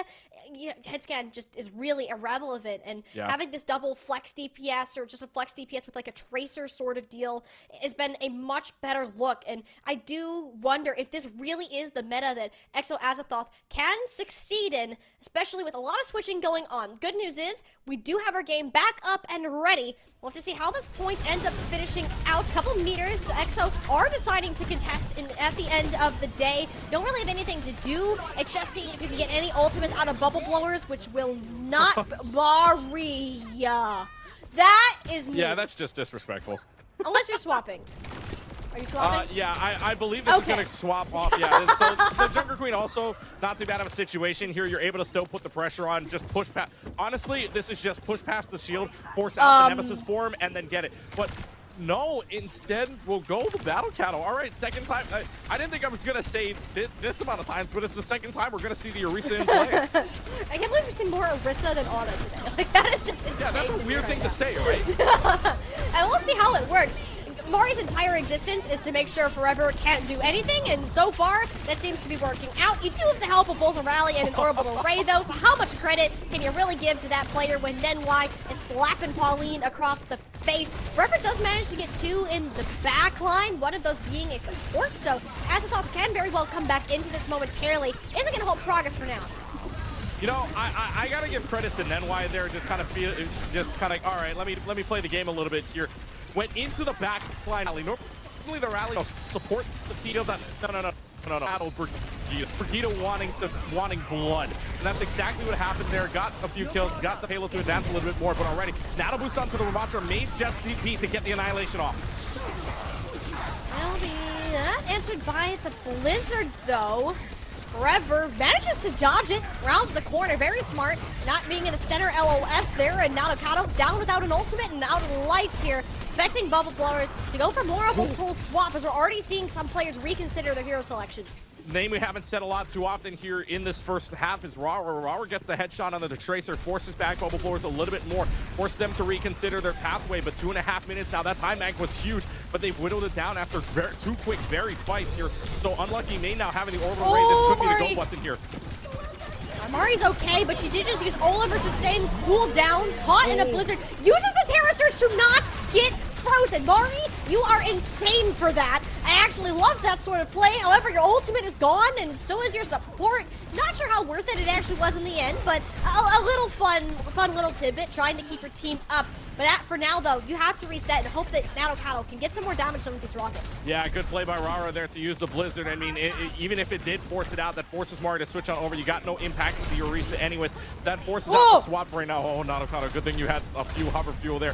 But now you've got Benevolence. Ball spawns have been big lately. Kuna and Benevolence both have it. Let's see who's is bigger here. Nenlai also Pauline.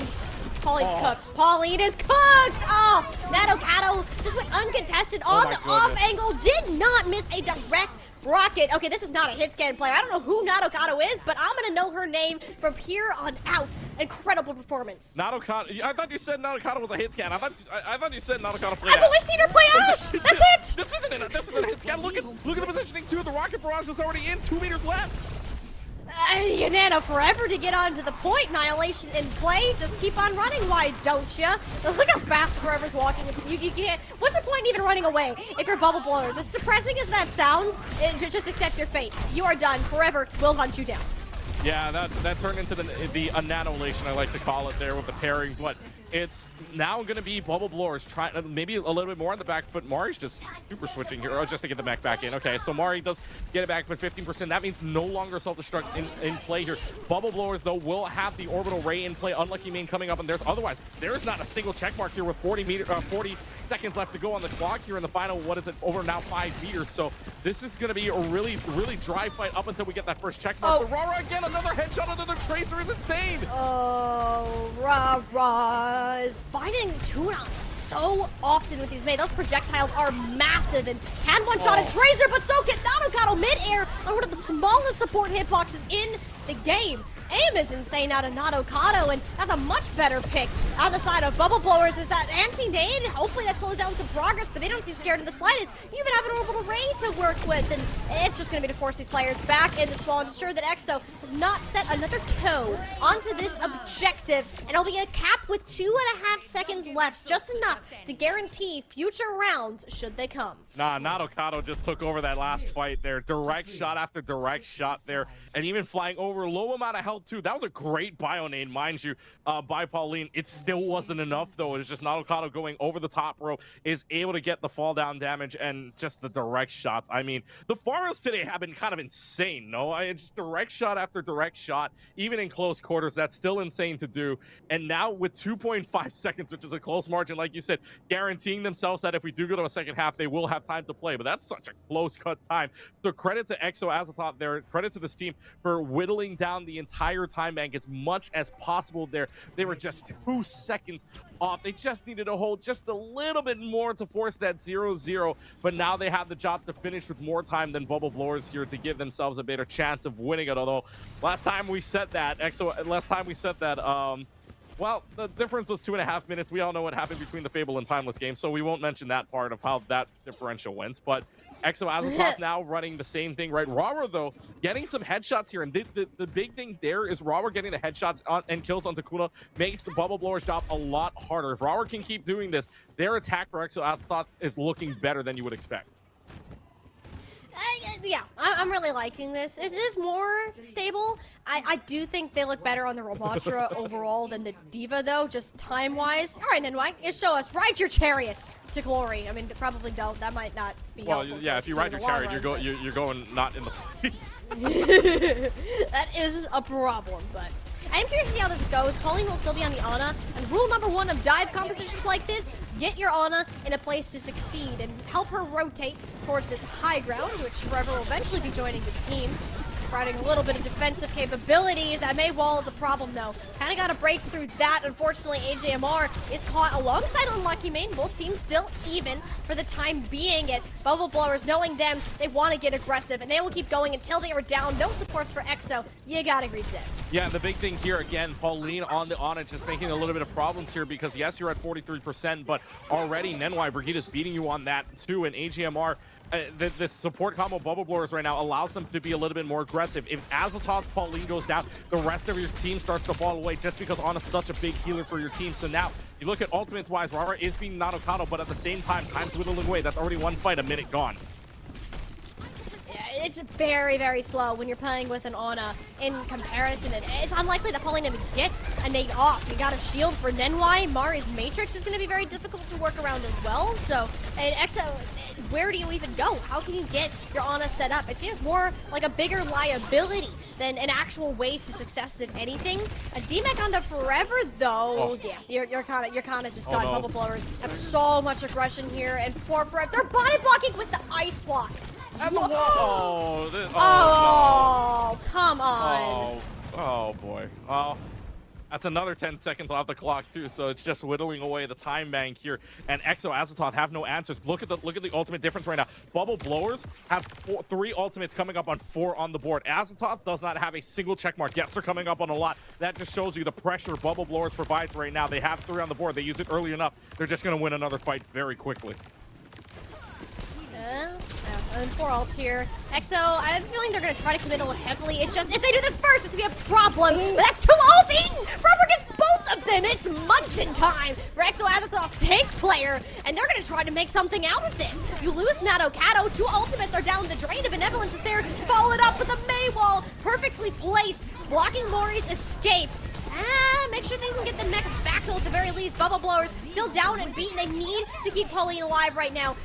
Nado's out of panic just to make sure Forever can stay up and hopefully get something out of it. But it's Nenwai solo tanking on the objective, trying to deter the rest of the team. I mean, that was a messy fight from Bubble Blowers. Well, yeah, but can we talk about Forever just eating up both of the Pulse Bomb and the Blizzard at the same time? That's kind of insane to think about. So add another one to the counter for the ice cream.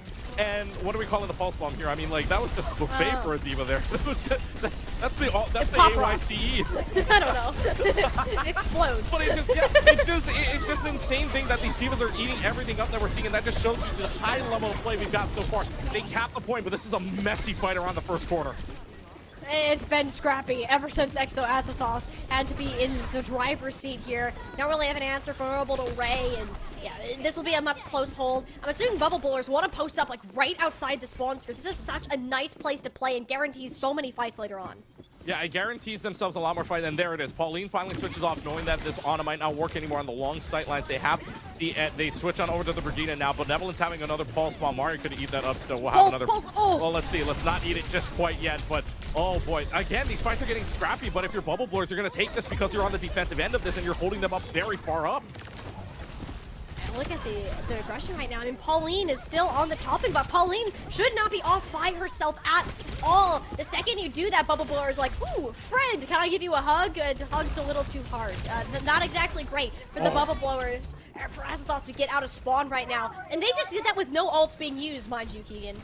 Yeah, I mean, honestly, you pull a Somber here and you try to back cap. I don't think it would be a bad idea at all, just to pull their attention away. But there is so much going on right now, there, for at least for the pressure that is Bubble Blowers. And again, look at the ultimate difference here. 4 ultimates on the board here, and Azpa, Pauline hasn't even had one yet except for a nano boost before they switched. Looking for pulse, but I mean, Pauline, not even a chance to use it. Like, this is rough. Bubble Blowers truly got that dog in him, and his name is Michael. As a matter of fact, we just learned that. Thank you, Prod Team. Bubble Blowers, you just gotta find a way to break through this brick wall. But if you're not even making them use ultimates, like, how did EXO do it? I don't know. I mean, right now, Exo Azatoth, it's just don't have any answers for following. And again, Kuna's playing the little bit of like Senna here, just playing a little bit in the back line, looking for one pulse bomb. Hopefully he doesn't get eaten this time around.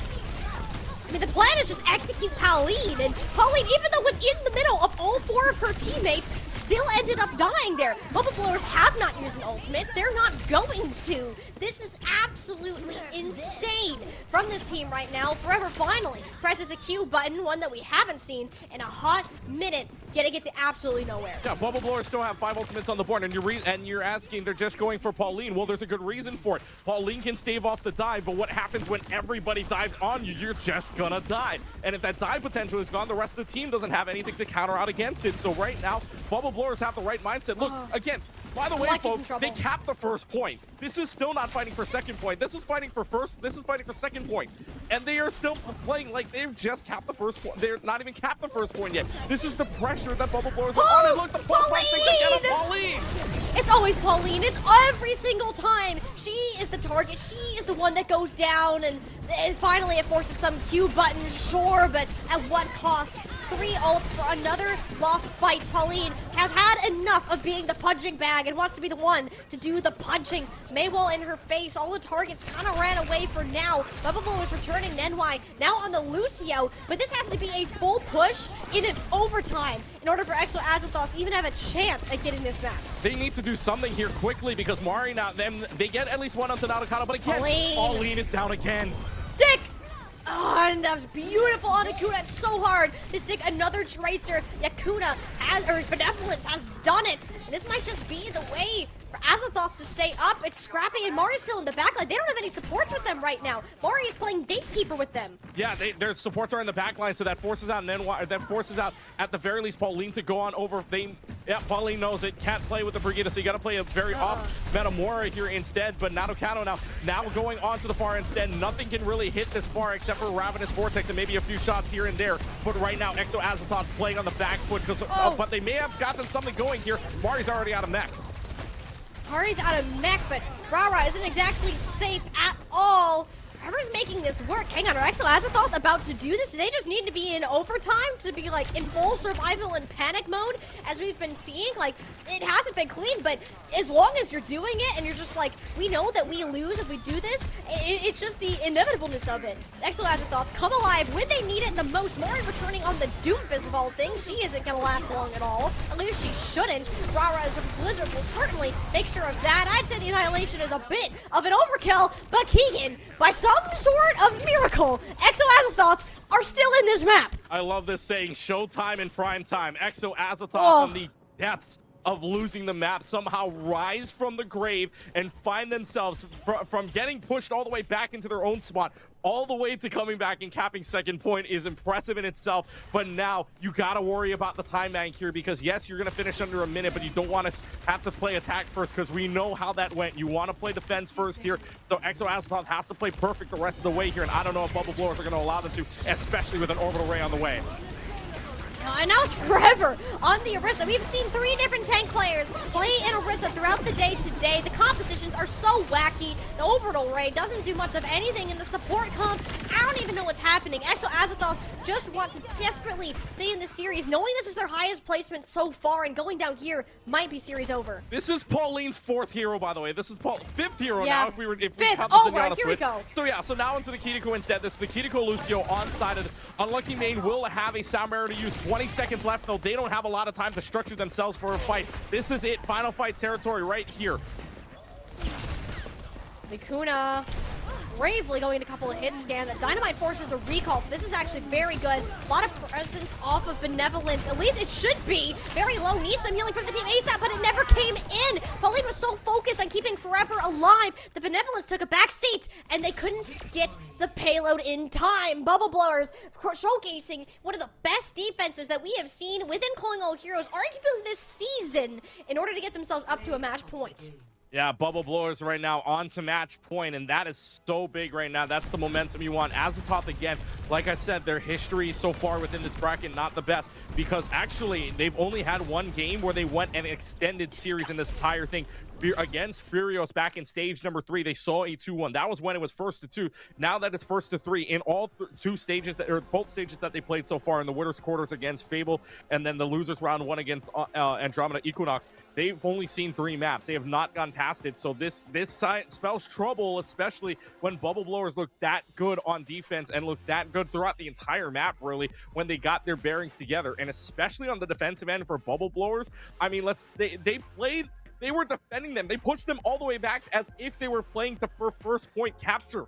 That's how bad it was for Exo Afterthought to try to push through that. It was just an insane amount of pressure. And again, I feel sorry for Pauline. I really, truly do, because some of us know what it's like to keep being dove over and over and over again. But Bubble Blowers just took that to the max. They knew they had to make a support uncomfortable. They knew their objective, make sure Pauline does not get to play the game. And that's exactly what they did. They got their objective, and they're up 2-0. I just don't think this meta is for Exo Azathoth. When they played in Swiss, they didn't play much Juno. It was a lot of this Kiriko Lucio a lot of the time. Maybe some Baptiste even thrown in there. We've seen like once, and it was Pauline that played it. So they just don't know what to do support-wise. It's too new. It's not comfortable enough. And because every other team is doing it, and how strong that can be comboed up with the D.Va, if you don't have that same level of resource, that same level of speed for your team, it's just kind of over before it even starts. And EXO, they got to this high placing because of their ability to play other things that teams just weren't. But now that one thing has been outmatched by what every other squad has almost perfected. So you have to wonder, EXO, they had such a great start. They made it to that 4th seed, and they have to be proud of that. But they're starting to falter just because of the meta, and they don't have the full grasp on it yet. Yeah, they really don't. It doesn't seem like it at all. I don't want to say that because they did sweep Andromeda Equinox, but right now, as it stands against a top team like Bubble Blowers, or aka what was Valentine before, but now with new players involved in Hat, I feel like also the new players are making this much of a difference, right? You had Nadokado in, you have Nenwai, and those two are making a difference as well. And coming back into play now is going to be Jeremy as we go into Runasapi. Nadokado comes out, Jeremy does come back in, so maybe the CEO of Venture comes out one more time with the Venture to close things out, as again Azathoth on the back foot here, just trying to find any semblance of something to hold on to, because right now Azathoth just 3-1 back on Blizzard World, 2-0 back on Lijiang Tower. Things are not looking good. If this is the map to try to rope things together, but remember, this is the one that they forced Fable back on, right? They got that 100-meter first. They got that 80-meter lead with 4 meters left to go. If they can do that again, and this time hold on to it, then we're gonna see at least map 4, but they really need to work hard for it, especially against some swaps like Bubble Blowers have, and especially they have to keep Jeremy down. Otherwise, if CEO of Venture comes out, they're gonna have a rough time. Well, CEO of Venture is out and is back in the game, taking the spot of Nadokado, who had an incredible carry level performance in that map. Do want to shout her out. Really looking forward to seeing more of her down the line, even if they for some reason end up losing today, or just in future Calling All Heroes events. I'm very glad that Nadokado is playing in Calling All Heroes. But with Jeremy coming back in, similar flavor. Venture, Pharah. If I see much other than that, I'll be a little bit shocked. This is just great. This is great. I almost said Michael Wave because I saw Michael on my screen. This is great for Bubble Blowers. This is just the best case scenario that you can have. Put Jeremy on a hero that they are extremely good at. On a map that hero is extremely good at. Bubble Blowers, it's like the script was written before the series even started. I was about to say, Bubble Blowers right now looking, or pretty much just should be as happy as Michael looks in that picture, because right now they're just kind of smiling as right now you have all of the things going in your way. Wow, Jeremy falling also low thanks to a few shots from Rara here. but now they're fighting in the middle, and this is where this Venture can absolutely pop off. It's right up against the wall at the same time, too. Look at the health bar forever. It's just slowly falling away here. Kiriko Lucio again. The comfort pick might not work out yet again this time. Well, not quite yet. It'll be Jeremy going into the back line. A little bit of pressure on Rara. Should at least get Ice Block out. There it is, and that's all Jeremy wanted to do. Make sure that the Mei couldn't support the team, and Mari didn't have to worry about a Mei wall being thrown at her back. That's what Jeremy does so good. It's not even the pure mechanics of Venture. Those can be relatively simple, but it's their decision of where they take fights and who they isolate. Yeah, and Jeremy's doing an excellent job of isolating, and not only that, like you were saying, that cryo freeze, when Mei is inside the ice block, at that low of a health, you have to make one of two decisions. Either hope that your healers are nearby, or just try to withstand that damage, or hold on to yourself. And that way, Jeremy knows that immediately, just goes back to the tank, back to the rest of the team to get that final kill. Now, we'll probably do this again here, because now Jeremy's got 3 inside of this throw if they jump up right now. Oh, that was close. Massive chunks of damage. Unlucky and Pauline had slivers of HP. They're now back on that Lucio Kiriko, which is definitely their most comfortable. And it's working out okay so far. No one's really been getting bullied, or really Pauline has been able to live. Jeremy wants to change that, though. You just... the read on that. The read from Jeremy, just so good at this Venture. Probably going to end up going down here. Unless the team comes to their aid, gets back in the ground in time, just to put Unlucky Main 6 feet under. Bubble Blowers got the capture point. All the meanwhile, Exoazathos got to put a band-aid on this wound, because this one hurts. How is Jeremy living through half of these? I mean, just the Venture. insane play and just Venture. I mean, the Rock Buncher is proven too much for Exoazathos right now. I mean, they have no counter to it. They have no answer to it. Rara can try all she wants, but there's just no answer whatsoever to it. And now Orbital Ray already in play. Bubble Blowers have 5 ults to use. This is Overwatch coming up. An absolute chaotic fight on their screen, and finally Jeremy is down, and it was only really one ultimate that was used. Bubble Blowers can very well still win this fight, especially if they get elimination soon, and Mari lives. Neither of those will be happening, though, yet they still use Rally and Blizzard. I don't know about that one. I really don't know about that one, Bubble Blowers. This is more the lack of consistency that I am worried about from this team. You just used 4 ultimates when you were down 2 players. Bit of a scary look. Yeah, the communication may not have been there, but I think Mari being the biggest one, using the Annihilation even at low health when you knew at least one player was down, that's not the fight to use it. You've already got that big of a lead. You didn't need to do it, and you already had those sprint respawns. You could fight them in the middle here, but instead, now they've only got 1 ult to use, and the South barrier comes up for them. If Exoazathos, if Unlucky Main, as long as you don't get Ajax here, you probably get it off, and you probably get a go button now. Yeah, that will work. You take a Tectonic Shock trade for a Sound Barrier any day of the week. That ultimate barely gets anything done right now, so Exoazathos, it will allow them to win the fight. They had a superior health advantage, and I'm assuming they should be okay to pull this off. Mari doesn't really have any cooldowns left. Jeremy just flew to their own death. Impeccable tracking out of Benevolence. Exo finally gets some significant progress going on this bot. Unlucky Main kind of feeling bloodthirsty with these final blows too. I mean, this Lucio going off, but Exoazathos now, difference in ultimates here is that Pulse Bomb along with Forever having another Annihilation, but same thing for Mari. Annihilations could trade here in just a couple of moments as long as you don't waste that. Bubble Blowers have their advantage. Problem is now Azathot's getting closer and closer to that checkpoint. You really got to fight him here. And now with the Ramonsters and diving in right now, the Brigida going. Here comes the CEO of Venture trying to rush right in and force them all the way back. Look, they are scared. They pushed that one burrow just pushes for them back. Yeah. It's a genuine tactic. The intimidation tactic of Venture. Benevolence, though, ain't scared no more. Pulse bomb on a Jeremy. Enough damage to NY to finish that one off, too. This is the kind of performance that we need to see out of Benevolence on the Tracer to get Exoazathos back in the series. I know the big thing there, the Annihilation also used by Forever, which means Mari's going to have that advantage in the next fight. I thought the Pulse Bomb was enough already. You didn't have to use anything else. You got a big pick there, but instead, now they're going to have to play. They have the first checkpoint, meaning they've got the one advantage to push up on this respawn point, with 40 meters being the difference here. But again, there's only one ult, now 2 ultimates on the board. The big one is the heat. Oh! What's the Ray? Let's find out if it's big. And Mari's already down that Blizzard. Looking nice and juicy out there. Exoazathos, they already have that checkpoint. Even if you end up losing this engagement, you're very much back in this map. It is not over in the slightest, and it does look like this fight will be a lost one, judging by where Jeremy has set their sights on. But Pauline, all right, she's just better.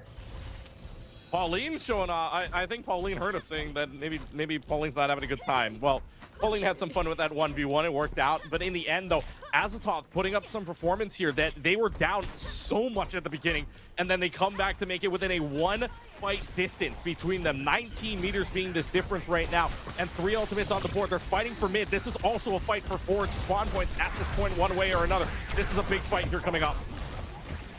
Not to see EXO Azatoth have a couple ults that are about to come up, but if this fight goes fast, they're not going to have the chance to use them. And yeah, just like that, sound barrier, hair too late to actually keep EXO in that fight. You're better off just letting Bubble Blowers take the win. Yeah, but this is good discipline here for Bubble Blowers. We were talking about this where they were using ultimates. Jeremy, oh my goodness. But you have you only use one ultimate there. That was the Blizzard. Mari, Nenwai, and Jeremy all having theirs to use on this next fight. So that's good discipline by Bubble Blowers to win the fight without using a lot to do it. Azatoth now looking back here at 100 meters. The robot doesn't quite reach the push wall just yet. But here comes another fight here. Forever does have the Annihilation Fuse if they want to push them all the way back. Speaking of pushing it back, Jeremy's going to do just that. The Earthbreak's under their feet, forcing a Lucky Main. He's a lot more than he wanted. 3 ultimates used within 5 seconds out of Azatoth. Nothing really to be gained. Similar situation out of Bubble Blowers, though. More of a test who has the longer sustain, or really, if you're just rah-rah, the power to change their weather altogether. Bubble Blowers aren't really in a position for them to use that. Rara still tries to go for it. The Blizzard can even get off. Yes, it did. Okay, Mari did get frozen up. Doesn't really matter, though. All your damage is gone, and Jeremy is still alive. I just love watching them play. Yeah, you had it up until the point where Rara died right as the Blizzard was being thrown, so Bubble Blowers take rightful advantage of it. Kuna also getting a few final blows there, too, so credit the May here. Now getting into over 120 meters with 3 minutes left to go on the clock. It starts to get a little tougher here for EXO Azatoth because now the distance you have to travel to get back to the wall is now 200 meters, which in itself is already 2 fights on its own. Orbital Ray comes out already. Keaton rush the trade, but Jeremy is just doing Jeremy things. Oh my god, that's disgusting! Bubble Blowers, you already had the outmatch of the support ultimates. Why not just beat out in the 1v1s? Kuna has a Blizzard too. Should you even need it? EXO Azatoth, they're down, they're beaten, and it's Bubble Blowers will keep themselves up within this lower bracket and have a chance at moving forwards for some more circuit points. Well, there it is. Another 3-map game for this series, for the series of EXO Azatoth. Unfortunately, they're on the wrong side of it. This time around, Bubble Blowers. EXO Azatoth looked good, don't get me wrong, against Fable, and they got a few good highlights out of them as well on that 80-meter push that they got when they were down a few as well. They were down a lot. They were trying to play like Fable and trying to play spoiler, trying to play the upset at the end there, but unfortunately, Azatoth completes the map, and that's just putting on the pressure. That's just Kuna and Jeremy just being too good at what they're doing right now with that May Venture combination. And of course, you got to talk about Nenwai being very good on the healing side. And this right now is just an unbelievable composition that Bubble Blowers had. Yes, they went 5, they went 4, but this time they get it done in 3. Mm-hmm. This match restores some of my faith. Quote, some of my faith in the Bubble Blowers today. Or that put that on the record, some of the faith is back. I'm putting on some of it, not all of it. I think this is, here's the thing. EXO Azatoth, a very good team with a bunch of solid performers, but they're not playing against really mirroring at all, right? Especially in that support line, and that changes how you play entirely, and it also doesn't play into the fact that EXO were very panicked a lot of that time. A lot of frantic play that was going on, which did work out in their favor sometimes, but it wasn't consistent enough to make any actual progress in the long run. Bubble Blowers looked great. I'm loving the additions of Nadokado and Jeremy and Nenwai. Any questions that I had about their team synergy? Out the window. Were there some fights that we used too many ultimates? Sure, but those are fixable. You can iron those out. I can see that the synergy is there, and I can see that the star power from that old Valentine core that we're used to seeing within these top 3 on podium finishes can be back, and very well can make that run all the way to a potential grand finals appearance. Yeah, I mean, the name might not be Valentine anymore, but that doesn't mean the core isn't there, right? You still have HMR Mari Kuna leading the way for these new players, and yet these new players are fitting in so comfortably. Jeremy, Nadokado, Nenwai, they all look like they have played in Calling All Heroes before. They look like they have been playing inside of this high level for a very long time. They're very comfortable with it. Now, they are inside of the losers semifinals, which means that things get a little bit tougher, right? And right now, it could very well be Fluffy Mafia that gets in there. I'm looking at the score right now. It's 1-0 between Fluffy and Fable, so we'll get to see who Bubble Blowers takes it. Oh, it's 2-2 now. I didn't Gotta even get to refresh see your the page, updated. Keegan. Yeah, so I got to refresh the page. Apparently, it's 2-2 now on on the scoreboard. So, hey, game 5 down there, but it's going to be a game of sweep momentum versus 3-2 momentum there. I'm excited to see what Bubble Blowers brings out because against a team like like Fable that had their momentum kind of get taken away from them in that Nightmare Timeless game right towards the end. Bubble Blowers have something to work off of, and like you said, the ultimates are fixable, comms are fixable as well. You just got to put it all together in the right places, and this is something scary at the end of it. Yeah, this is an incredible improvement from both of these teams, and I'm looking forward to seeing where their journeys progress, both for Exo Azathoth in Minor 3, and how far Bubble Blowers can actually push into Minor 2. We got an interview coming up with a member of the Bubble Blowers. Don't go anywhere. I'm sure we got some fun shenanigans still to come from this interview.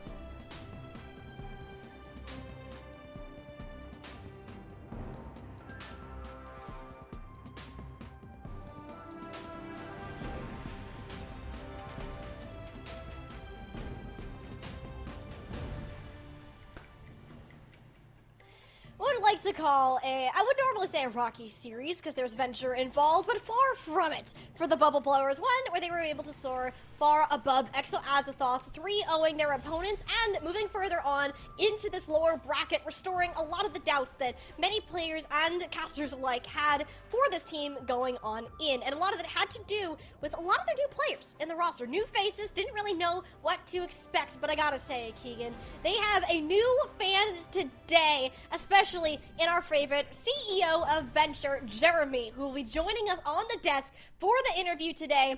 First calling all heroes, first major performance, and you absolutely popped off. How is it feeling right now to be up on the stage and competing with Bubble Blowers?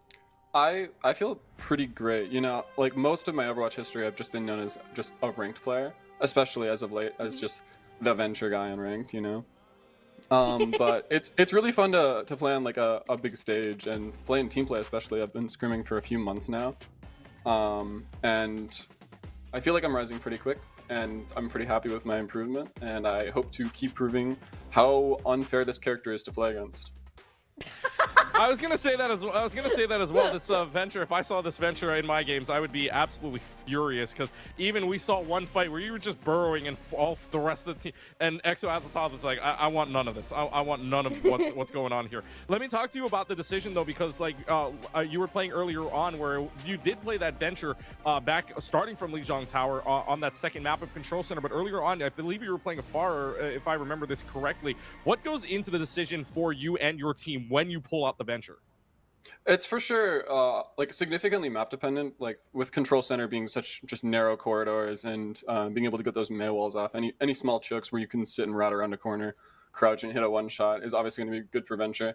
That's why Venture is like playable on Runasapi, but not necessarily ideal because I can sit in those side rooms and get those cheese plays, those long angles for my ult. But generally, like Venture, I can play them anywhere. I'm gonna be so real. I can play that character wherever I want. I love the confidence. I love this confidence, man. This is making me want to play the game again. At least right after we're done here. So let me talk to you about your team though now, because again, this is your first time playing within Calling All Heroes, but you do have veterans, right? You're playing alongside new players like Nadokado and Nenwai, but you're also playing alongside of a core from Valentine, AGMR, Mari, and Kuna from that Valentine team and that core now on Bubble Blowers. What have you really learned from your first time around Calling All Heroes? What have you learned from this team and from these veterans? I'm learning so much. Just every time that I scrim with them, it feels like really special. I get super imposter syndrome when it comes to stuff like this, where I just don't feel like I belong here. Like my coach Aspen reached out. They were like, "Are you looking for a COD team?" And I was like, yeah, I guess so." Yeah, I don't know. It's just super exciting that I got this opportunity. I feel like I've like skipped steps in the joining teams process, and it's great that I've been able to do that, and I'm grateful for all the opportunities that I've gotten along the way. Shout outs to Mimin. She's played a bunch in Calling All Heroes as well. She got me on Daybreak, and then from there I got scouted to Ka. Yeah, it's like my team is super fun. We've got a bunch of fresh new faces, but then we've got that veteran core to lock us down, you know. Well, let's just say, I'm going to tell you flat out, Jeremy, you are exactly where you should be, and you are performing incredibly well. I can guarantee that the chat was popping off when they were watching you, and we were just pouring honey on you, too. Incredible plays all around. We love to see it as fans of Venture, as well as the Bubble Blowers, too. And I want to look a little bit further ahead into the future. So you're done with matches for today, if I'm not mistaken, but you will be facing off against another team. I believe it's either the winner of Fable or Fluffy, which is currently tied at 2-2 coming up. Is there a team that you're looking forward to facing? Do you think that will cause much of a challenge going ahead? What are we feeling? Either way, I think we can win. We've played against both these teams, both like we didn't play Fluffy in Swiss. We played Fable in Swiss, and then we played Fluffy earlier today, and that match was like juicier, I'll say. So I like to play them again. I think that they struggle a little bit against my Venture, and that's kind of how we rallied back, because we were down, but then we ended up taking the win. I wonder if they can adapt to that, and then maybe I'll have to swap to like a Tracer or a Pharah. But so far, I'm playing my character, I'm playing my game, you know. There you go. I'm gonna put you on the spot here for a second. Do you think you are the best Venture player in Calling All Heroes right now? Do you think there's somebody that can stand up to you, or what are we feeling? Yeah, I think I'm the best now. I don't. I'm gonna be so real. Oh, I'm not gonna sugarcoat it. I alrighty. think I'm the best. All right, Jeremy. Best venture, CEO of venture, cannot be stopped. This is exactly the kind of things that we want to hear from you in your interview. I'm sure you've had a long day of games. Well, I know you've had a long day of games. We've seen a lot of them. So we're going to let you go ahead, relax, maybe get a little bit of dinner, and then we will go ahead and see you back bright and early tomorrow for the continuation of your event. Thank you so much for joining us here on the desk, and we're looking forward to seeing how you and the Bubble Blowers do. Thank you so much. Thanks for having me on. It was super fun.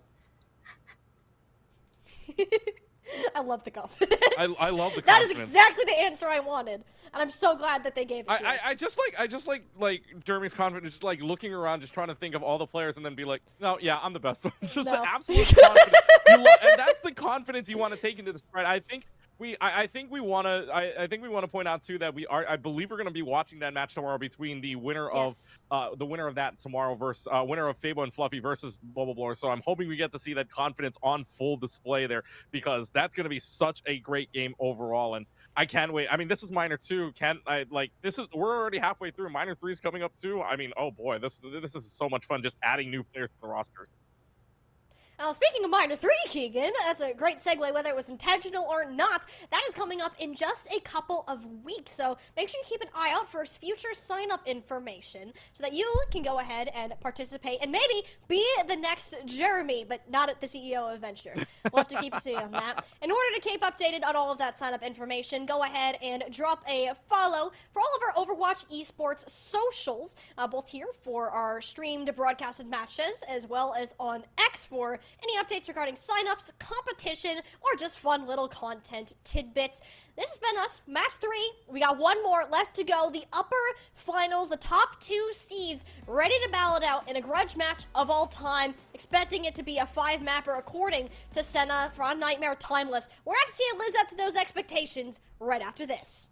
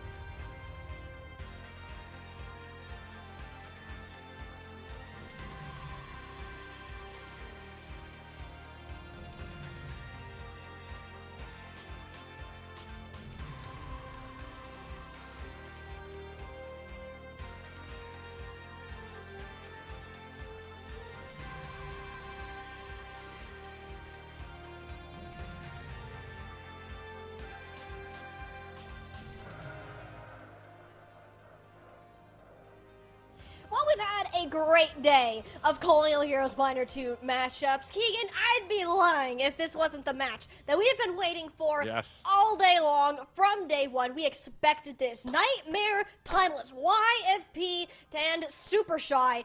These are the two teams that have proven to be the strongest with Arjuna, Diva, Speed, Dive meta, whatever the heck we're gonna call it. They are the top two. They respect each other, and they're all gonna battle it out in the winners finals in what very well could be a preview of the Grands. Yeah, this could be it. This could be at least your start to it, because at the time right now, right, Nightmare, Timeless, and YFP Super Shy are both the top teams right now. But let's take a look at our bracket real quickly here. We'll start you off on the lower end real quick, because this lower end really tells you kind of a story right now. We're waiting on that Fable Fluffy Mafia game. That game is in 5 right now. So like I was saying before the break here, one team is going to go in with a 3-2 momentum. The other is going to go in with a sweep mentality, knowing they are just waiting for their opponent, waiting for that, trying to crush that 3-2 confidence at the end. But so far, 3 teams eliminated: Andromeda, Equinox, Ayas, as well as Exo Azathoth as well, finishing up in another 5-6 position for that team. So they were the 4th seed, tied for their highest seeding position, however, finishing up in the 5-6 yet again. So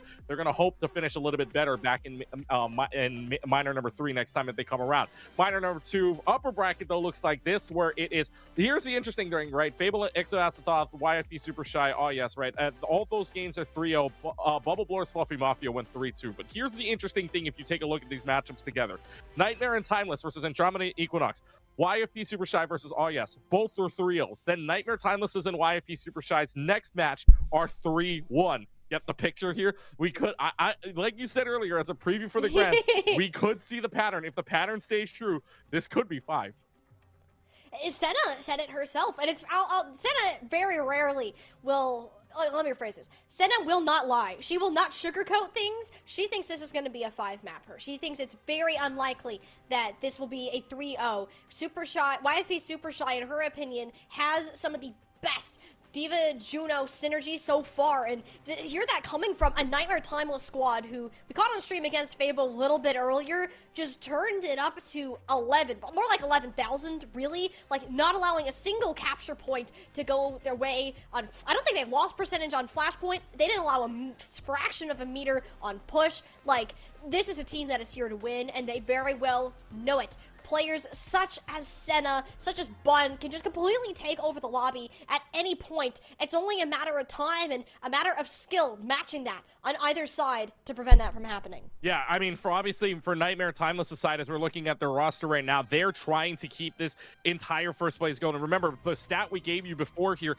is that Nightmare Timeless is 66% in tournaments alone, not just the entire matchups, which we can do the math for later if we go back on it. But first, they won Minor 1.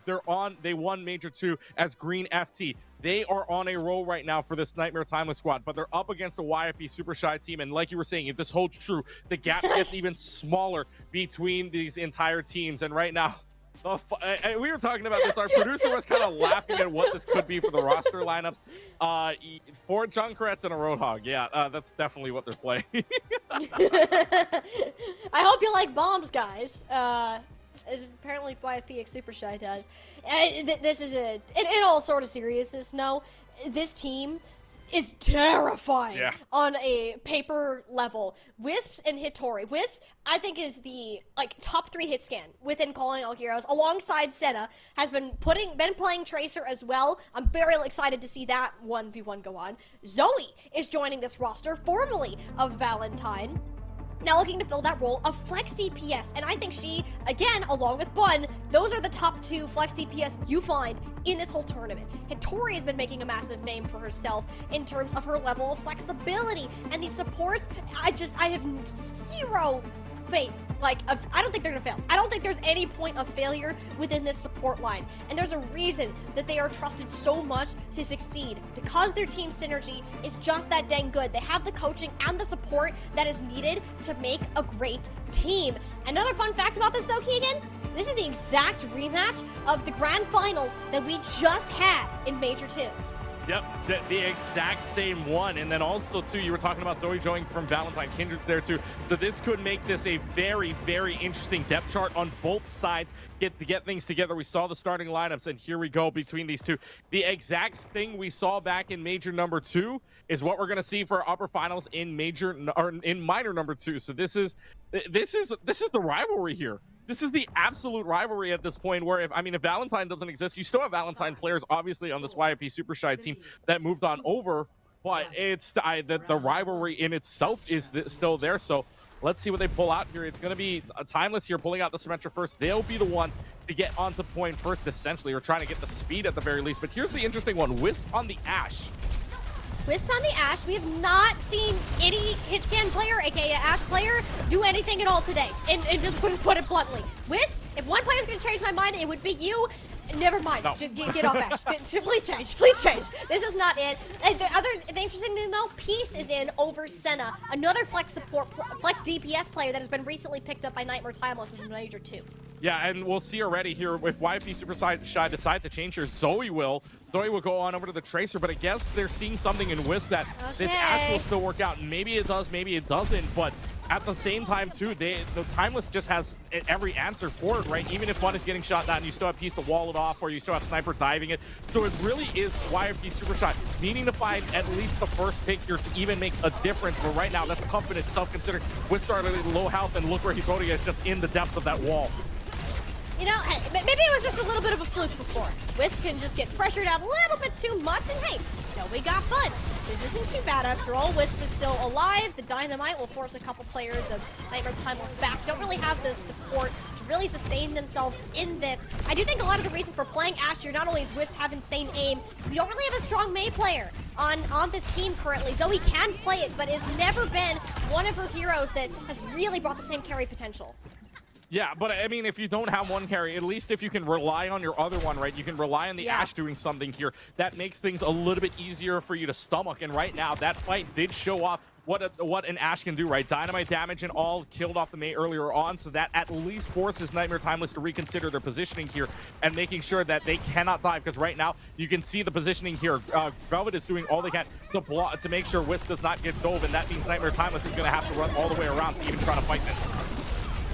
Well, we'll have the satellite rays from both teams on this point. It's a matter of this Q fight. I believe, how many are we at? 1, 2, 3, 4, 5, 6, 7, 8 ultimates have been used, but it's the Blizzard that's the nail in the coffin at a piece, normally known as the Genji guy. I'm really liking the look of their Mei so far, Keegan.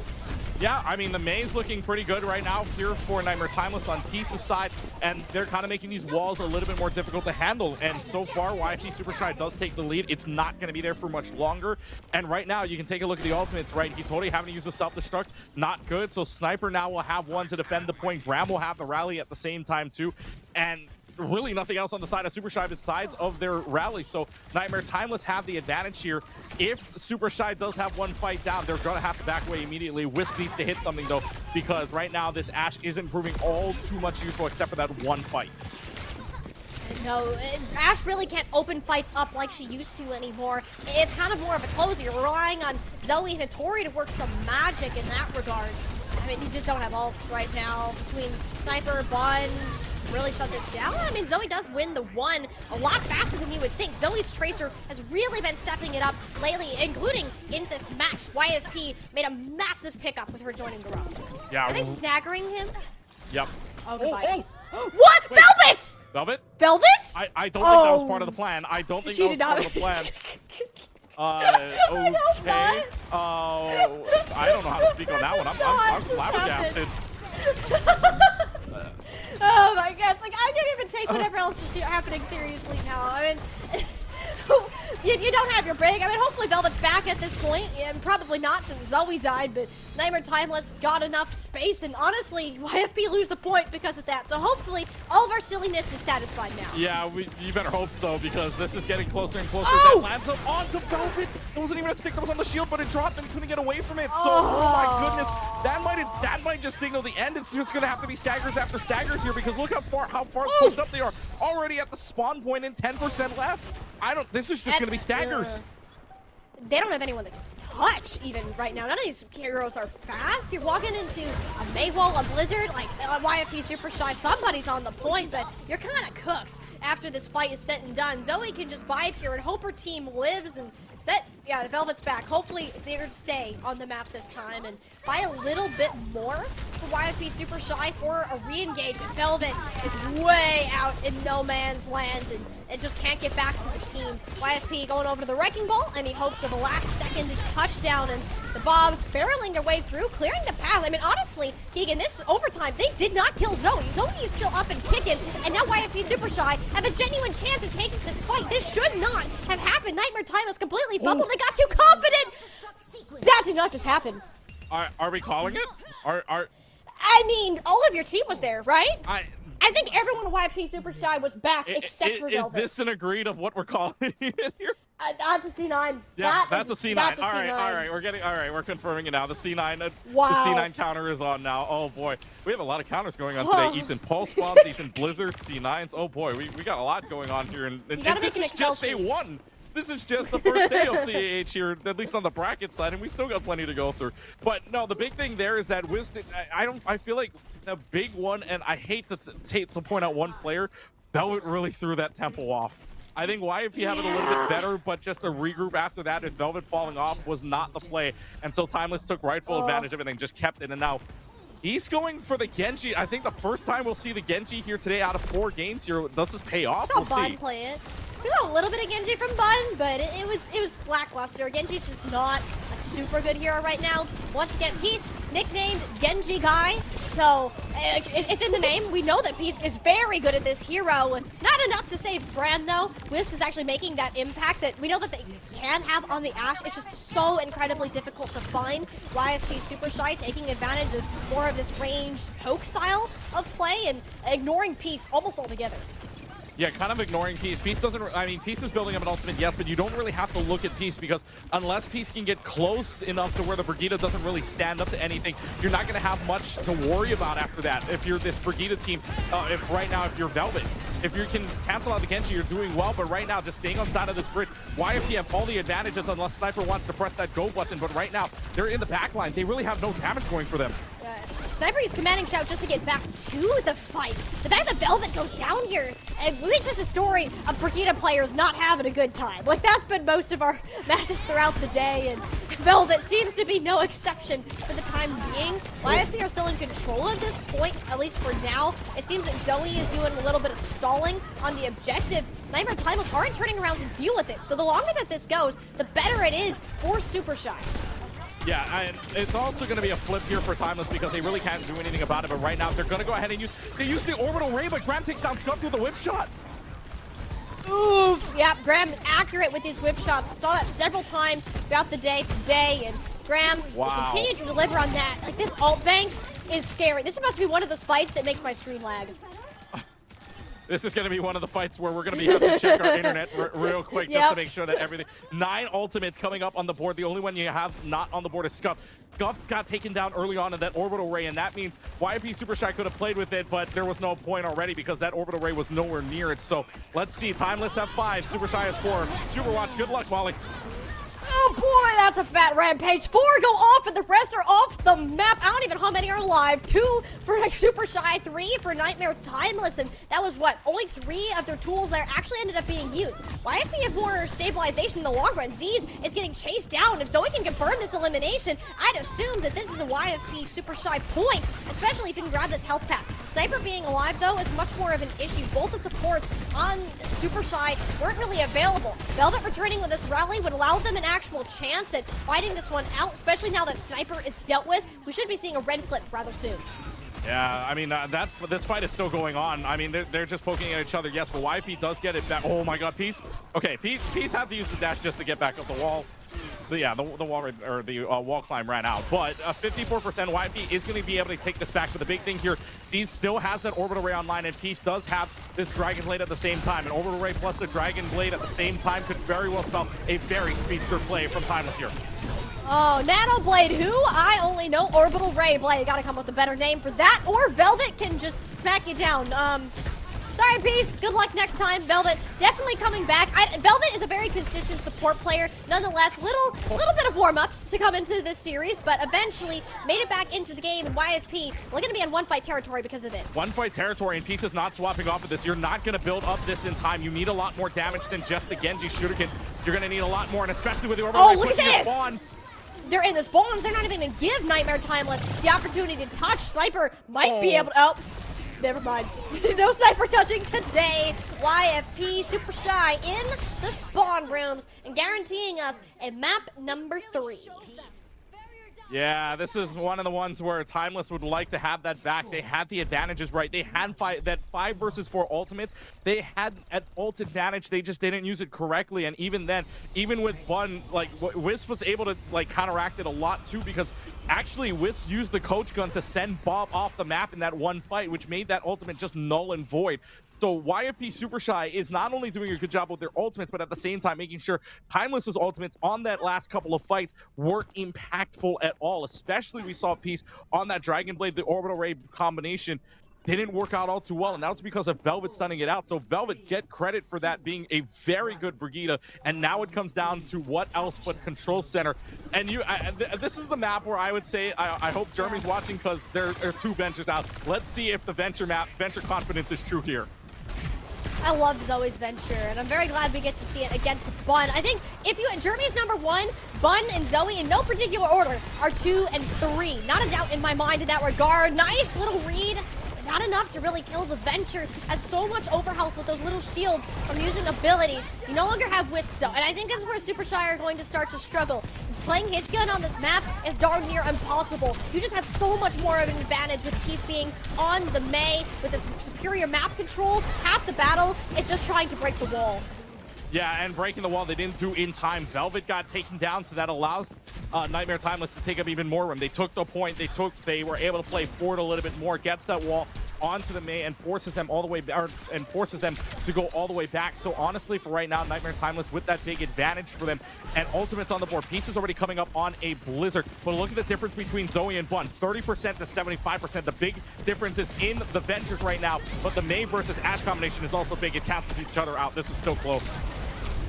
I mean, look at this wall. You just can't break it. You don't have the damage to do so. The Blizzard goes out, and that Tori dead. Well, she thought that she could escape from that, but she might be able to. It's Zoe and Wisp actually finding their way into this point. Everyone was so focused on what Hitori was doing, they turned a blind eye to Zoe and Wisp, and it came back to hurt Nightmare. Yeah, and Hitori actually lives there because of the Annihilation. You don't want to run into it, yes, but at the same time, the rest of the team is coming right at you. Zoe comes in with, I believe, 3 final blows in that last fight there, and absolutely slaughters the rest of the team here. So YFP Super Shy now on the aggressive side.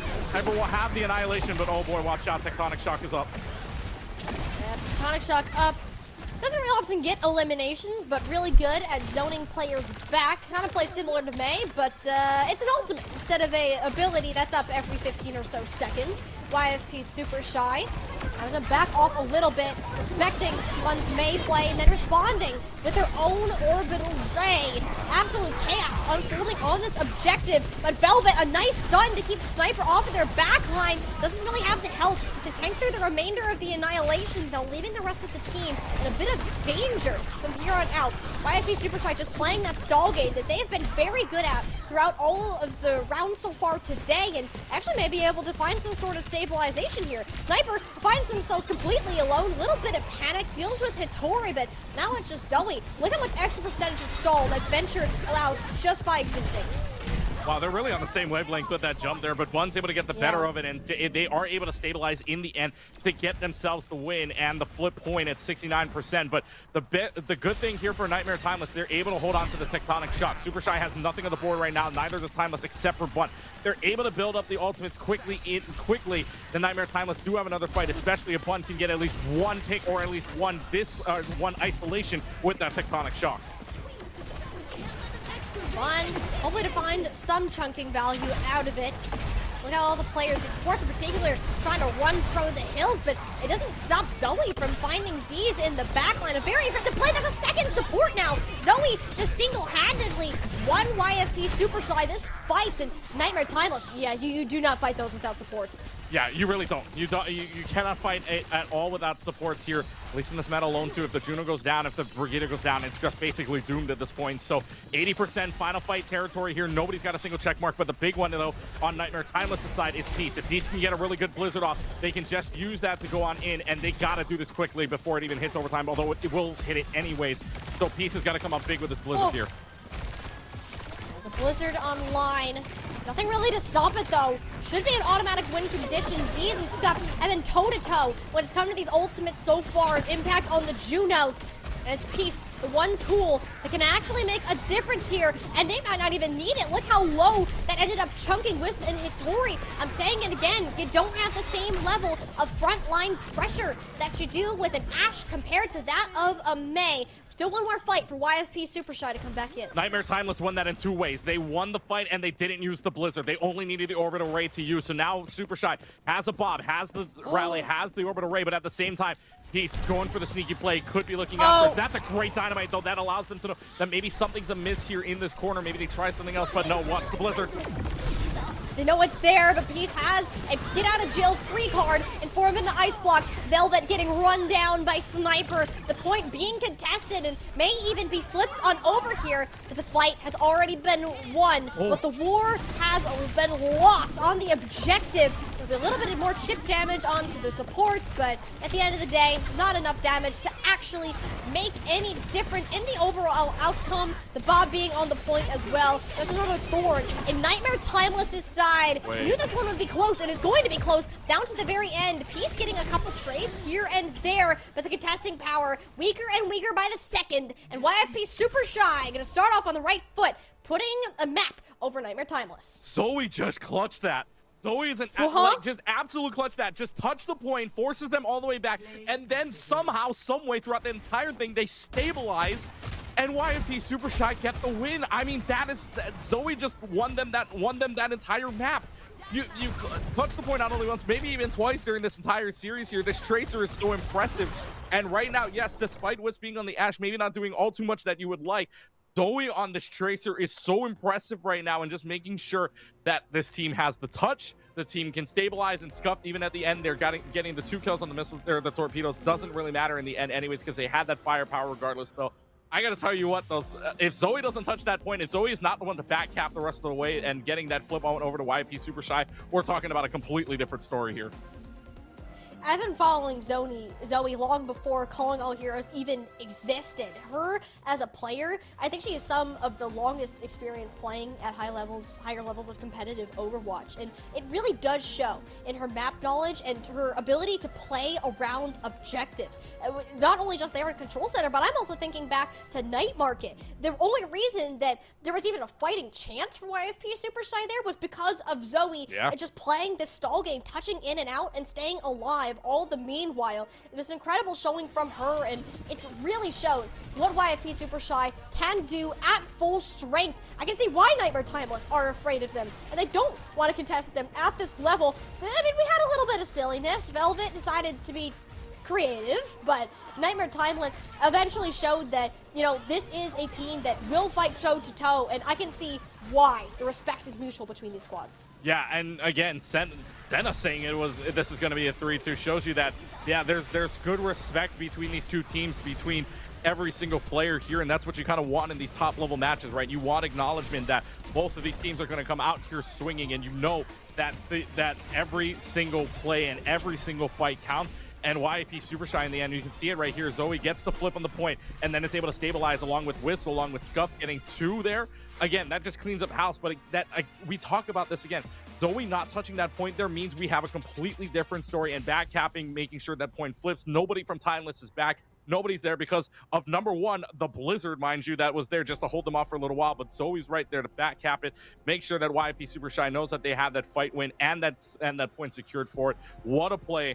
And again, Nightmare Timeless down 0-1. Never thought I'd be saying that, at least in their streak so far, but they're down 0-1 in this situation now. And I don't know, Matt. This is only the second time, right, that they've dropped the map. We saw it, you and I got to see it with Fable versus Nightmare Timeless. Now they've dropped 2 here. Maybe the cages are a little bit, you know, the cage is a little bit wrangled a little bit because this is the first time that they've lost a control map. I mean, that's something you don't say all too often. Or really just Nightmare Timeless losing in general, to be honest with you. Like, this team generally doesn't lose. And they didn't. When they played YFP Super Shy in the Swiss stage, it was a 2-0 in favor of Nightmare Timeless. Granted, I did get to co-stream that match. It came down to the final fight, decided the map on both of those, right? It was incredibly close, and that was my reasoning for coming into this tournament thinking, wow, there's no longer this canyon between Timeless Nightmare and everybody else.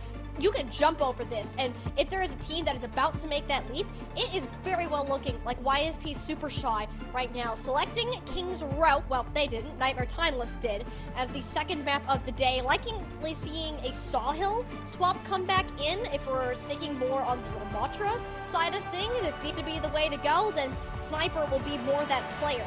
So it's kind of dependent on this little game of mental chicken, of what you think your opponent play and try to outmaneuver them in the mental decision game.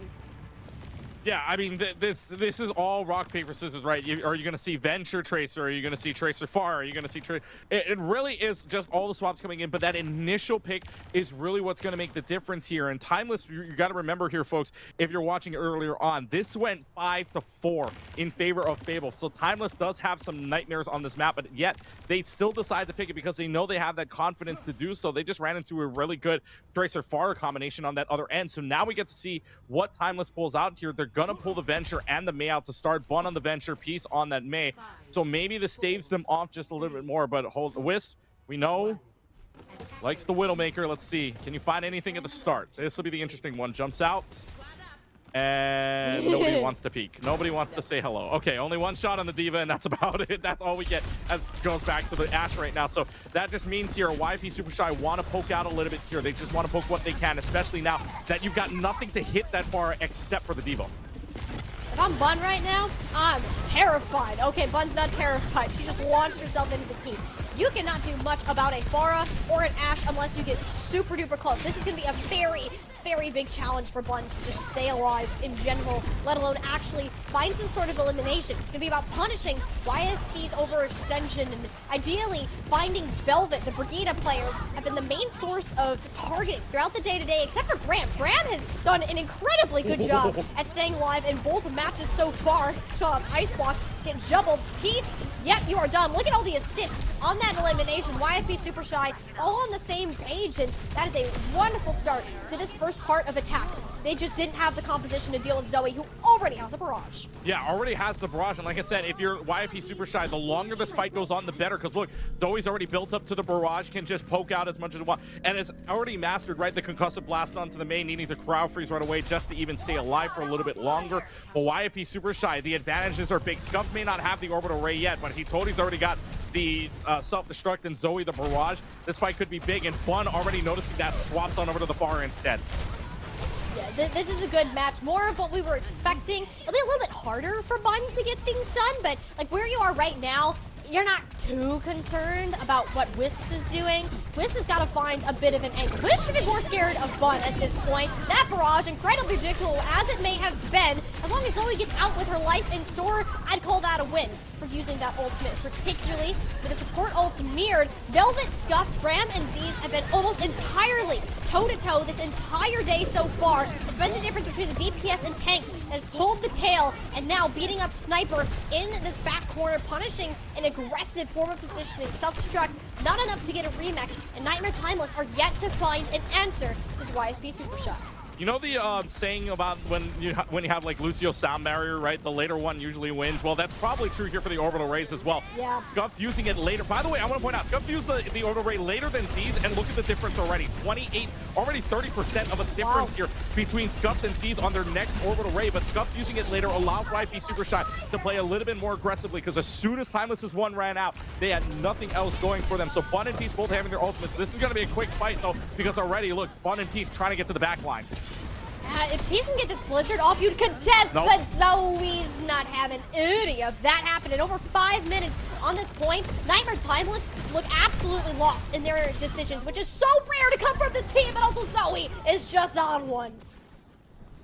Yeah, the name might be Nightmare Timeless right now, but this Timeless team is in their own nightmare because they're just trying to figure out what Super Shy is doing, and Zoe is just putting on way too much pressure. And right now, Zoe, you can see it in Zoe's gameplay right now. She really wants that first place. She really wants that gold medal that's been staving off for a little while here. 4 minutes and 30 seconds. Plenty of time on this clock to try to push. No, this is just an absolute showcase right now. Out of Zoe.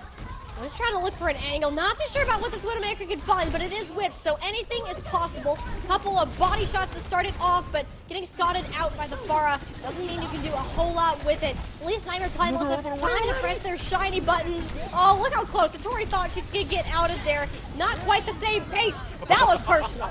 That was personal from Zoe. Peace is gone. Bun shortly to follow. YFP Super Shy are just taking the ones and winning them. Valentine. So he was on Valentine with a 1-1 when Mauga Pharah was meta. I can see why this team was championship with her. Yeah, I mean, Zoe's just popping off at this point, right? And now you've only got one more fight left to go here. And already, Z's already having to use the orbital rage just to try and find something. But look, a whip shot might already end it here.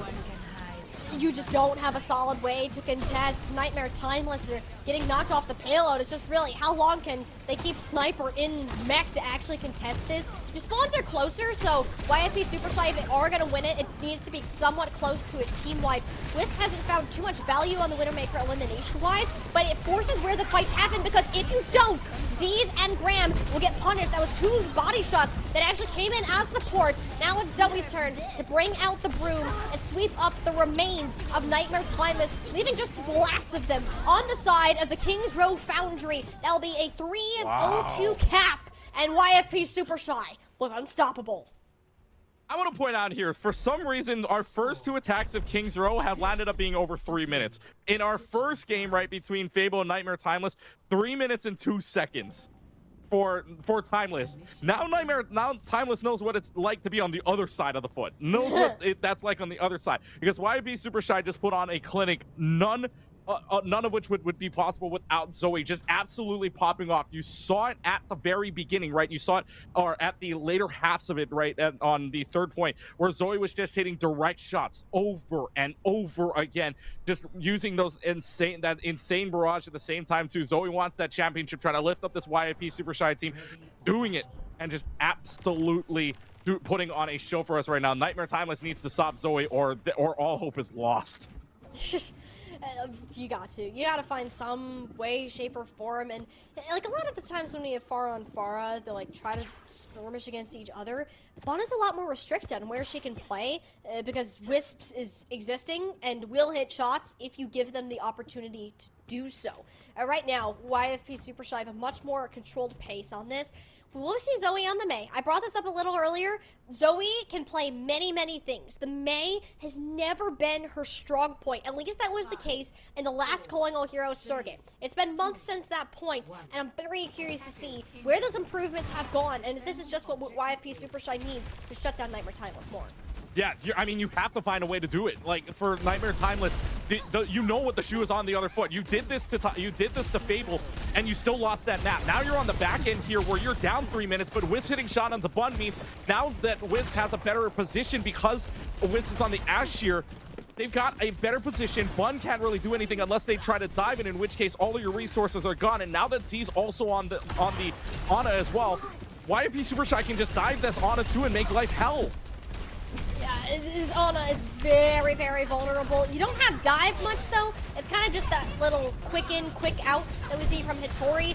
Zoe will likely be getting back on the Pharah. This does not match well up into Bun whatsoever. And it's nice healing. Does actually support it in. Zoe, in fact, is going to opt to stick to the Mei instead. YFP Super Shy seem to be hovering around, looking for a contest about halfway through this 3rd tick or so. You don't really have any big ultimates at this point. It's too early in the game. You want to apply pressure onto these supports, but a Bionade out of Z's, that is the threat of this Ana player. Z's is on their #1 hero, their namesake, as a matter of fact. And I can't say YFP Super Shy are going to have a good time playing into it. Yeah, maybe not this time around. We finally get to see what the Ana proves to be at least very good for, right? When then Ana is not being pressured out too much. allows you to throw in the bio nades, allows you to throw in that pressure that you're not going to get any healing, and you don't have a Kiriko on the other side for YFP Super Shy. You have nothing to counter it. So for right now, YFP Super Shy on the back foot, and look how far they're pushing up. It's still street space. They just captured the point, and yet they're playing as if they're already trying to capture second. They're just very aggressive right now, and they know they can be because they've already got 3 ultimates on the board, and Bun already coming up on a barrage too. Bun working way up to that. Nightmare Timeless, they are already on these heroes. They were playing the pace that they wanted to do and are going to have a significant ult advantage because of it. I'm surprised that Hattori is even trying to fly up into this at the moment. You kind of got to hold on to this corner, so it makes sense, but I just see a lot of shiny light bulbs for Nightmare Timeless, and I fear for the safety of YFP Super Shy. That's a nano onto Bun, which is basically just a personal orbital ray coming out. You get the rally completely canceled. That's a trade you take any day of the week. I can't say Velvet is too happy about that one, but it's the life of playing Brig, Velvet. You should have known this from the very beginning. Every single Brig player has to take a beating at some point or another. Thankfully, your team is okay to win without you. I can tell you why Velvet's a little bit mad. It felt a little bit personal, but not only that, Velvet should have killed Bun, but because Bun just was about to run out of time on that nano boost, got it just in time, just the barrage, just in time for Velvet to go down. So that was just luckily enough. I feel like Velvet's just like, your nano boost just ran out. You gotta be kidding me.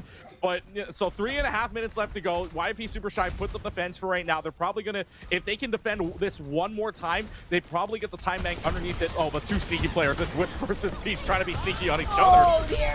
Oh, they'll manage to get through it. The Bob, definitely a good deterrent for those little critters that are walking around, but so is Bun in the sky, chucking rockets at your face. YFP Super Shy didn't really have the answer after Wisp went down. Bun had so much more freedom, and that's the other thing we've noticed more, is Wisp is getting checked. They're not allowing them to control Bun nearly as much as before, and YFP Super Shy are struggling to hold space because of it. I think that's only because Wisp got the better of Bun on the very first fight. So now they're trying to realize here, if they can take out Wisp, you're going to win a lot more fights. You put the pressure on, and now Wisp doesn't even have a Bob either. Look, now Bun's trying to get pressured out, but Nighthawk, credit to the healers, credit to the Diva. You saved your far. You might have saved the fight. We've barely talked about Scuffed so far today because they're doing so dang good at showing up when this team needs it, but Scuffed just saved their team's life. Same goes for Graham here. This Juno players, I'm just loving to see it. Graham actually has been on Brig the whole time, so swapping over to Juno just to please Tease and has not faltered a step. I didn't even notice. That is how good that these guys have been playing so far. Nightmare Timeless, though, a lot more ultimates to work with, so unless YFP Super Shy can close this out with his orbital ray, you're in a tricky sort of situation. Sniper bailing out, looking for a remech. Does manage to snag it, but doesn't quite eat the rest of the barrage that is needed to Velvet. That's the second time a rally gets canceled by Bun's barrage. These two are absolutely feeding over each other.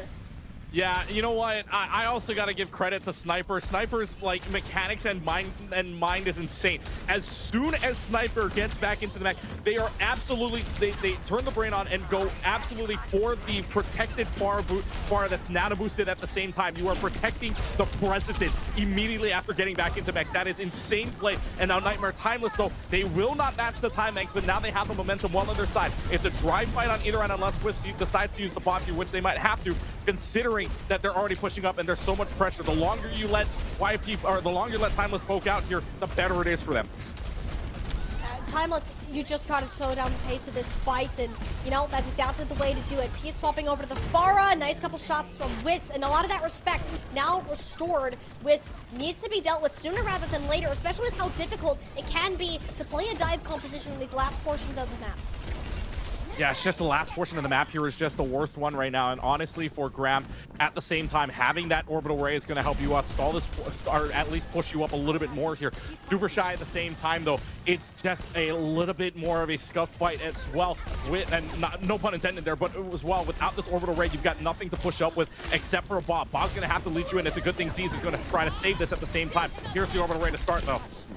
Oh, bit the sleep onto the Bob, who was actually woken. Someone woke him up. Oh my goodness, Graham. Able to stay alive for the time being. Almost disaster for Nightmare Timeless. And you already don't have Peace. A trade for Wisp is okay, especially when you don't really have much to work with. I'm not a huge fan of that nano, though. At that point, you're down to investing further ultimates, unless you're swapping off this Ana, which I would not hate Nightmare Timeless need to go back to the drawing board because this hit scan, particularly in Wisp, has been a thorn in their side. Yeah, it's just been an absolute thorn here if you can get Oh. the entire. Whoa, That's on the whoa, baby whoa, Demon. whoa, That's whoa. huge. Wait, they trade 1-for-1, but the bigger thing, the tank is gone, so your advantage now goes over to time or for Super Shy here. You could have a go button. At least this time, Velvet doesn't get the rally canceled, but that's your good news. Your bad news is that rather both sides having their spawn points at equal means that those pulse bombs just canceled. There's nothing there. Yeah. You didn't really need the pulse bomb, honestly. If you're thinking about Zoe, it slowed down the tempo a little bit more. Bun, though, that's exactly the thing you needed onto Wisp. We saw that the sport swap ran back to Briggs, Z's returning to Juno, and yeah, you just have this is huge. Yeah, Velvet is not. It's Bun. Bun just shuts down Velvet every single time with the whether it's the Barrage or the Blizzard. Something will be there to make sure that Velvet is not able to use Rally. Yeah, Velvet's not having a great time, especially when Bun has your number there. So Velvet is just. I'm May? staying on Wisp to the May? staying on here and Wisp. Yeah, I mean, yeah, you and I are very What? surprised with Zoe going to the venture now too. This is just an all hands brawl comp here. They don't want to lose this point. They're going to put all that they can into this final fight. And they're trying for sure, and YFP definitely have more stally heroes than anything. Wisp really can't do much on a hit scan here, so it makes more sense, but no Tracer on the side of YFP. Nice stick onto the D.Va. Tori is able to tank that like an absolute champ. Self-destruct out, Peace, no! You can't peek that, you were safe! There was no reason for that to happen. A mistake that could come back to bite Nightmare Timeless if they do not close out YFP Super Shy, like, now. Oh, does it Getting go down Zoe to the before she goes down to the ground, that is perfect, but your spawns are so much farther away, you don't have any supports. This is over. YFP Super Shy not having Peace there, they lost a lot of the soul potential. They just went after Graham and Z with nothing in the way to stop them. So close, yet so far away, Keegan. YFP Super Shy are about to go 2-0 over Nightmare Timeless if this keeps up right now. The stall is going on forever and ever. That Maywall should be enough to it. A rather slow end to a chaotic overtime finish. YFP Super Shy, I gotta say, Keegan, I did not expect us to be here with Nightmare Timeless down 2-0. I didn't think so either. I thought we'd be saying, look, this is 1-1. We're going to see at least 4. Now we're on the cusp of saying, look, the broom is peeking out of the closet. And at the same time, that wall at the end, you ever see one of those movies where it's kind of like the slow motion no sort of a thing? Where just like the slow motion no, just trying to get back into the point in time. But no, just nothing there at all. And YFP Super Shy right now look like they know they have the better of Timeless right now. They know that, right? Bun's got Velvet's number. You have Peace going off for a little bit. Yes, Zoe has had their moments. Yes, Zoe has had moments of excellence on this Pharah, on this Tracer at the same time too. And at the same time, Timeless can't counter that. Timeless has nothing to counter that whatsoever. Yes, you got counters to Velvet. You've got counters maybe to Wisp. You got counters to Scuffed.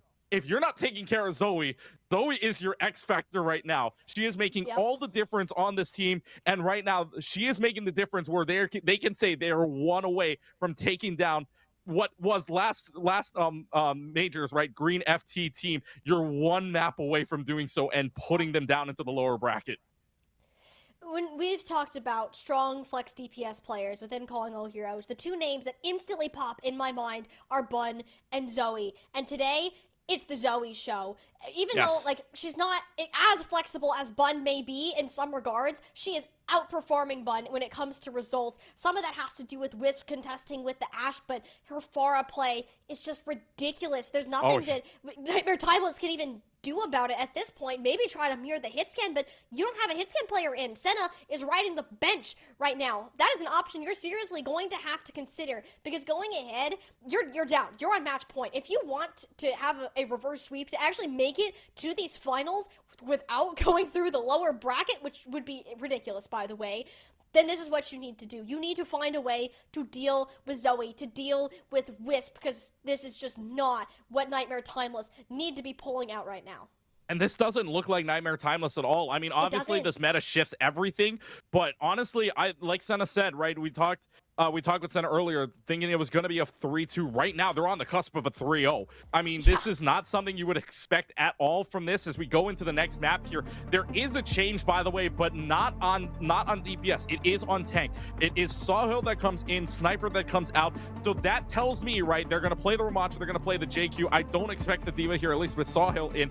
So maybe they want to go right at him. They want to punch away. They want to throw the punches. They want to make sure that, I mean, obviously, they're hearing the Rocky song, right? in the background. They're climbing up the stairs, and now they've got the punches to do so with this Ramattra. Is it going to be enough is the better question.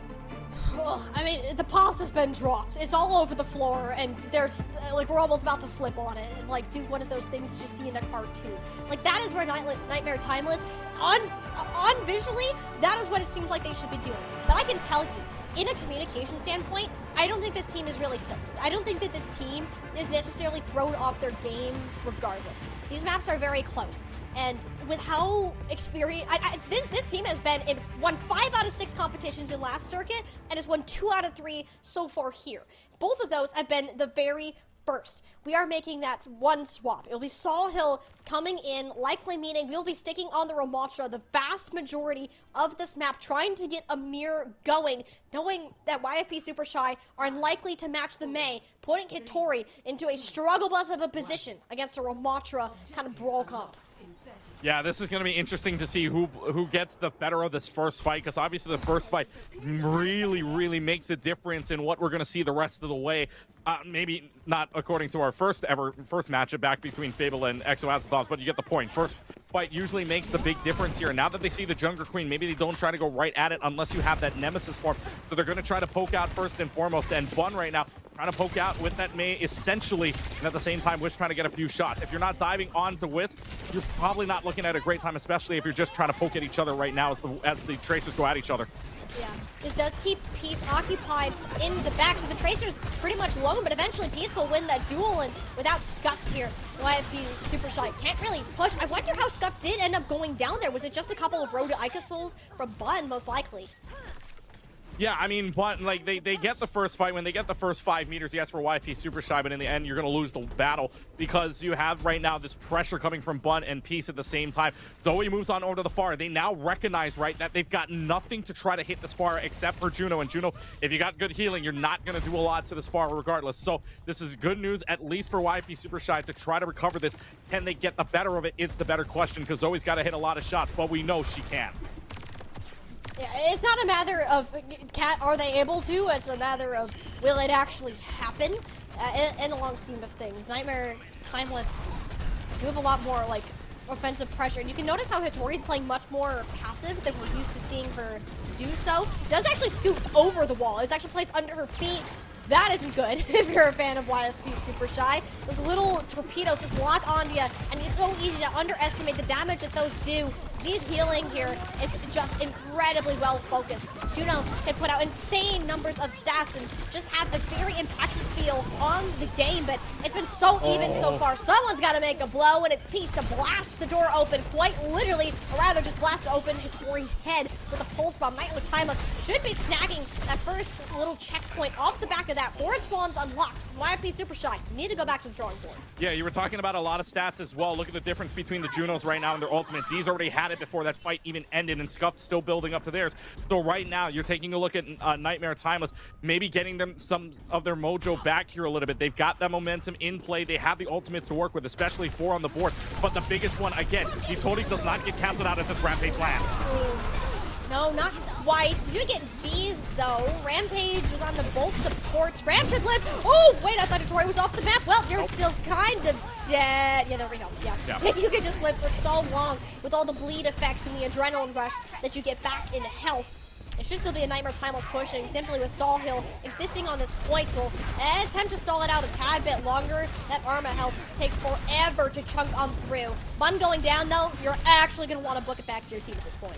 Yeah, run away. Run. Just start running. Just turn around. Just run, turn around. Leave! Just tuck tail and run. just regroup with your team. You don't need to be fighting this robot right now. You need to be fighting to get back to your team. That's exactly what happens here. You get at least the regroup. You do have your forward spawn, so that allows your team to reset here. But the big thing here, YP Super Shy. Rocket Barrage is available for Zoe. Zoe's going to look for a concussive blast entry in. Right now has to wait a little while longer for it.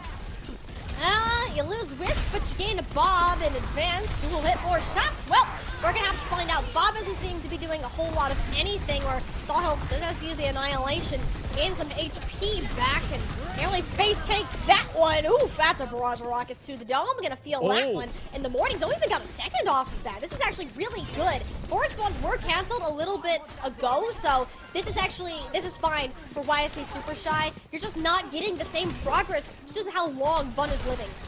Yeah, but YMP Super Shy only coming back here with Brigitte heals. Doesn't have Scuffed because Scuffed died on that fight with Zoe. So Zoe actually making some big impact there I mean, on the other side of Timeless, they do get Scuffed there to fall out for right now. So they can't exactly play this aggressively without this Juno and the Hyper Ring at the same time. So Nightmare Timeless, if they can play this very quickly, they can take advantage of it. But I don't know where Scuffed is at the moment. Orbital Ray is in play for Scuffed. Z's will get theirs as well at the same time. But the big one, watch out for Bun and Hitori, because that is a Rampage versus a Blizzard.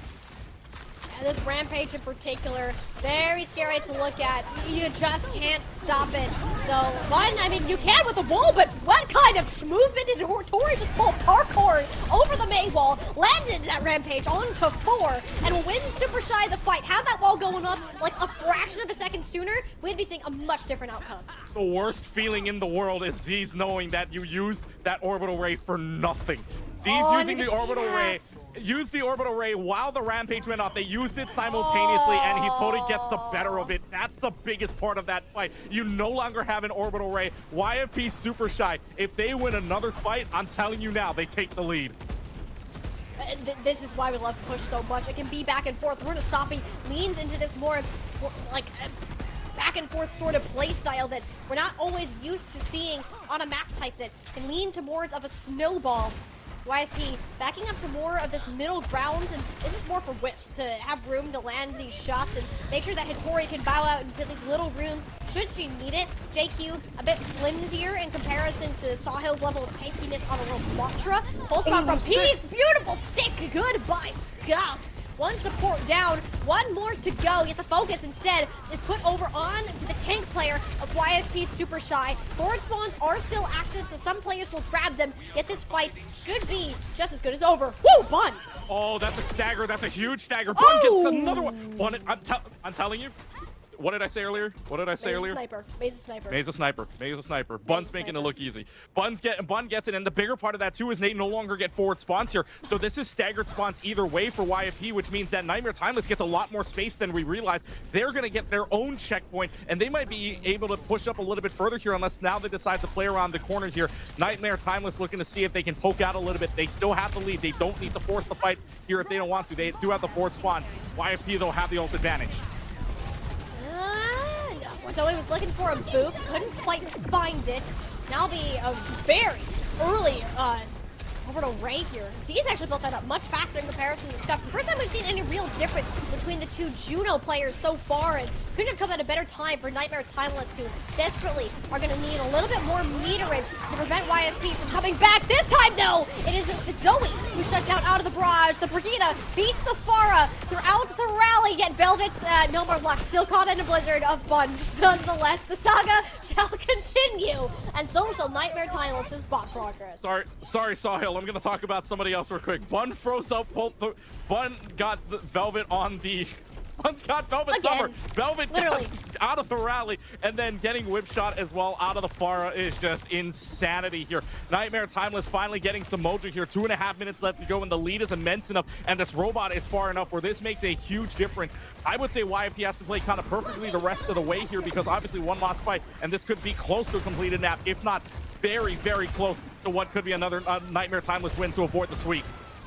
Oh, Velvet is continuing to take a beating. At least Graham takes a similar treatment.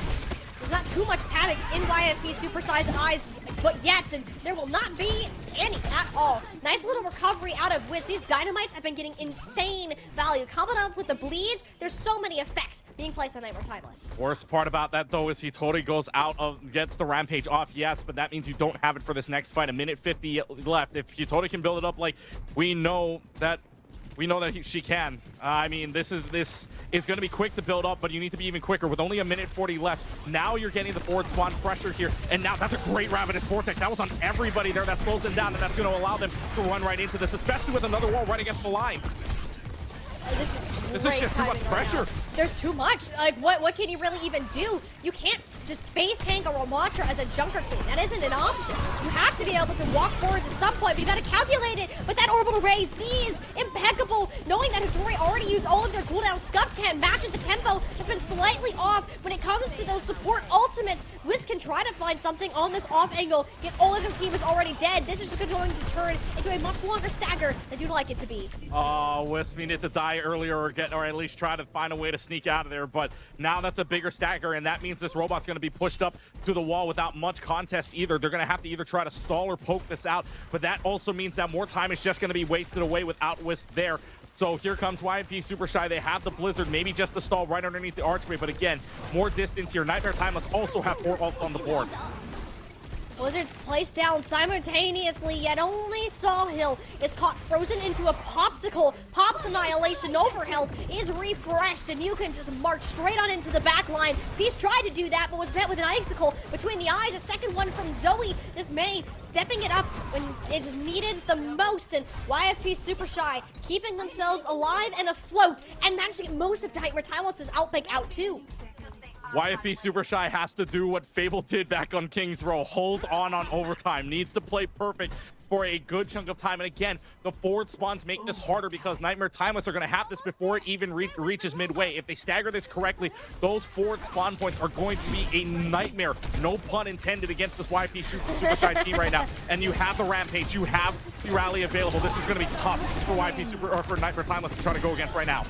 Aziz was just cooked the second Hattori's Q button was pressed. Graham shortly to follow. Nightmare Timeless knew that fight was done and lost, and they didn't pop the rally all the meanwhile. Knowing that conserving their resources is important, at least another 2 fights needed to win for YFP Super Shy to actually take the map.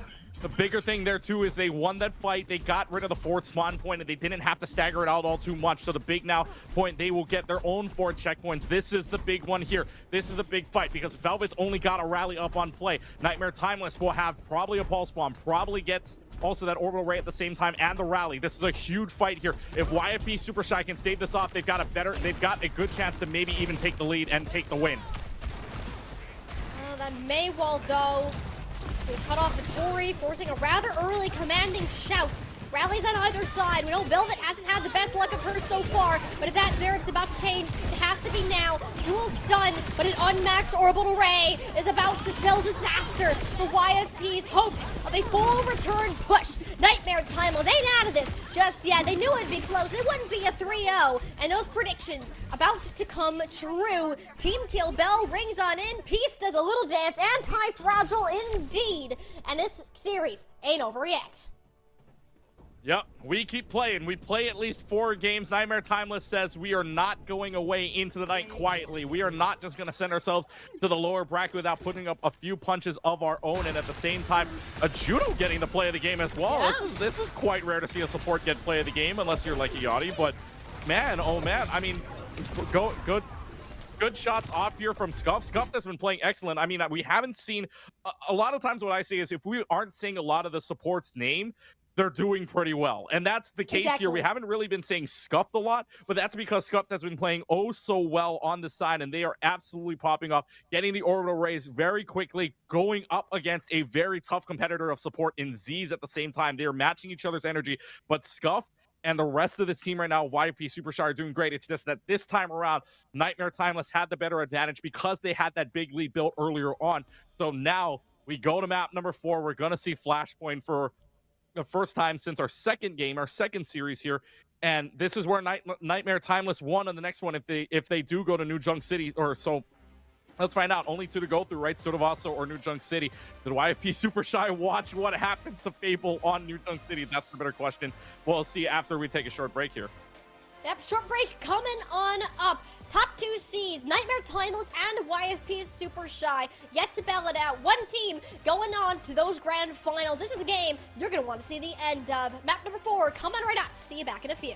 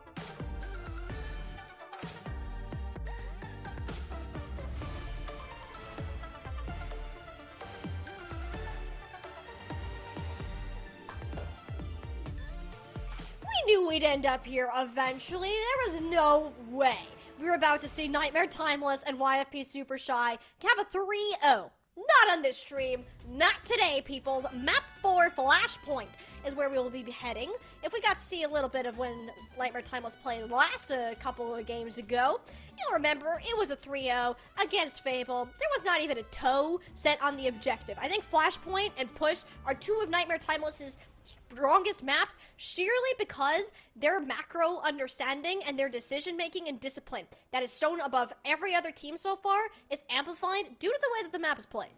Yeah, and due to the way the map is played, it is a really, really good thing to have the knowledge of the map, and especially you saw it right when the Tracer came out from Senna. Senna was obviously the absolute.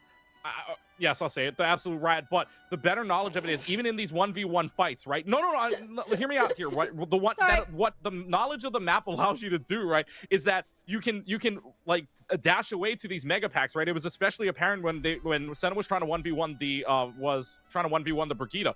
It was apparent that you could just flash away, know where the mega is, and then just go back in, putting that constant pressure on. So the knowledge of the map that Nightmare Timeless has here on New Junk City is really good. YIP Super Shy though was the one to pick this map, so you obviously got to feel like they have the shot at this because they picked it. Obviously, you only have 2 maps to pick from, right? You only have Survasa, you only have New Junk City to pick from, so they pick New Junk City in, and especially maybe this change makes the difference. We'll for the first time see H-Key in as Wisp comes out. Yeah, H-Key will be making an appearance, and sometimes H-Key, you forget, is on this roster in general. And I don't mean that to be mean. I mean that usually there's just like a flex DPS and some sort of hit scan, and that's just how it is. But now you're on Flashpoint, let's be honest. Wisp was already struggling to make a dent and impact in the first place, just with how rough a spot hit scan is in general.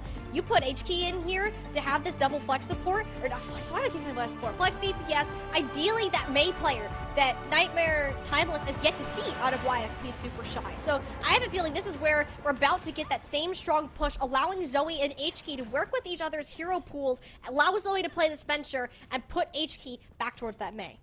Yeah, and it's really, for YFP Super Shy here, they have at least a little bit of time, right? They have 1 map to leave this staved off. They've got at least a little bit of time. Question is, though, if Nightmare Timeless runs this like they did against the team from Fable here, if they can run this map like they did, oh boy, that might shatter a little bit of YFP and YFP Super Shy's confidence here, especially knowing that they would be on the verge of a reverse sweep. So they're going to go ahead and change things. H-Key, though, will go ahead and play the Genji. Now, this Genji didn't have a lot of impact when it was on Nightmare Timeless's side. I wonder why. This is an interesting Genji pick, although although HK has Genji on their list of heroes that we could be expecting to play. Just in this situation, in this meta, I'm not too sure if the Genji is the right pick, at least in my opinion. Yeah.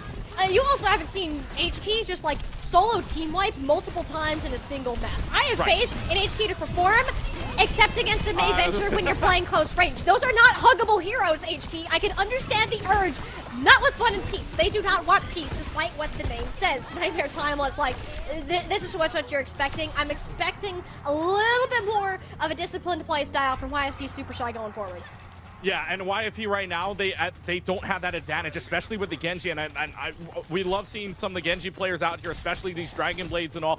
Even if it was, and I'm going to call it here the Ray Blade, right? Even if the Ray Blade comes up here, look, it's kind of a cool name, right? I thought of it on the fly, but you have sure, whatever. But you have, I mean, the pressure that Timeless is putting on right now is just going to be too much, especially if the drill dash is just going to hit the Genji, or the freeze is just going to hit the Genji at the same time too. This Genji gets countered out by a lot here, so YFP needs to try to prove that HK can make this work, because if this doesn't happen in the next fight, I'm not too sure it happens at all. I mean, HK also just kind of eats all of your resources. This isn't working. You tried it twice, great. Now it's time to explore other alternative routes here. This is tough. And YFP Super Shy, I fully expected like either a Tracer or a May.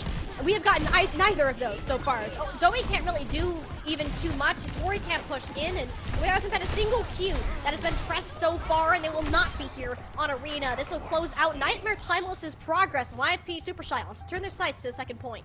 You know, it's very appropriate. It may be the Junker Queen on the other side of YFP, but it's very appropriate that in the arena, Nightmare Timeless has Sawhill just punching away. It's just, it's a really good scenario here for Nightmare Timeless because they're going to be ahead of ult all the way through. Oh, and by the way, Molly, good luck. There's 8 ultimates on this board on this next fight. This is all you, girlfriend. I don't know. I mean, this is going to be a lot of Qs used for just the first fight of this point alone as we head into the Ducks. These teams are seriously testing the limits of my university Wi-Fi right now. This is gonna be something. I'm guessing that we're gonna get 6 Qs pressed at least throughout this fight. All right. The line is set. 6 ults here. We're going for 6, and we already got 1. Orbital Ray is in. Graham and Peace are down. We are going to get Will under 6 at this rate. YFP Super Shy just used that, and everyone else just toppled like dominoes. Not the fireworks we were expecting, but good news. The computer is still alive. Oh, yeah. I mean, the fireworks came from upstairs, so that's pretty much all the fireworks we got. That's about it. I mean, all that we got is space lasers, but now we have every other ultimate on the board. It's 4 ultimates on either side. This is going to be a messy fight. I mean, in general, you've got the big one, but the big one, though, is that HK doesn't really have anything to pressure with that Dragon Blade. You don't have the Orbital Ray to work with either, so this Dragon Blade either goes dry or it's really, really going to have to be just trying to clean up any picks.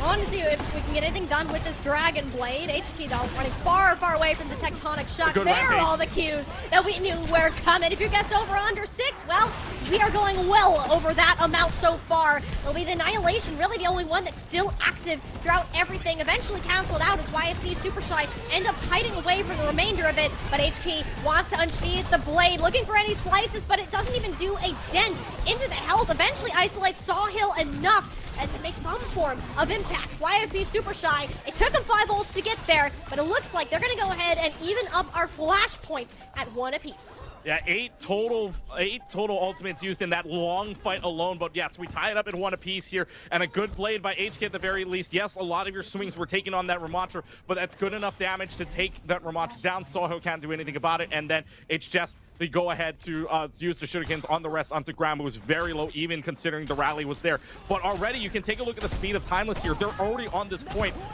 here on Refinery, so this is the positioning that Nightmare Timeless has taken with the speed of this team right now. Super Shy has to respond, and they're the ones that are going to have to push up first. And it's really hard to do with a Junker Queen in this scenario, too. Have to be very cautious about how your commanding shout is used, especially with Zoe's cooldowns not in the best of places at the immediate moment.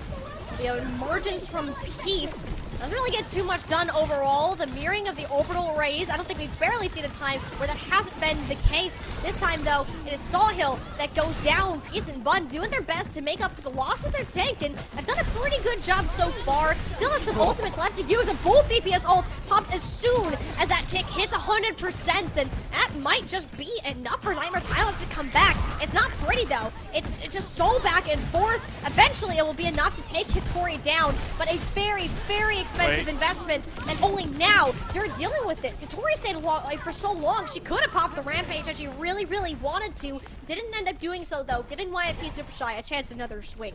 It was a good call not to use it anyways. Your 2 characters there were going to be late. You had Zoe there, you had Scuffed there, but it wasn't going to be enough regardless. So the Rampage, good save there, and that allows the rest of YP to, yes, you lose the fight, but in the end, you do get the ultimate advantage here. You do have the Tectonic Shock alongside of the Rampage here, and that Rampage was big last time. Can they do it again? To look for it. Peace is already down, though, so that's not looking too good for Nightmare Timeless. A lot of their burst damage doesn't exist on this map anymore, and ideally for YP Super Shy, you hold on to this Rampage, which is definitely going to be the case now. Wonderful cleanup out of this team. 1 ultimate used, and it's one that's not super impactful at the end of the day. Yeah, that's massive. I mean, you push them out all the way too. That's going to allow you more time, as well as Nightmare Timeless has to regroup the rest of the way. But you have Hitori saving that. You have Velvet saving. You have HK saving, which makes this next fight also more impactful because the longer it goes on, the better it is for YP Super Shy and even Timeless. So if this fight, if YP Super Shy can end this quickly, especially with the Rampage, you're looking at a great fight win here for them. 3 lineups for Hitori. trying to make sure Graham doesn't pop Rally and Shield Basher out of it, or Bun doesn't throw up a wall. Those are really the only ways this could go wrong. Or HK eats an icicle to the face. That's another option. That Rampage, though, that's going to hit for no value to be gained out of that orbital ray. Wonderful timing. Katori is such a patient player, and that experience allows her to take the best possible opportunities for YFP Super Shy, winning them the point. But now, Clutch Key, this is about to get much more challenging. We've had the 2 close quarters points. Now we're going over to bomb flats. Much more open playground. A little bit more open, absolutely indeed. But the big thing again there, you just said it, the Rampage, massive 4 on that Rampage, and you got no Kiriko to cleanse that whatsoever. The rest of the team just relies on that one Rampage to do everything for them, and that locks the point down. So now, like you said, a little bit more open here on bomb flat side as we get Graham and Peace and Bun all having their ultimates. They can open this up, but if they can win this by only using one ult, things are going to look good for them to try to tie this up. Oh my gosh, absolutely Zoe. styled on pace. Woo! Zoe is looking great at this venture. Maybe it'll be making a run for Jeremy as CEO. We'll have to see that match if it comes up one day. YFP, though, just off of that outmatching alone, are going to get the objective. No ultimates even needed or utilized. Now that's going to be the Blizzard. Zoe can just wrap around, use his ultimate rather for free, and can't really do much about it. HK pops theirs as well, though, so I'm not too confident in that last bit of ultimate usage out of YFP Super Shy. The Blizzard for 2 DPS ultimates, and you still lose the fight. Yeah, 1 DPS ults for 2 DPS ults. Which one do you take? Yeah, you take the former. You take the 1 DPS ult.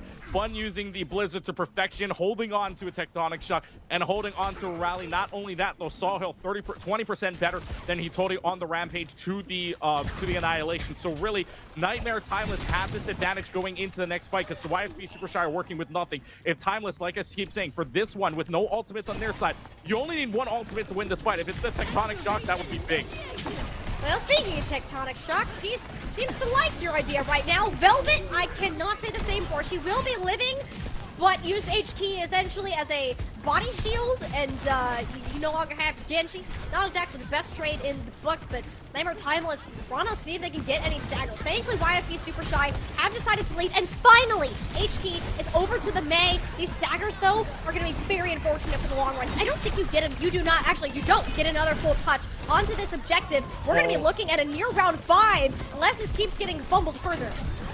Well, yeah, Sawhill going down means that YFP Super Shy, you got to call out. You cannot lose any more people. You cannot lose any more because right now that just means your tank is out of play for the moment. It's always going to have to make their way back, but at least you get the second point. And Molly, we are going to 5 here. I mean, technically, Senna was right. If this is the way it ends, it went 3-2, just not if round score. It's not, I mean, it's not map score, but I mean, this would be technically correct. It's just, this is so close to call right now, and especially on the ult side. Both sides are pretty much even on ultimates. This is going to be one intense fight to see who starts us off correctly. On your predictions now, chat. Nightmare Timeless or YFP Super Shy, both looking strong, decent ult banks to work with, yet no answer to a Rampage. Z's just can't get anything out of this orbital ray, but they don't collapse fast enough. YFP Super Shy from getting forced back by Sawhill. Nobody could follow up on any of that extra damage that was put in, and the Annihilation of small quarters is a devastating tool to be used against. It's Nightmare Timeless with the first blow. Give your hats to Bun. Bun played that perfectly. Put up the wall, even if that Rampage was up. He totally goes back to the rest of the team regardless, but the wall comes up and saves everybody. That's why that orbital ray was there. Tease puts up the orbital ray to keep Sawhill alive, and everybody else is able to follow, even with the Blizzard in play from Bun. Hats off to Bun there. That's the one that wins the fight and starts them off with the percentages here. Bram and Peace have their ultimate. Zoe as well. Tectonic Shocks are going to play. Oh, Zoe. The ground is safe. The ground is nice. But can't say the same for Peace. Big chunks of damage gone in, but Zoe is doing any more. She's got 2 already to her name. Peace is trying to match it up, but Zoe is just too dang good. That's 4. Give her the 5K. Come on, let her have it. Oh, Velvet, how could you? That's okay, though. Zoe did more than enough to keep YFP Super Shy alive. Hey, that's 5 eliminations. It's not a 4K final. It's a 4K final blow, but 5 eliminations. You take that either way. It's a moral ace, if you will. 15%, the YFP Super Shy does have the Blizzard. Look, you can take moral victories, but Nightmare Timeless doesn't have anything on their board at the same time. If YFP Super Shy can stagger their ultimates very well, they're going to be looking very good. But that's a great wall there, too. Oh, but you don't have Blizzard. YFP Super Shy, you need this. Unless you die fast. Everyone needs to die right now on YFP Super Shy. That is the only chance of getting a full contest. Even Scuffed going down a little bit later, it's going to be very tough for a full team engage. Yeah, you need to. Yeah, it's a good thing the Juno died. It's a good thing you didn't stagger the Juno. It would have been tough to anyways, but Scuffed now going out means that there is not a lot of time left on this clock. You really have to go now. This is just going to be a stagger. Look at the positioning here. Zoe's all the way in the back line here, and Zoe's going to have to be the one to touch because there's nothing coming here for YP Super Shy right now. Well, she has it, but she's not able to support the rest of the team. Instead, harassing Graham on the objective, looking for something. But since Graham was on the point, Sawhill didn't have the same level of support. You don't have the brawling power. The positioning error there from Nightmare Timeless is going to come back to bite them. They cannot say hello to a map 5 just yet. You're going to have to come back and attempt to win one more. This map could not be closer. Yeah, it's going to be one more fight here, and the ultimates are in line too. Tank have the ult, support have the ult. The orbital ray is the biggest one. The big difference, though, Bun could make the difference. If Bun can get the blizzard up, or Zoe can get the tectonic shock up, that would be your big key to winning this last fight here. Molly, this cannot get any closer. It can't. It's like a deja vu. The same ultimates that were available in the fight that opened this point of Junkyard. The scariest thing, though, it has to be this Rampage. Nightmare Timeless, you need to use your defensive tools correctly to combat it. That will be the tool that will set you down into an early grave if you are not careful. Hattori on the hunt. It's going to land on both Tease and Grams, but they can't save them. Scuffed gets seized, and Graham looks to be following shortly. Hattori is on the hunt, and the supports are no more. It's up to the Annihilation and Blizzard to make something happen. But Sawhill has evened it out. It's a 3v3 on the point, and the Annihilation is devastating. There's no more ults available, just the supports out of YFP, and they can't burn down a fully fledged tank plus Bun. Nightmare Timeless, despite the rough start, despite all odds, they predicted it, and we are heading to a map 5. Oh my god, what just happened? Sawhill. Oh my. Sawhill just saved it. That's all you can say about it. Sawhill just saved it. This has to be play. There is no way, there is no other play of the game that can be than this final fight. Sawhill absolute. Oh no, it's just the first fight. But here you go, right? That Rampage was good, but the orbital ray was even better, and the wall was great as well, protecting this team, and Sawhill just punches right in. But Sawhill, oh my goodness, just saved the game. Just saved it for Nightmare Timeless. I do not believe it. Senna, I take the words back straight up. I apologize. I will beg for mercy on that apology. I thought we were going to be 3-1 if anything, but no, it is a 3-2. We are going the distance. I still don't know how they pulled it off because YFT Super Shy had the fight. They had the Rampage. That was both of the supports in it. You had the fight won, but the bag got thrown. The bag got fumbled at the end for YFP, and Sawhill is able to pick up that bag and take the W, and we're going to game 5. I wouldn't even call that a fumble, Keegan. That was Bun landing an incredible blizzard, and Sawhill still had Annihilation. Blizzard was a massive too. You weren't you're going to die. Right. They had all the tools in the world. They just ignored Hattori completely. They just gave away their supports as sacrificial lambs for the greater good. That is what ended up happening. The confidence Sawhill and Bun, really the confidence that Nightmare Timeless has in each other comes from playing well over, what are we, almost like 2 years of this team playing together. Like, it's just ridiculous. They get better and better every single time that we see them, and I'm not shocked to be here out of map 5. I'm gonna be totally honest with you, Keegan, though. I don't even know what our our escort maps are because we have not gotten to this point yet. We haven't been able to see it. I want to point out to you. We haven't. I want to point out to you as well. I'm, like you said, I'm not shocked. Thank you, Colton. Thank you, Colton, producer. Junkertown, Rialto, Gibraltar will be your escort maps, but like you were, I don't know which one you're picking at this point. But the one thing I will say, you say you're shocked. You're not shocked to be here. I may not be shocked to be here. I am shocked at how we got here because it was 2-0 in favor of YFP Super Shy. Then Nightmare Timeless all of a sudden, again, it's that flip of a switch, right? I mean, it took them a little while. It's after 2 maps, and then Nightmare Timeless is like, all right, let's go. Flip the switch on, and now we're playing for game 5. We're playing for map 5. I do not know where the heck we are going. I do not know what subs are in at this point. All I know is this cannot be closer. And by the way, this is just Saturday. This is not Championship Sunday just yet. This is still the upper finals. They would have to play each other one more time if we get to that point to win the championship of Minor 2. Honestly, I thought this was a major tournament for a second. This felt like it. The level of competition, it's close. We've asked this question multiple times throughout the day today. Nightmare Timeless, can they bleed? Are they reachable? Can somebody catch them? And right now, they are catchable. It is a 2-2 scoreline. Started with a 2-0. but this team isn't down and out. If there's anyone that is familiar with these tense, high-level game scenarios, it is this one right here. And Yes. This experience is really going to come back to help them in these final bits, because the players, sure, on YFP Super Shy have experience in their own right, but not necessarily in high-intensity matches such as this one. And when you're looking at something like an escort, you need to be in your best state of mind. Like, even just New Junk City here, I imagine if HK had swapped off of Genji a little bit sooner, we could have been seeing a slightly different outcome coming away from this. Yeah, I mean, this is an entire, like, every single point counts, right? Every single fight matters, and it's just the smallest mistake. Like, even you go back all the way to Lijiang Tower, Velvet falls off the map, that costed them the map, right? I know it's the funniest thing, but it's the ripple effect, right? One thing leads to another. You really have to pay attention. And all of these fights in this high-level gameplay, in this what is essentially could very well be a preview of our championship come Sunday. You're looking at every fight matters, every single second matters, every single percentage point matters. And right now, this team from Nightmare Timeless knows that is the thing. So we know our next map. We know our final map. This is a best of 5. It's not a first of 3. There were no ties. We know our next map. It is Gibraltar to end it. This is Dive City here. This is Quick City. So are we going to see any swaps? Maybe, maybe not. Who the heck knows? But right now, this is just an unbelievable series. And I'm telling you, whoever goes into Sunday is going to have that chip on their shoulders. They are going to come back angry. They're going to come back fierce. And you know that next game might be even better. There's so much to look forward to from these two teams, and it's all really going to come down to this one match. This very well could be the preview of what our grand finals looks like. Watchpoint Gibraltar is the selection, as you said, the home of Dive. If you play anything else, I'm sorry, you are crazy for doing that. You don't do that on this map. I do think we are going to get a sub. I'm looking. Yes, it is confirmed. So Wisp will be coming in. HKey is out.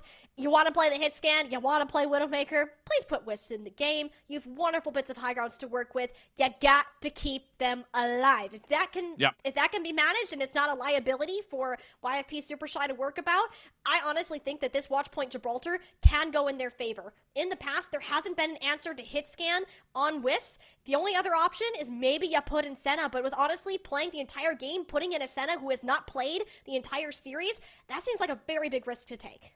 It's a risk, but it also could be a curveball you're looking for, right? I mean, you have the momentum too. It's not like it would be out of the question to do it. Yes, it would be. I think it would be strange to do it at this point, but it's not out of the question. You could be thinking, oh, okay, maybe if they go against this same team, right, that you're thinking we already know their composition, maybe we can go around it, which is probably why Wisp comes in and HG comes out. Does Timeless Nightmare X Timeless make that change as well? Who knows? That curveball could very well be in, and yep, there it is. You take that risk, you take that curveball, and just as you said, right, Senna comes into the series, having played first time in the series. Senna's in, Bun is out. This is gonna be good because now we get to see Wisp come back in and Senna for the first time. Surprisingly enough, first time this series, Senna comes in, and it is at the critical moment that is a map 5. There's a lot more power in having a hit scan player kind of matching, but this double flex DPS style has proven to be more powerful just with D.Va being strong and putting a defense matrix in front of every hit scan player's shots. Senna, you gotta hope she's warm. Like, you've been sitting watching the past 4 maps.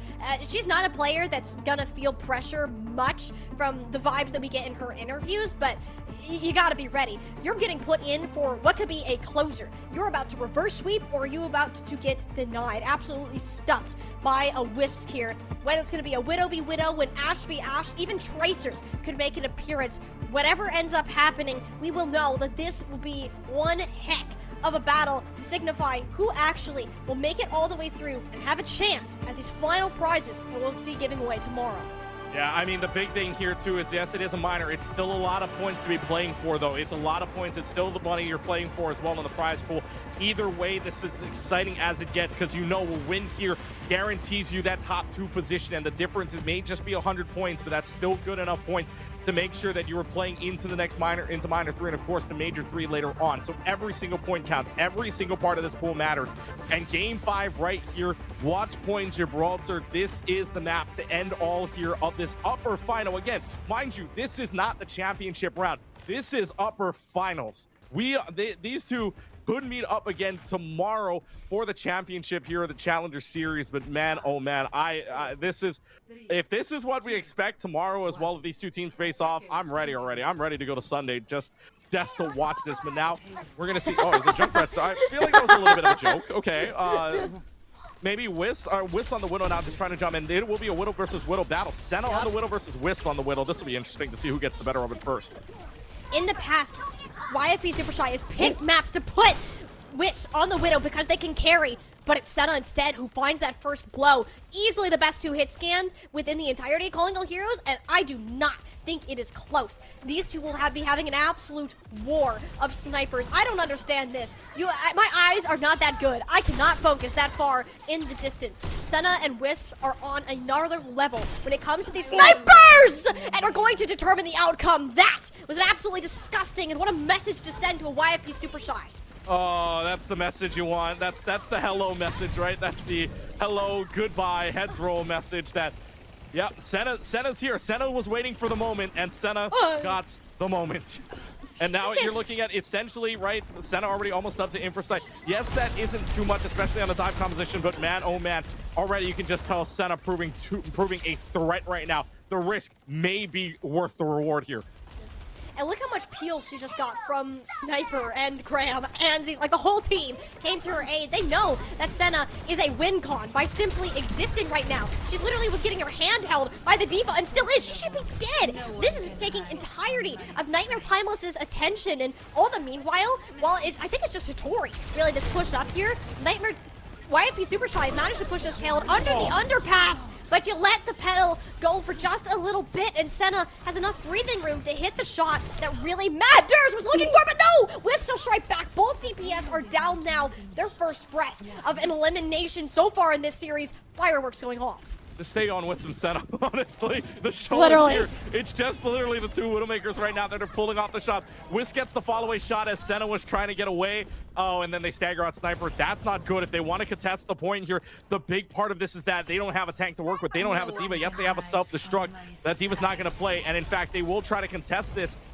But no, they don't contest it. Yeah, they have to back away. They didn't have that. That was a great stagger by Super Shy. Not only that, but I think Nightmare Timeless realized too, you cannot give away this front position. And you let Wisp get an early spot here, your second point is just Jover. I just saw a Tori podcast, it was kind of funny. But hey, YFP Super Shy getting more of this space that they've really been searching for here. Wisp, that's an aggressive angle, to say the very least. Can't quite block down where Senna is located, and that's enough time for Sniper to just launch themselves through a hyper ring and find themselves smack dab on top of the Widowmaker player. Both rallies played in a room that one that Velvet actually seems to be living through for once. Then can't really say the same for Scuffed though. One support really alive. Sniper's still getting forced out. Very tradey back and forth. Pretty normal when you see these types of compositions. It's just now Peace and Senna will win their respective duels and hold the payload. Yeah, they just hold on for it for right now. Senna almost spilling up to another Infrasight, by the way. It's 60%. That's just because of the constant body shots. It's not even Senna trying to look for headshots. It's just constant body shots here. And even if that doesn't do a lot more damage than you would like it to, it's still good enough to build up Infrasight. Give your team that information and make sure that they are positioned correctly for what might be about to come here. But Scuffed already taking down Peace. Gets that revenge after the pulse bomb. Scuffed's like, you pulse bomb me, I'm gonna take you out. I'm gonna stagger you out. Let's see if my team can play up with this, because YFP Super Shy now have the go button. There's just like a muscle flex right there on Peace, like, yeah, sit down. I can picture Scuffed. Scuffed may do that. We'll have to ask them later if YFP Super Shy win. For now, though, without the main Tracer to really work with, Peace can't really deny Zoe as much of the space as they did before, and Senna very well protected by the team. Will be an unmatched orbital array. You better be booking it out of that small room. Scuffed and Wisp did not, and shall pay the price dearly for it. We're seeing what happens to so many teams on the second point of Gibraltar, having difficulty closing the gap. Yeah, this second point is so hard to take over, especially right with that spaceship up above, and because you have a diva right that can do very good vertical mobility, you are looking at a very, very tough point to capture. Your only option is really to get rid of this diva early on, get her out of mech, and make sure and let the rest of the team just handle it. Because yes, you got a kill from Scuffed onto the Tracer. The Tracer gets back so quickly here, and look how aggressive they are. Look how aggressive this diva is in the back line already. They're trying to dive this Widowmaker. And you got self-destruct. If you're Sniper, you're not too concerned, and they don't even need to use it right now. Look at the pulse bomb onto Velvet Senna. What is that? Just peeks the corner, finds Wisps, and makes it look like no big deal at all. Senna is just owning this Widow duel. Yeah, so far, if you're looking at the counts, really, Senna's been winning more than Wisp. So right now, Senna, somebody want to check Senna's PC. I mean, was just waiting for four maps, and then all of a sudden goes on the Widowmaker and just absolutely pops off. Someone might want to check that PC. But switches on over to the Winston instead. This is the first we'll see the Winston here, because that switch means that that's going to put more pressure onto the Widowmaker especially. So right now, YP Super Shy are just trying to come up with anything to stop this. I like this. Not only is this one of Hitori's signature heroes, but the Winston bubble, it just isolates a lot of these players. It's going to prevent a lot of these defensive measures that are keeping a lot of these dive targets alive from happening in the first place. You still aren't winning the battles with the rotations, though. Stuff gets caught out. That's a second one from Senna. All right, if you want to learn how to play Widowmaker, just watch Wisps and Senna. You may learn a thing or two. Like, the shots exchanged are disgusting, yes, but it doesn't result in really any further progress for YFP. They've had 3 minutes, and now they're down to 30 seconds. No, yeah, the big thing is, too, the Widowmakers can battle it out all they want, but the pressure is on for YFP Super Shy. They only have 30 seconds left. They have the rally and they have the orbital ray, yes, but at the same time, one head gets rolled off and Nightmare Timeless is going to hold them off in the second point. So right now, they just need to make sure Senna doesn't go anywhere and doesn't hit anything. No, but this is the first time Senna is down. The main threat is taken care of. Now this is where you can start to go. Nice shot from Wisps, and hopefully they can live through this. Sniper doesn't stay on the high ground, and it's incredibly low. All the meanwhile, chucks his self-destruct in. Everybody is okay. Dodges out of the way of that bomb, and the second one thrown in by Peace. All the ultimates are missing for the time being. That was a close contest here. Sniper is still alive, and will be for a while, with Graham returning on a rally here. Hitori has Primal and just a couple of percentage points, assuming that she can live long enough to pull it off. Senna is on such a weird angle right now, but it's enough to add pressure. The Wisp cannot get a gaze down onto it. Has to pop the sights just to stay alive, but they're busy dealing with Peace right now. Peace is just going to roll the Widowmaker, as a Tracer usually does. Yet the fight is on the point. Somebody has to get there, and they simply cannot. The tension too divided. YFP Super Shy played off of Hitori's Primal Rage to allow them a whack at third point. Peace had to touch the point there, but unfortunately the recall went all the way back to where they were fighting Senna, so not a good position, or I'm sorry, where they were going to go fight Zoe, so not a very good position at the end, but Nightmare Timeless able to stave off a lot of time back, and now it's only a minute. This is one long fight, or two big fights here where Senna can get a few heads rolling, but that just means YFP Super Shy is going to have to work a lot harder, especially with the only ultimate on the board right now being a Pulse Bomb. Pulse Bomb's got to be big. Zoe is known for sticking them, or you can just flat out roll Peace in a Tracer duel. That's totally fine too. You take that if you're Zoe. Wisp just has to find the same one. And they're looking at Senna though. That's Trail going to give away the location of the Widowmaker. No one really able to rotate with the grapples being out of play. Senna and Wisp, they're so scared of each other. They respect the aim that the other has, but Senna wasn't ready for that angle. Wisp knew exactly where to look. Nightmare Timeless trying to make up for that loss with a orbital ray, but Scuffed will have theirs later, and as we have learned, later orbital ray often wins you the fight. Velvet can go in, those little slaps starting to hurt a lot more. Might as well be socking them in the jaw. YFP Super Shy knocking on Nightmare Timeless's doors. If they can get Graham back long enough to pop a rally or even get a stick on this pulse bomb, there's a chance. Hitori almost beating him off the payload, but Velvet, it's exploded. That's the pulse bomb that Nightmare Timeless has needed. Graham offers even more sustain for this roster. YFP Super Shy, if you're going to close this out, it's going to take some serious pop-offs, and Wisp has it off to a wonderful start. The payload needs to be contested, but the players to do so are becoming less and less by the second. This point ain't hitting its home. 0.3 meters shy. It is finally here that Nightmare Timeless shall halt YFP's progress and set the benchmark for what they need to do to complete a reverse sweep. Yeah, well, they're going to need to just push it all the way to complete the map. We're only going to see one half this time around, ain't seeing two. So this is it, right? This is your game here. If Nightmare Timeless can win this out, they get the reverse sweep. And oh man, I mean, YFP Super Shy looked good for a couple of moments there, right? Wisp was hitting a few shots, Zoe was doing their best on the Tracer, and yet it just wasn't enough. And you felt like, right, I don't know if this is just me, it didn't feel like this Winston got too much value. Yes, the swap was good, but it felt like a lot more times a Sniper had a better positioning, had a lot more impact to it. And the better part of that last fight was Peace. Landing that pulse bomb onto the rally, onto the Brigitte right after the rally was insanely huge for them, because that spawn room is so far away, no one's touching it. One fall and the rest start to follow. So Nightmare Timeless right now, all they got to do is complete this entire map, and they got it. And right now, if Senna's hitting shots like she has been, oh man, this could get difficult for Super Shy. Very much so. I mean, Senna is winning the Widow duel, but Zoe's also beating Peace out in these Tracer duels. And I honestly think that's more important in the long run. Unless Senna is killing like 3 to 4 players a fight, Zoe just getting Peace out of the picture means much less pressure onto the backline. Hitori can now move up without really fear of a flanker coming back around. This is completely going to change the pace of how this match is approached. It's just a matter of whether Senna, Wisps, Peace, or Zoe, who's going to have the greater impact, because it's the DPS that are going to paint the picture of this fight. Yeah, they're really going to have to find a way to get something going. There it is! Zoe already gets rid of Peace. That's a big pick. That's a huge pick. Good call, because now that allows them to open up the door to dive right on in and play this defense even more aggressively here. And so YFP now have a little bit more time to waste. That's 30 seconds off the bank, and yes, the payload moves up a little bit more, but such a big pick. Zoe's going to make a big impact in this defensive half.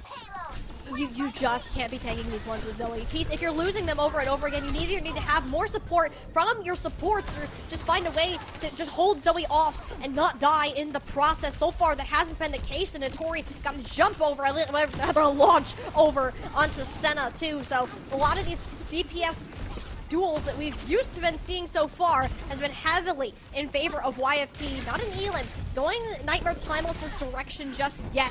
Zoe getting rather aggressive, no blinks, no recall in this situation too, rather ambitious. Thankfully trust the Brigitte to be in the back line, and nobody has a sightline out on what the D.Va is doing. Everyone is peeling back. That is 4 players that just came to Senna's aid right now. Yeah, this is protect the president here, right? If Senna goes down, the headshots don't happen, and of course, there's a lot that doesn't happen without Senna here. Peace can try and try and try, but if Zoe's got the better of it on the Tracer battle here, it's got to be up to Senna to beat out Wisp, and that's why you got to protect the Widowmaker here, but it doesn't seem like the Widowmakers are having too much of an impact here. Orbital Ray already goes out, though, and Wisp getting pieces big again.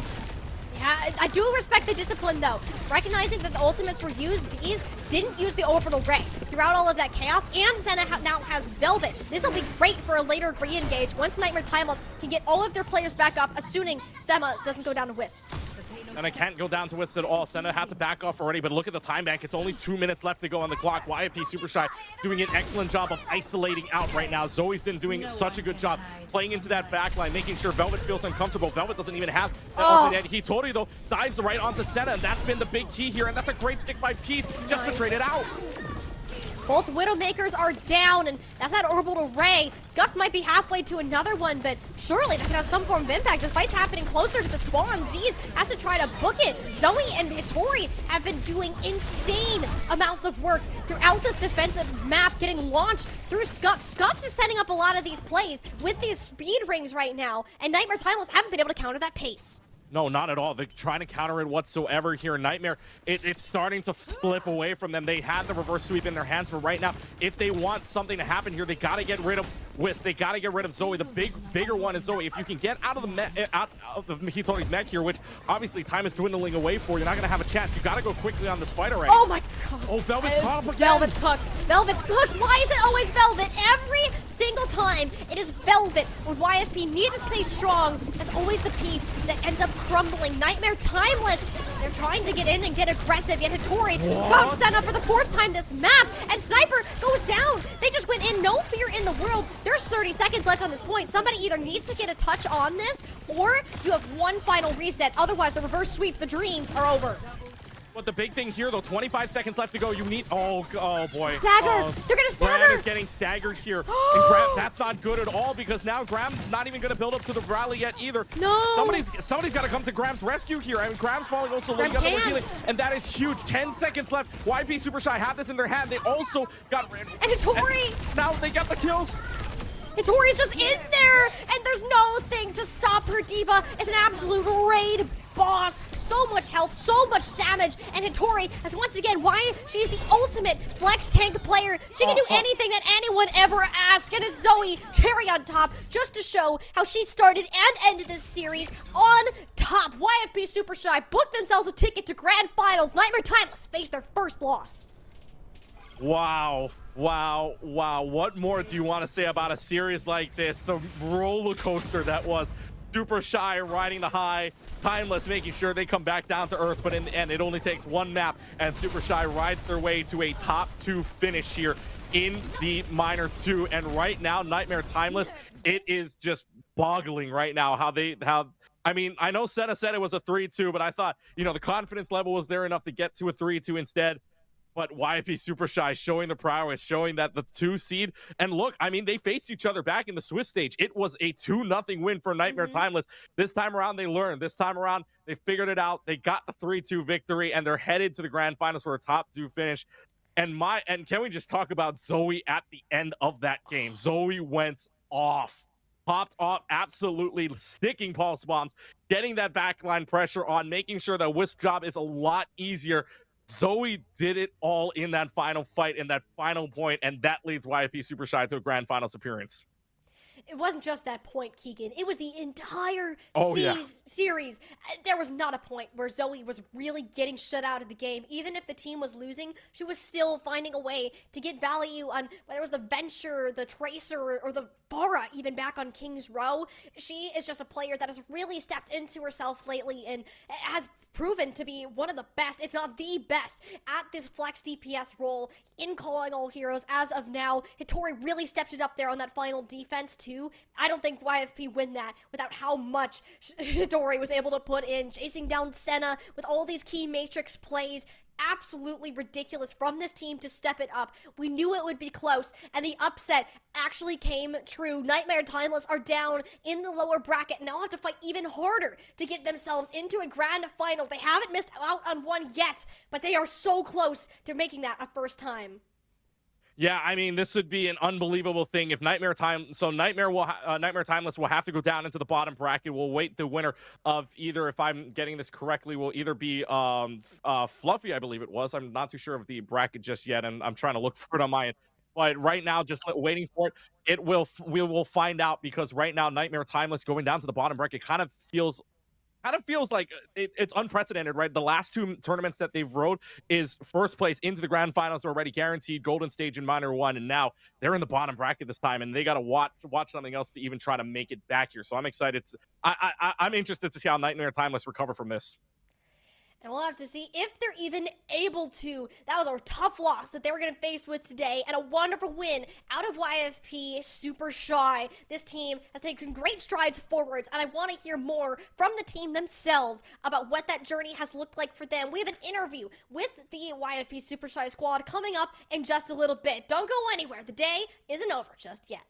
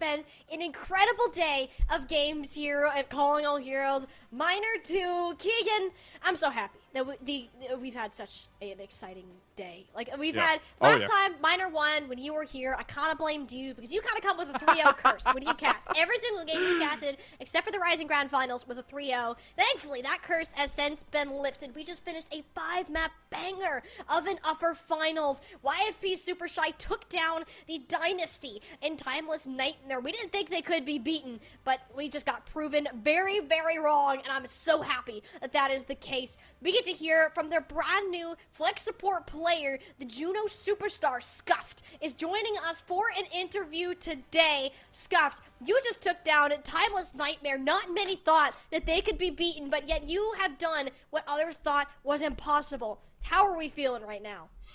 Heart's still pumping a little bit. It was a good series. I had fun. I think that's all I can really ask for. I love playing Juno. That character is awesome.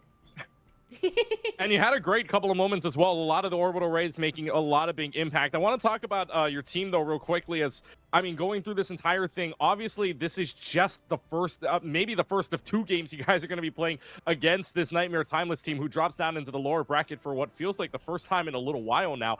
For you guys, how happy is the team right now that they've performed and they've got this already top 2 spot that is with this YFP Super Shy team? How does your team feel knowing you got to lock in the grand finals?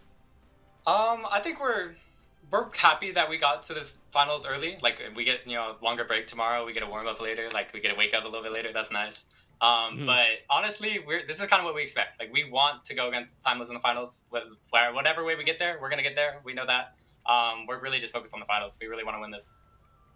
I want to start to talk about not really any of the maps, but how the games kind of worked out. Whereas you guys won the first 2, it seemed like you guys had a lot of confidence going into that, and then the slides started to happen both on push as well as flashpoint, and then we get to that last map where something finally turns on. You guys nearly complete the map, but then you also stave off what was a Nightmare Timeless attack as well. Talk to me after that first round, after that 4th game, right, where it's tied 2-2, what were your comms like talking to each other about how do we win this 5th game?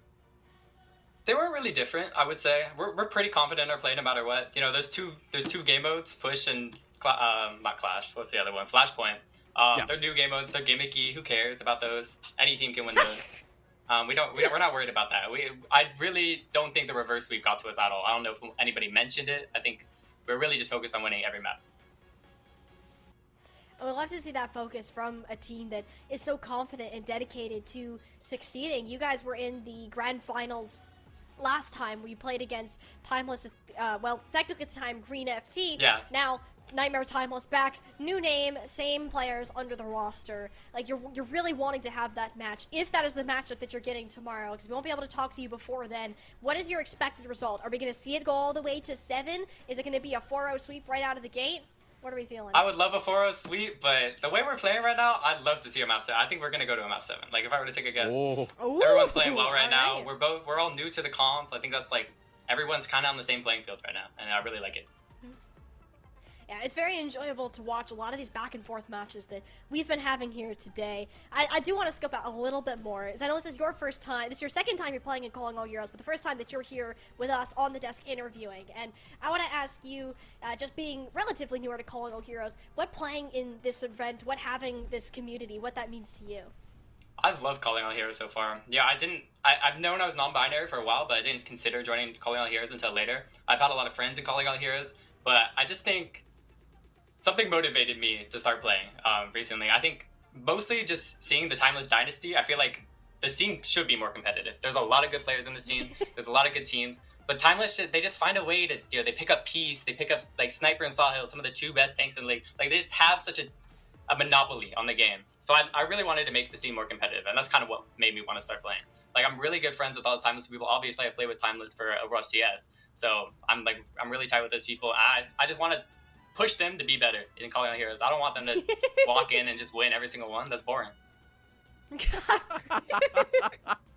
I love that answer. You think exactly how we think as casters. We're like, we want this to be close. We want these good matches. Scuffed, your reason for playing makes everybody enjoy the game even more, except Timeless. I don't think they're very happy with the fact of being They're knocked never down in the happy. lower They're bracket. bums. They just like collecting their money and going. That's the problem. So we're pushing them out of the comfort zone. That's all we want to see. Well, you've definitely done that, and I have a feeling if y'all rematch again tomorrow, the same thing will be happening. Scuffs, thank you so much for joining us here on the desk. I know you haven't eaten in a while, so we're going to let you go do that. Yes, thank you. And we will hopefully see you back here on the other side for potentially a Grand Finals winners interview. Thank you so much. All right, goodbye.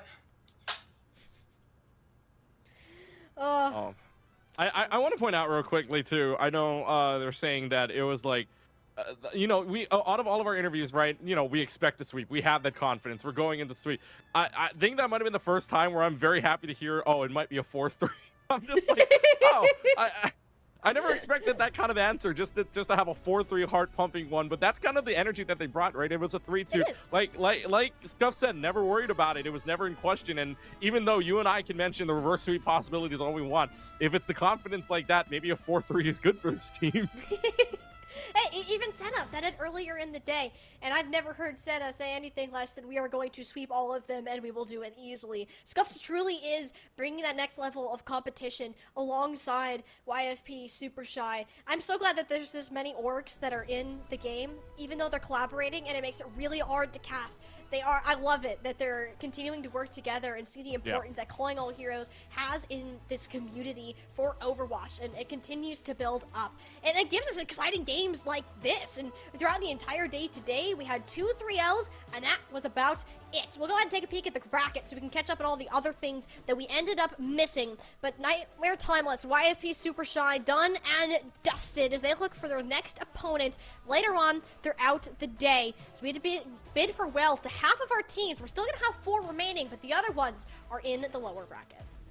Yeah, and this lower bracket as well is the big test, right? It's going to be Bubble Blowers taking on Fluffy Mafia, who actually beat Fable in 5, right? So that's the big upset. Whereas Fable, we thought might make a run and try to take on that Bubble Blowers team and make a 4th place appearance. Instead, they land up in a 5-6 area, and for that Fable team, and that's a kind of, and I hate to say it, a kind of a familiar place where they did that back in Major 1. They got a better result than they did in Major number 2, where they landed up in the 7th, 8th. But still, we thought that this Fable team could make a run. Instead, it's this Fluffy Mafia team that will face the Bubble Blowers in a top 4 position. I'm interested to see that one just because we haven't seen the Fluffy Mafia team yet, and I know you've been waiting to say that team name all day long. We just haven't had the opportunity to. We will get that opportunity tomorrow at the very first game, mind you, as well. So I know you're going to be very happy about that. At the same time, I'm kind of interested to see how they go up against a top 3 team like this team from Bubble Blowers, because Bubble Blowers, yes, top 3 team, but landed up inside of the lower bracket very well. Surprisingly, I guess you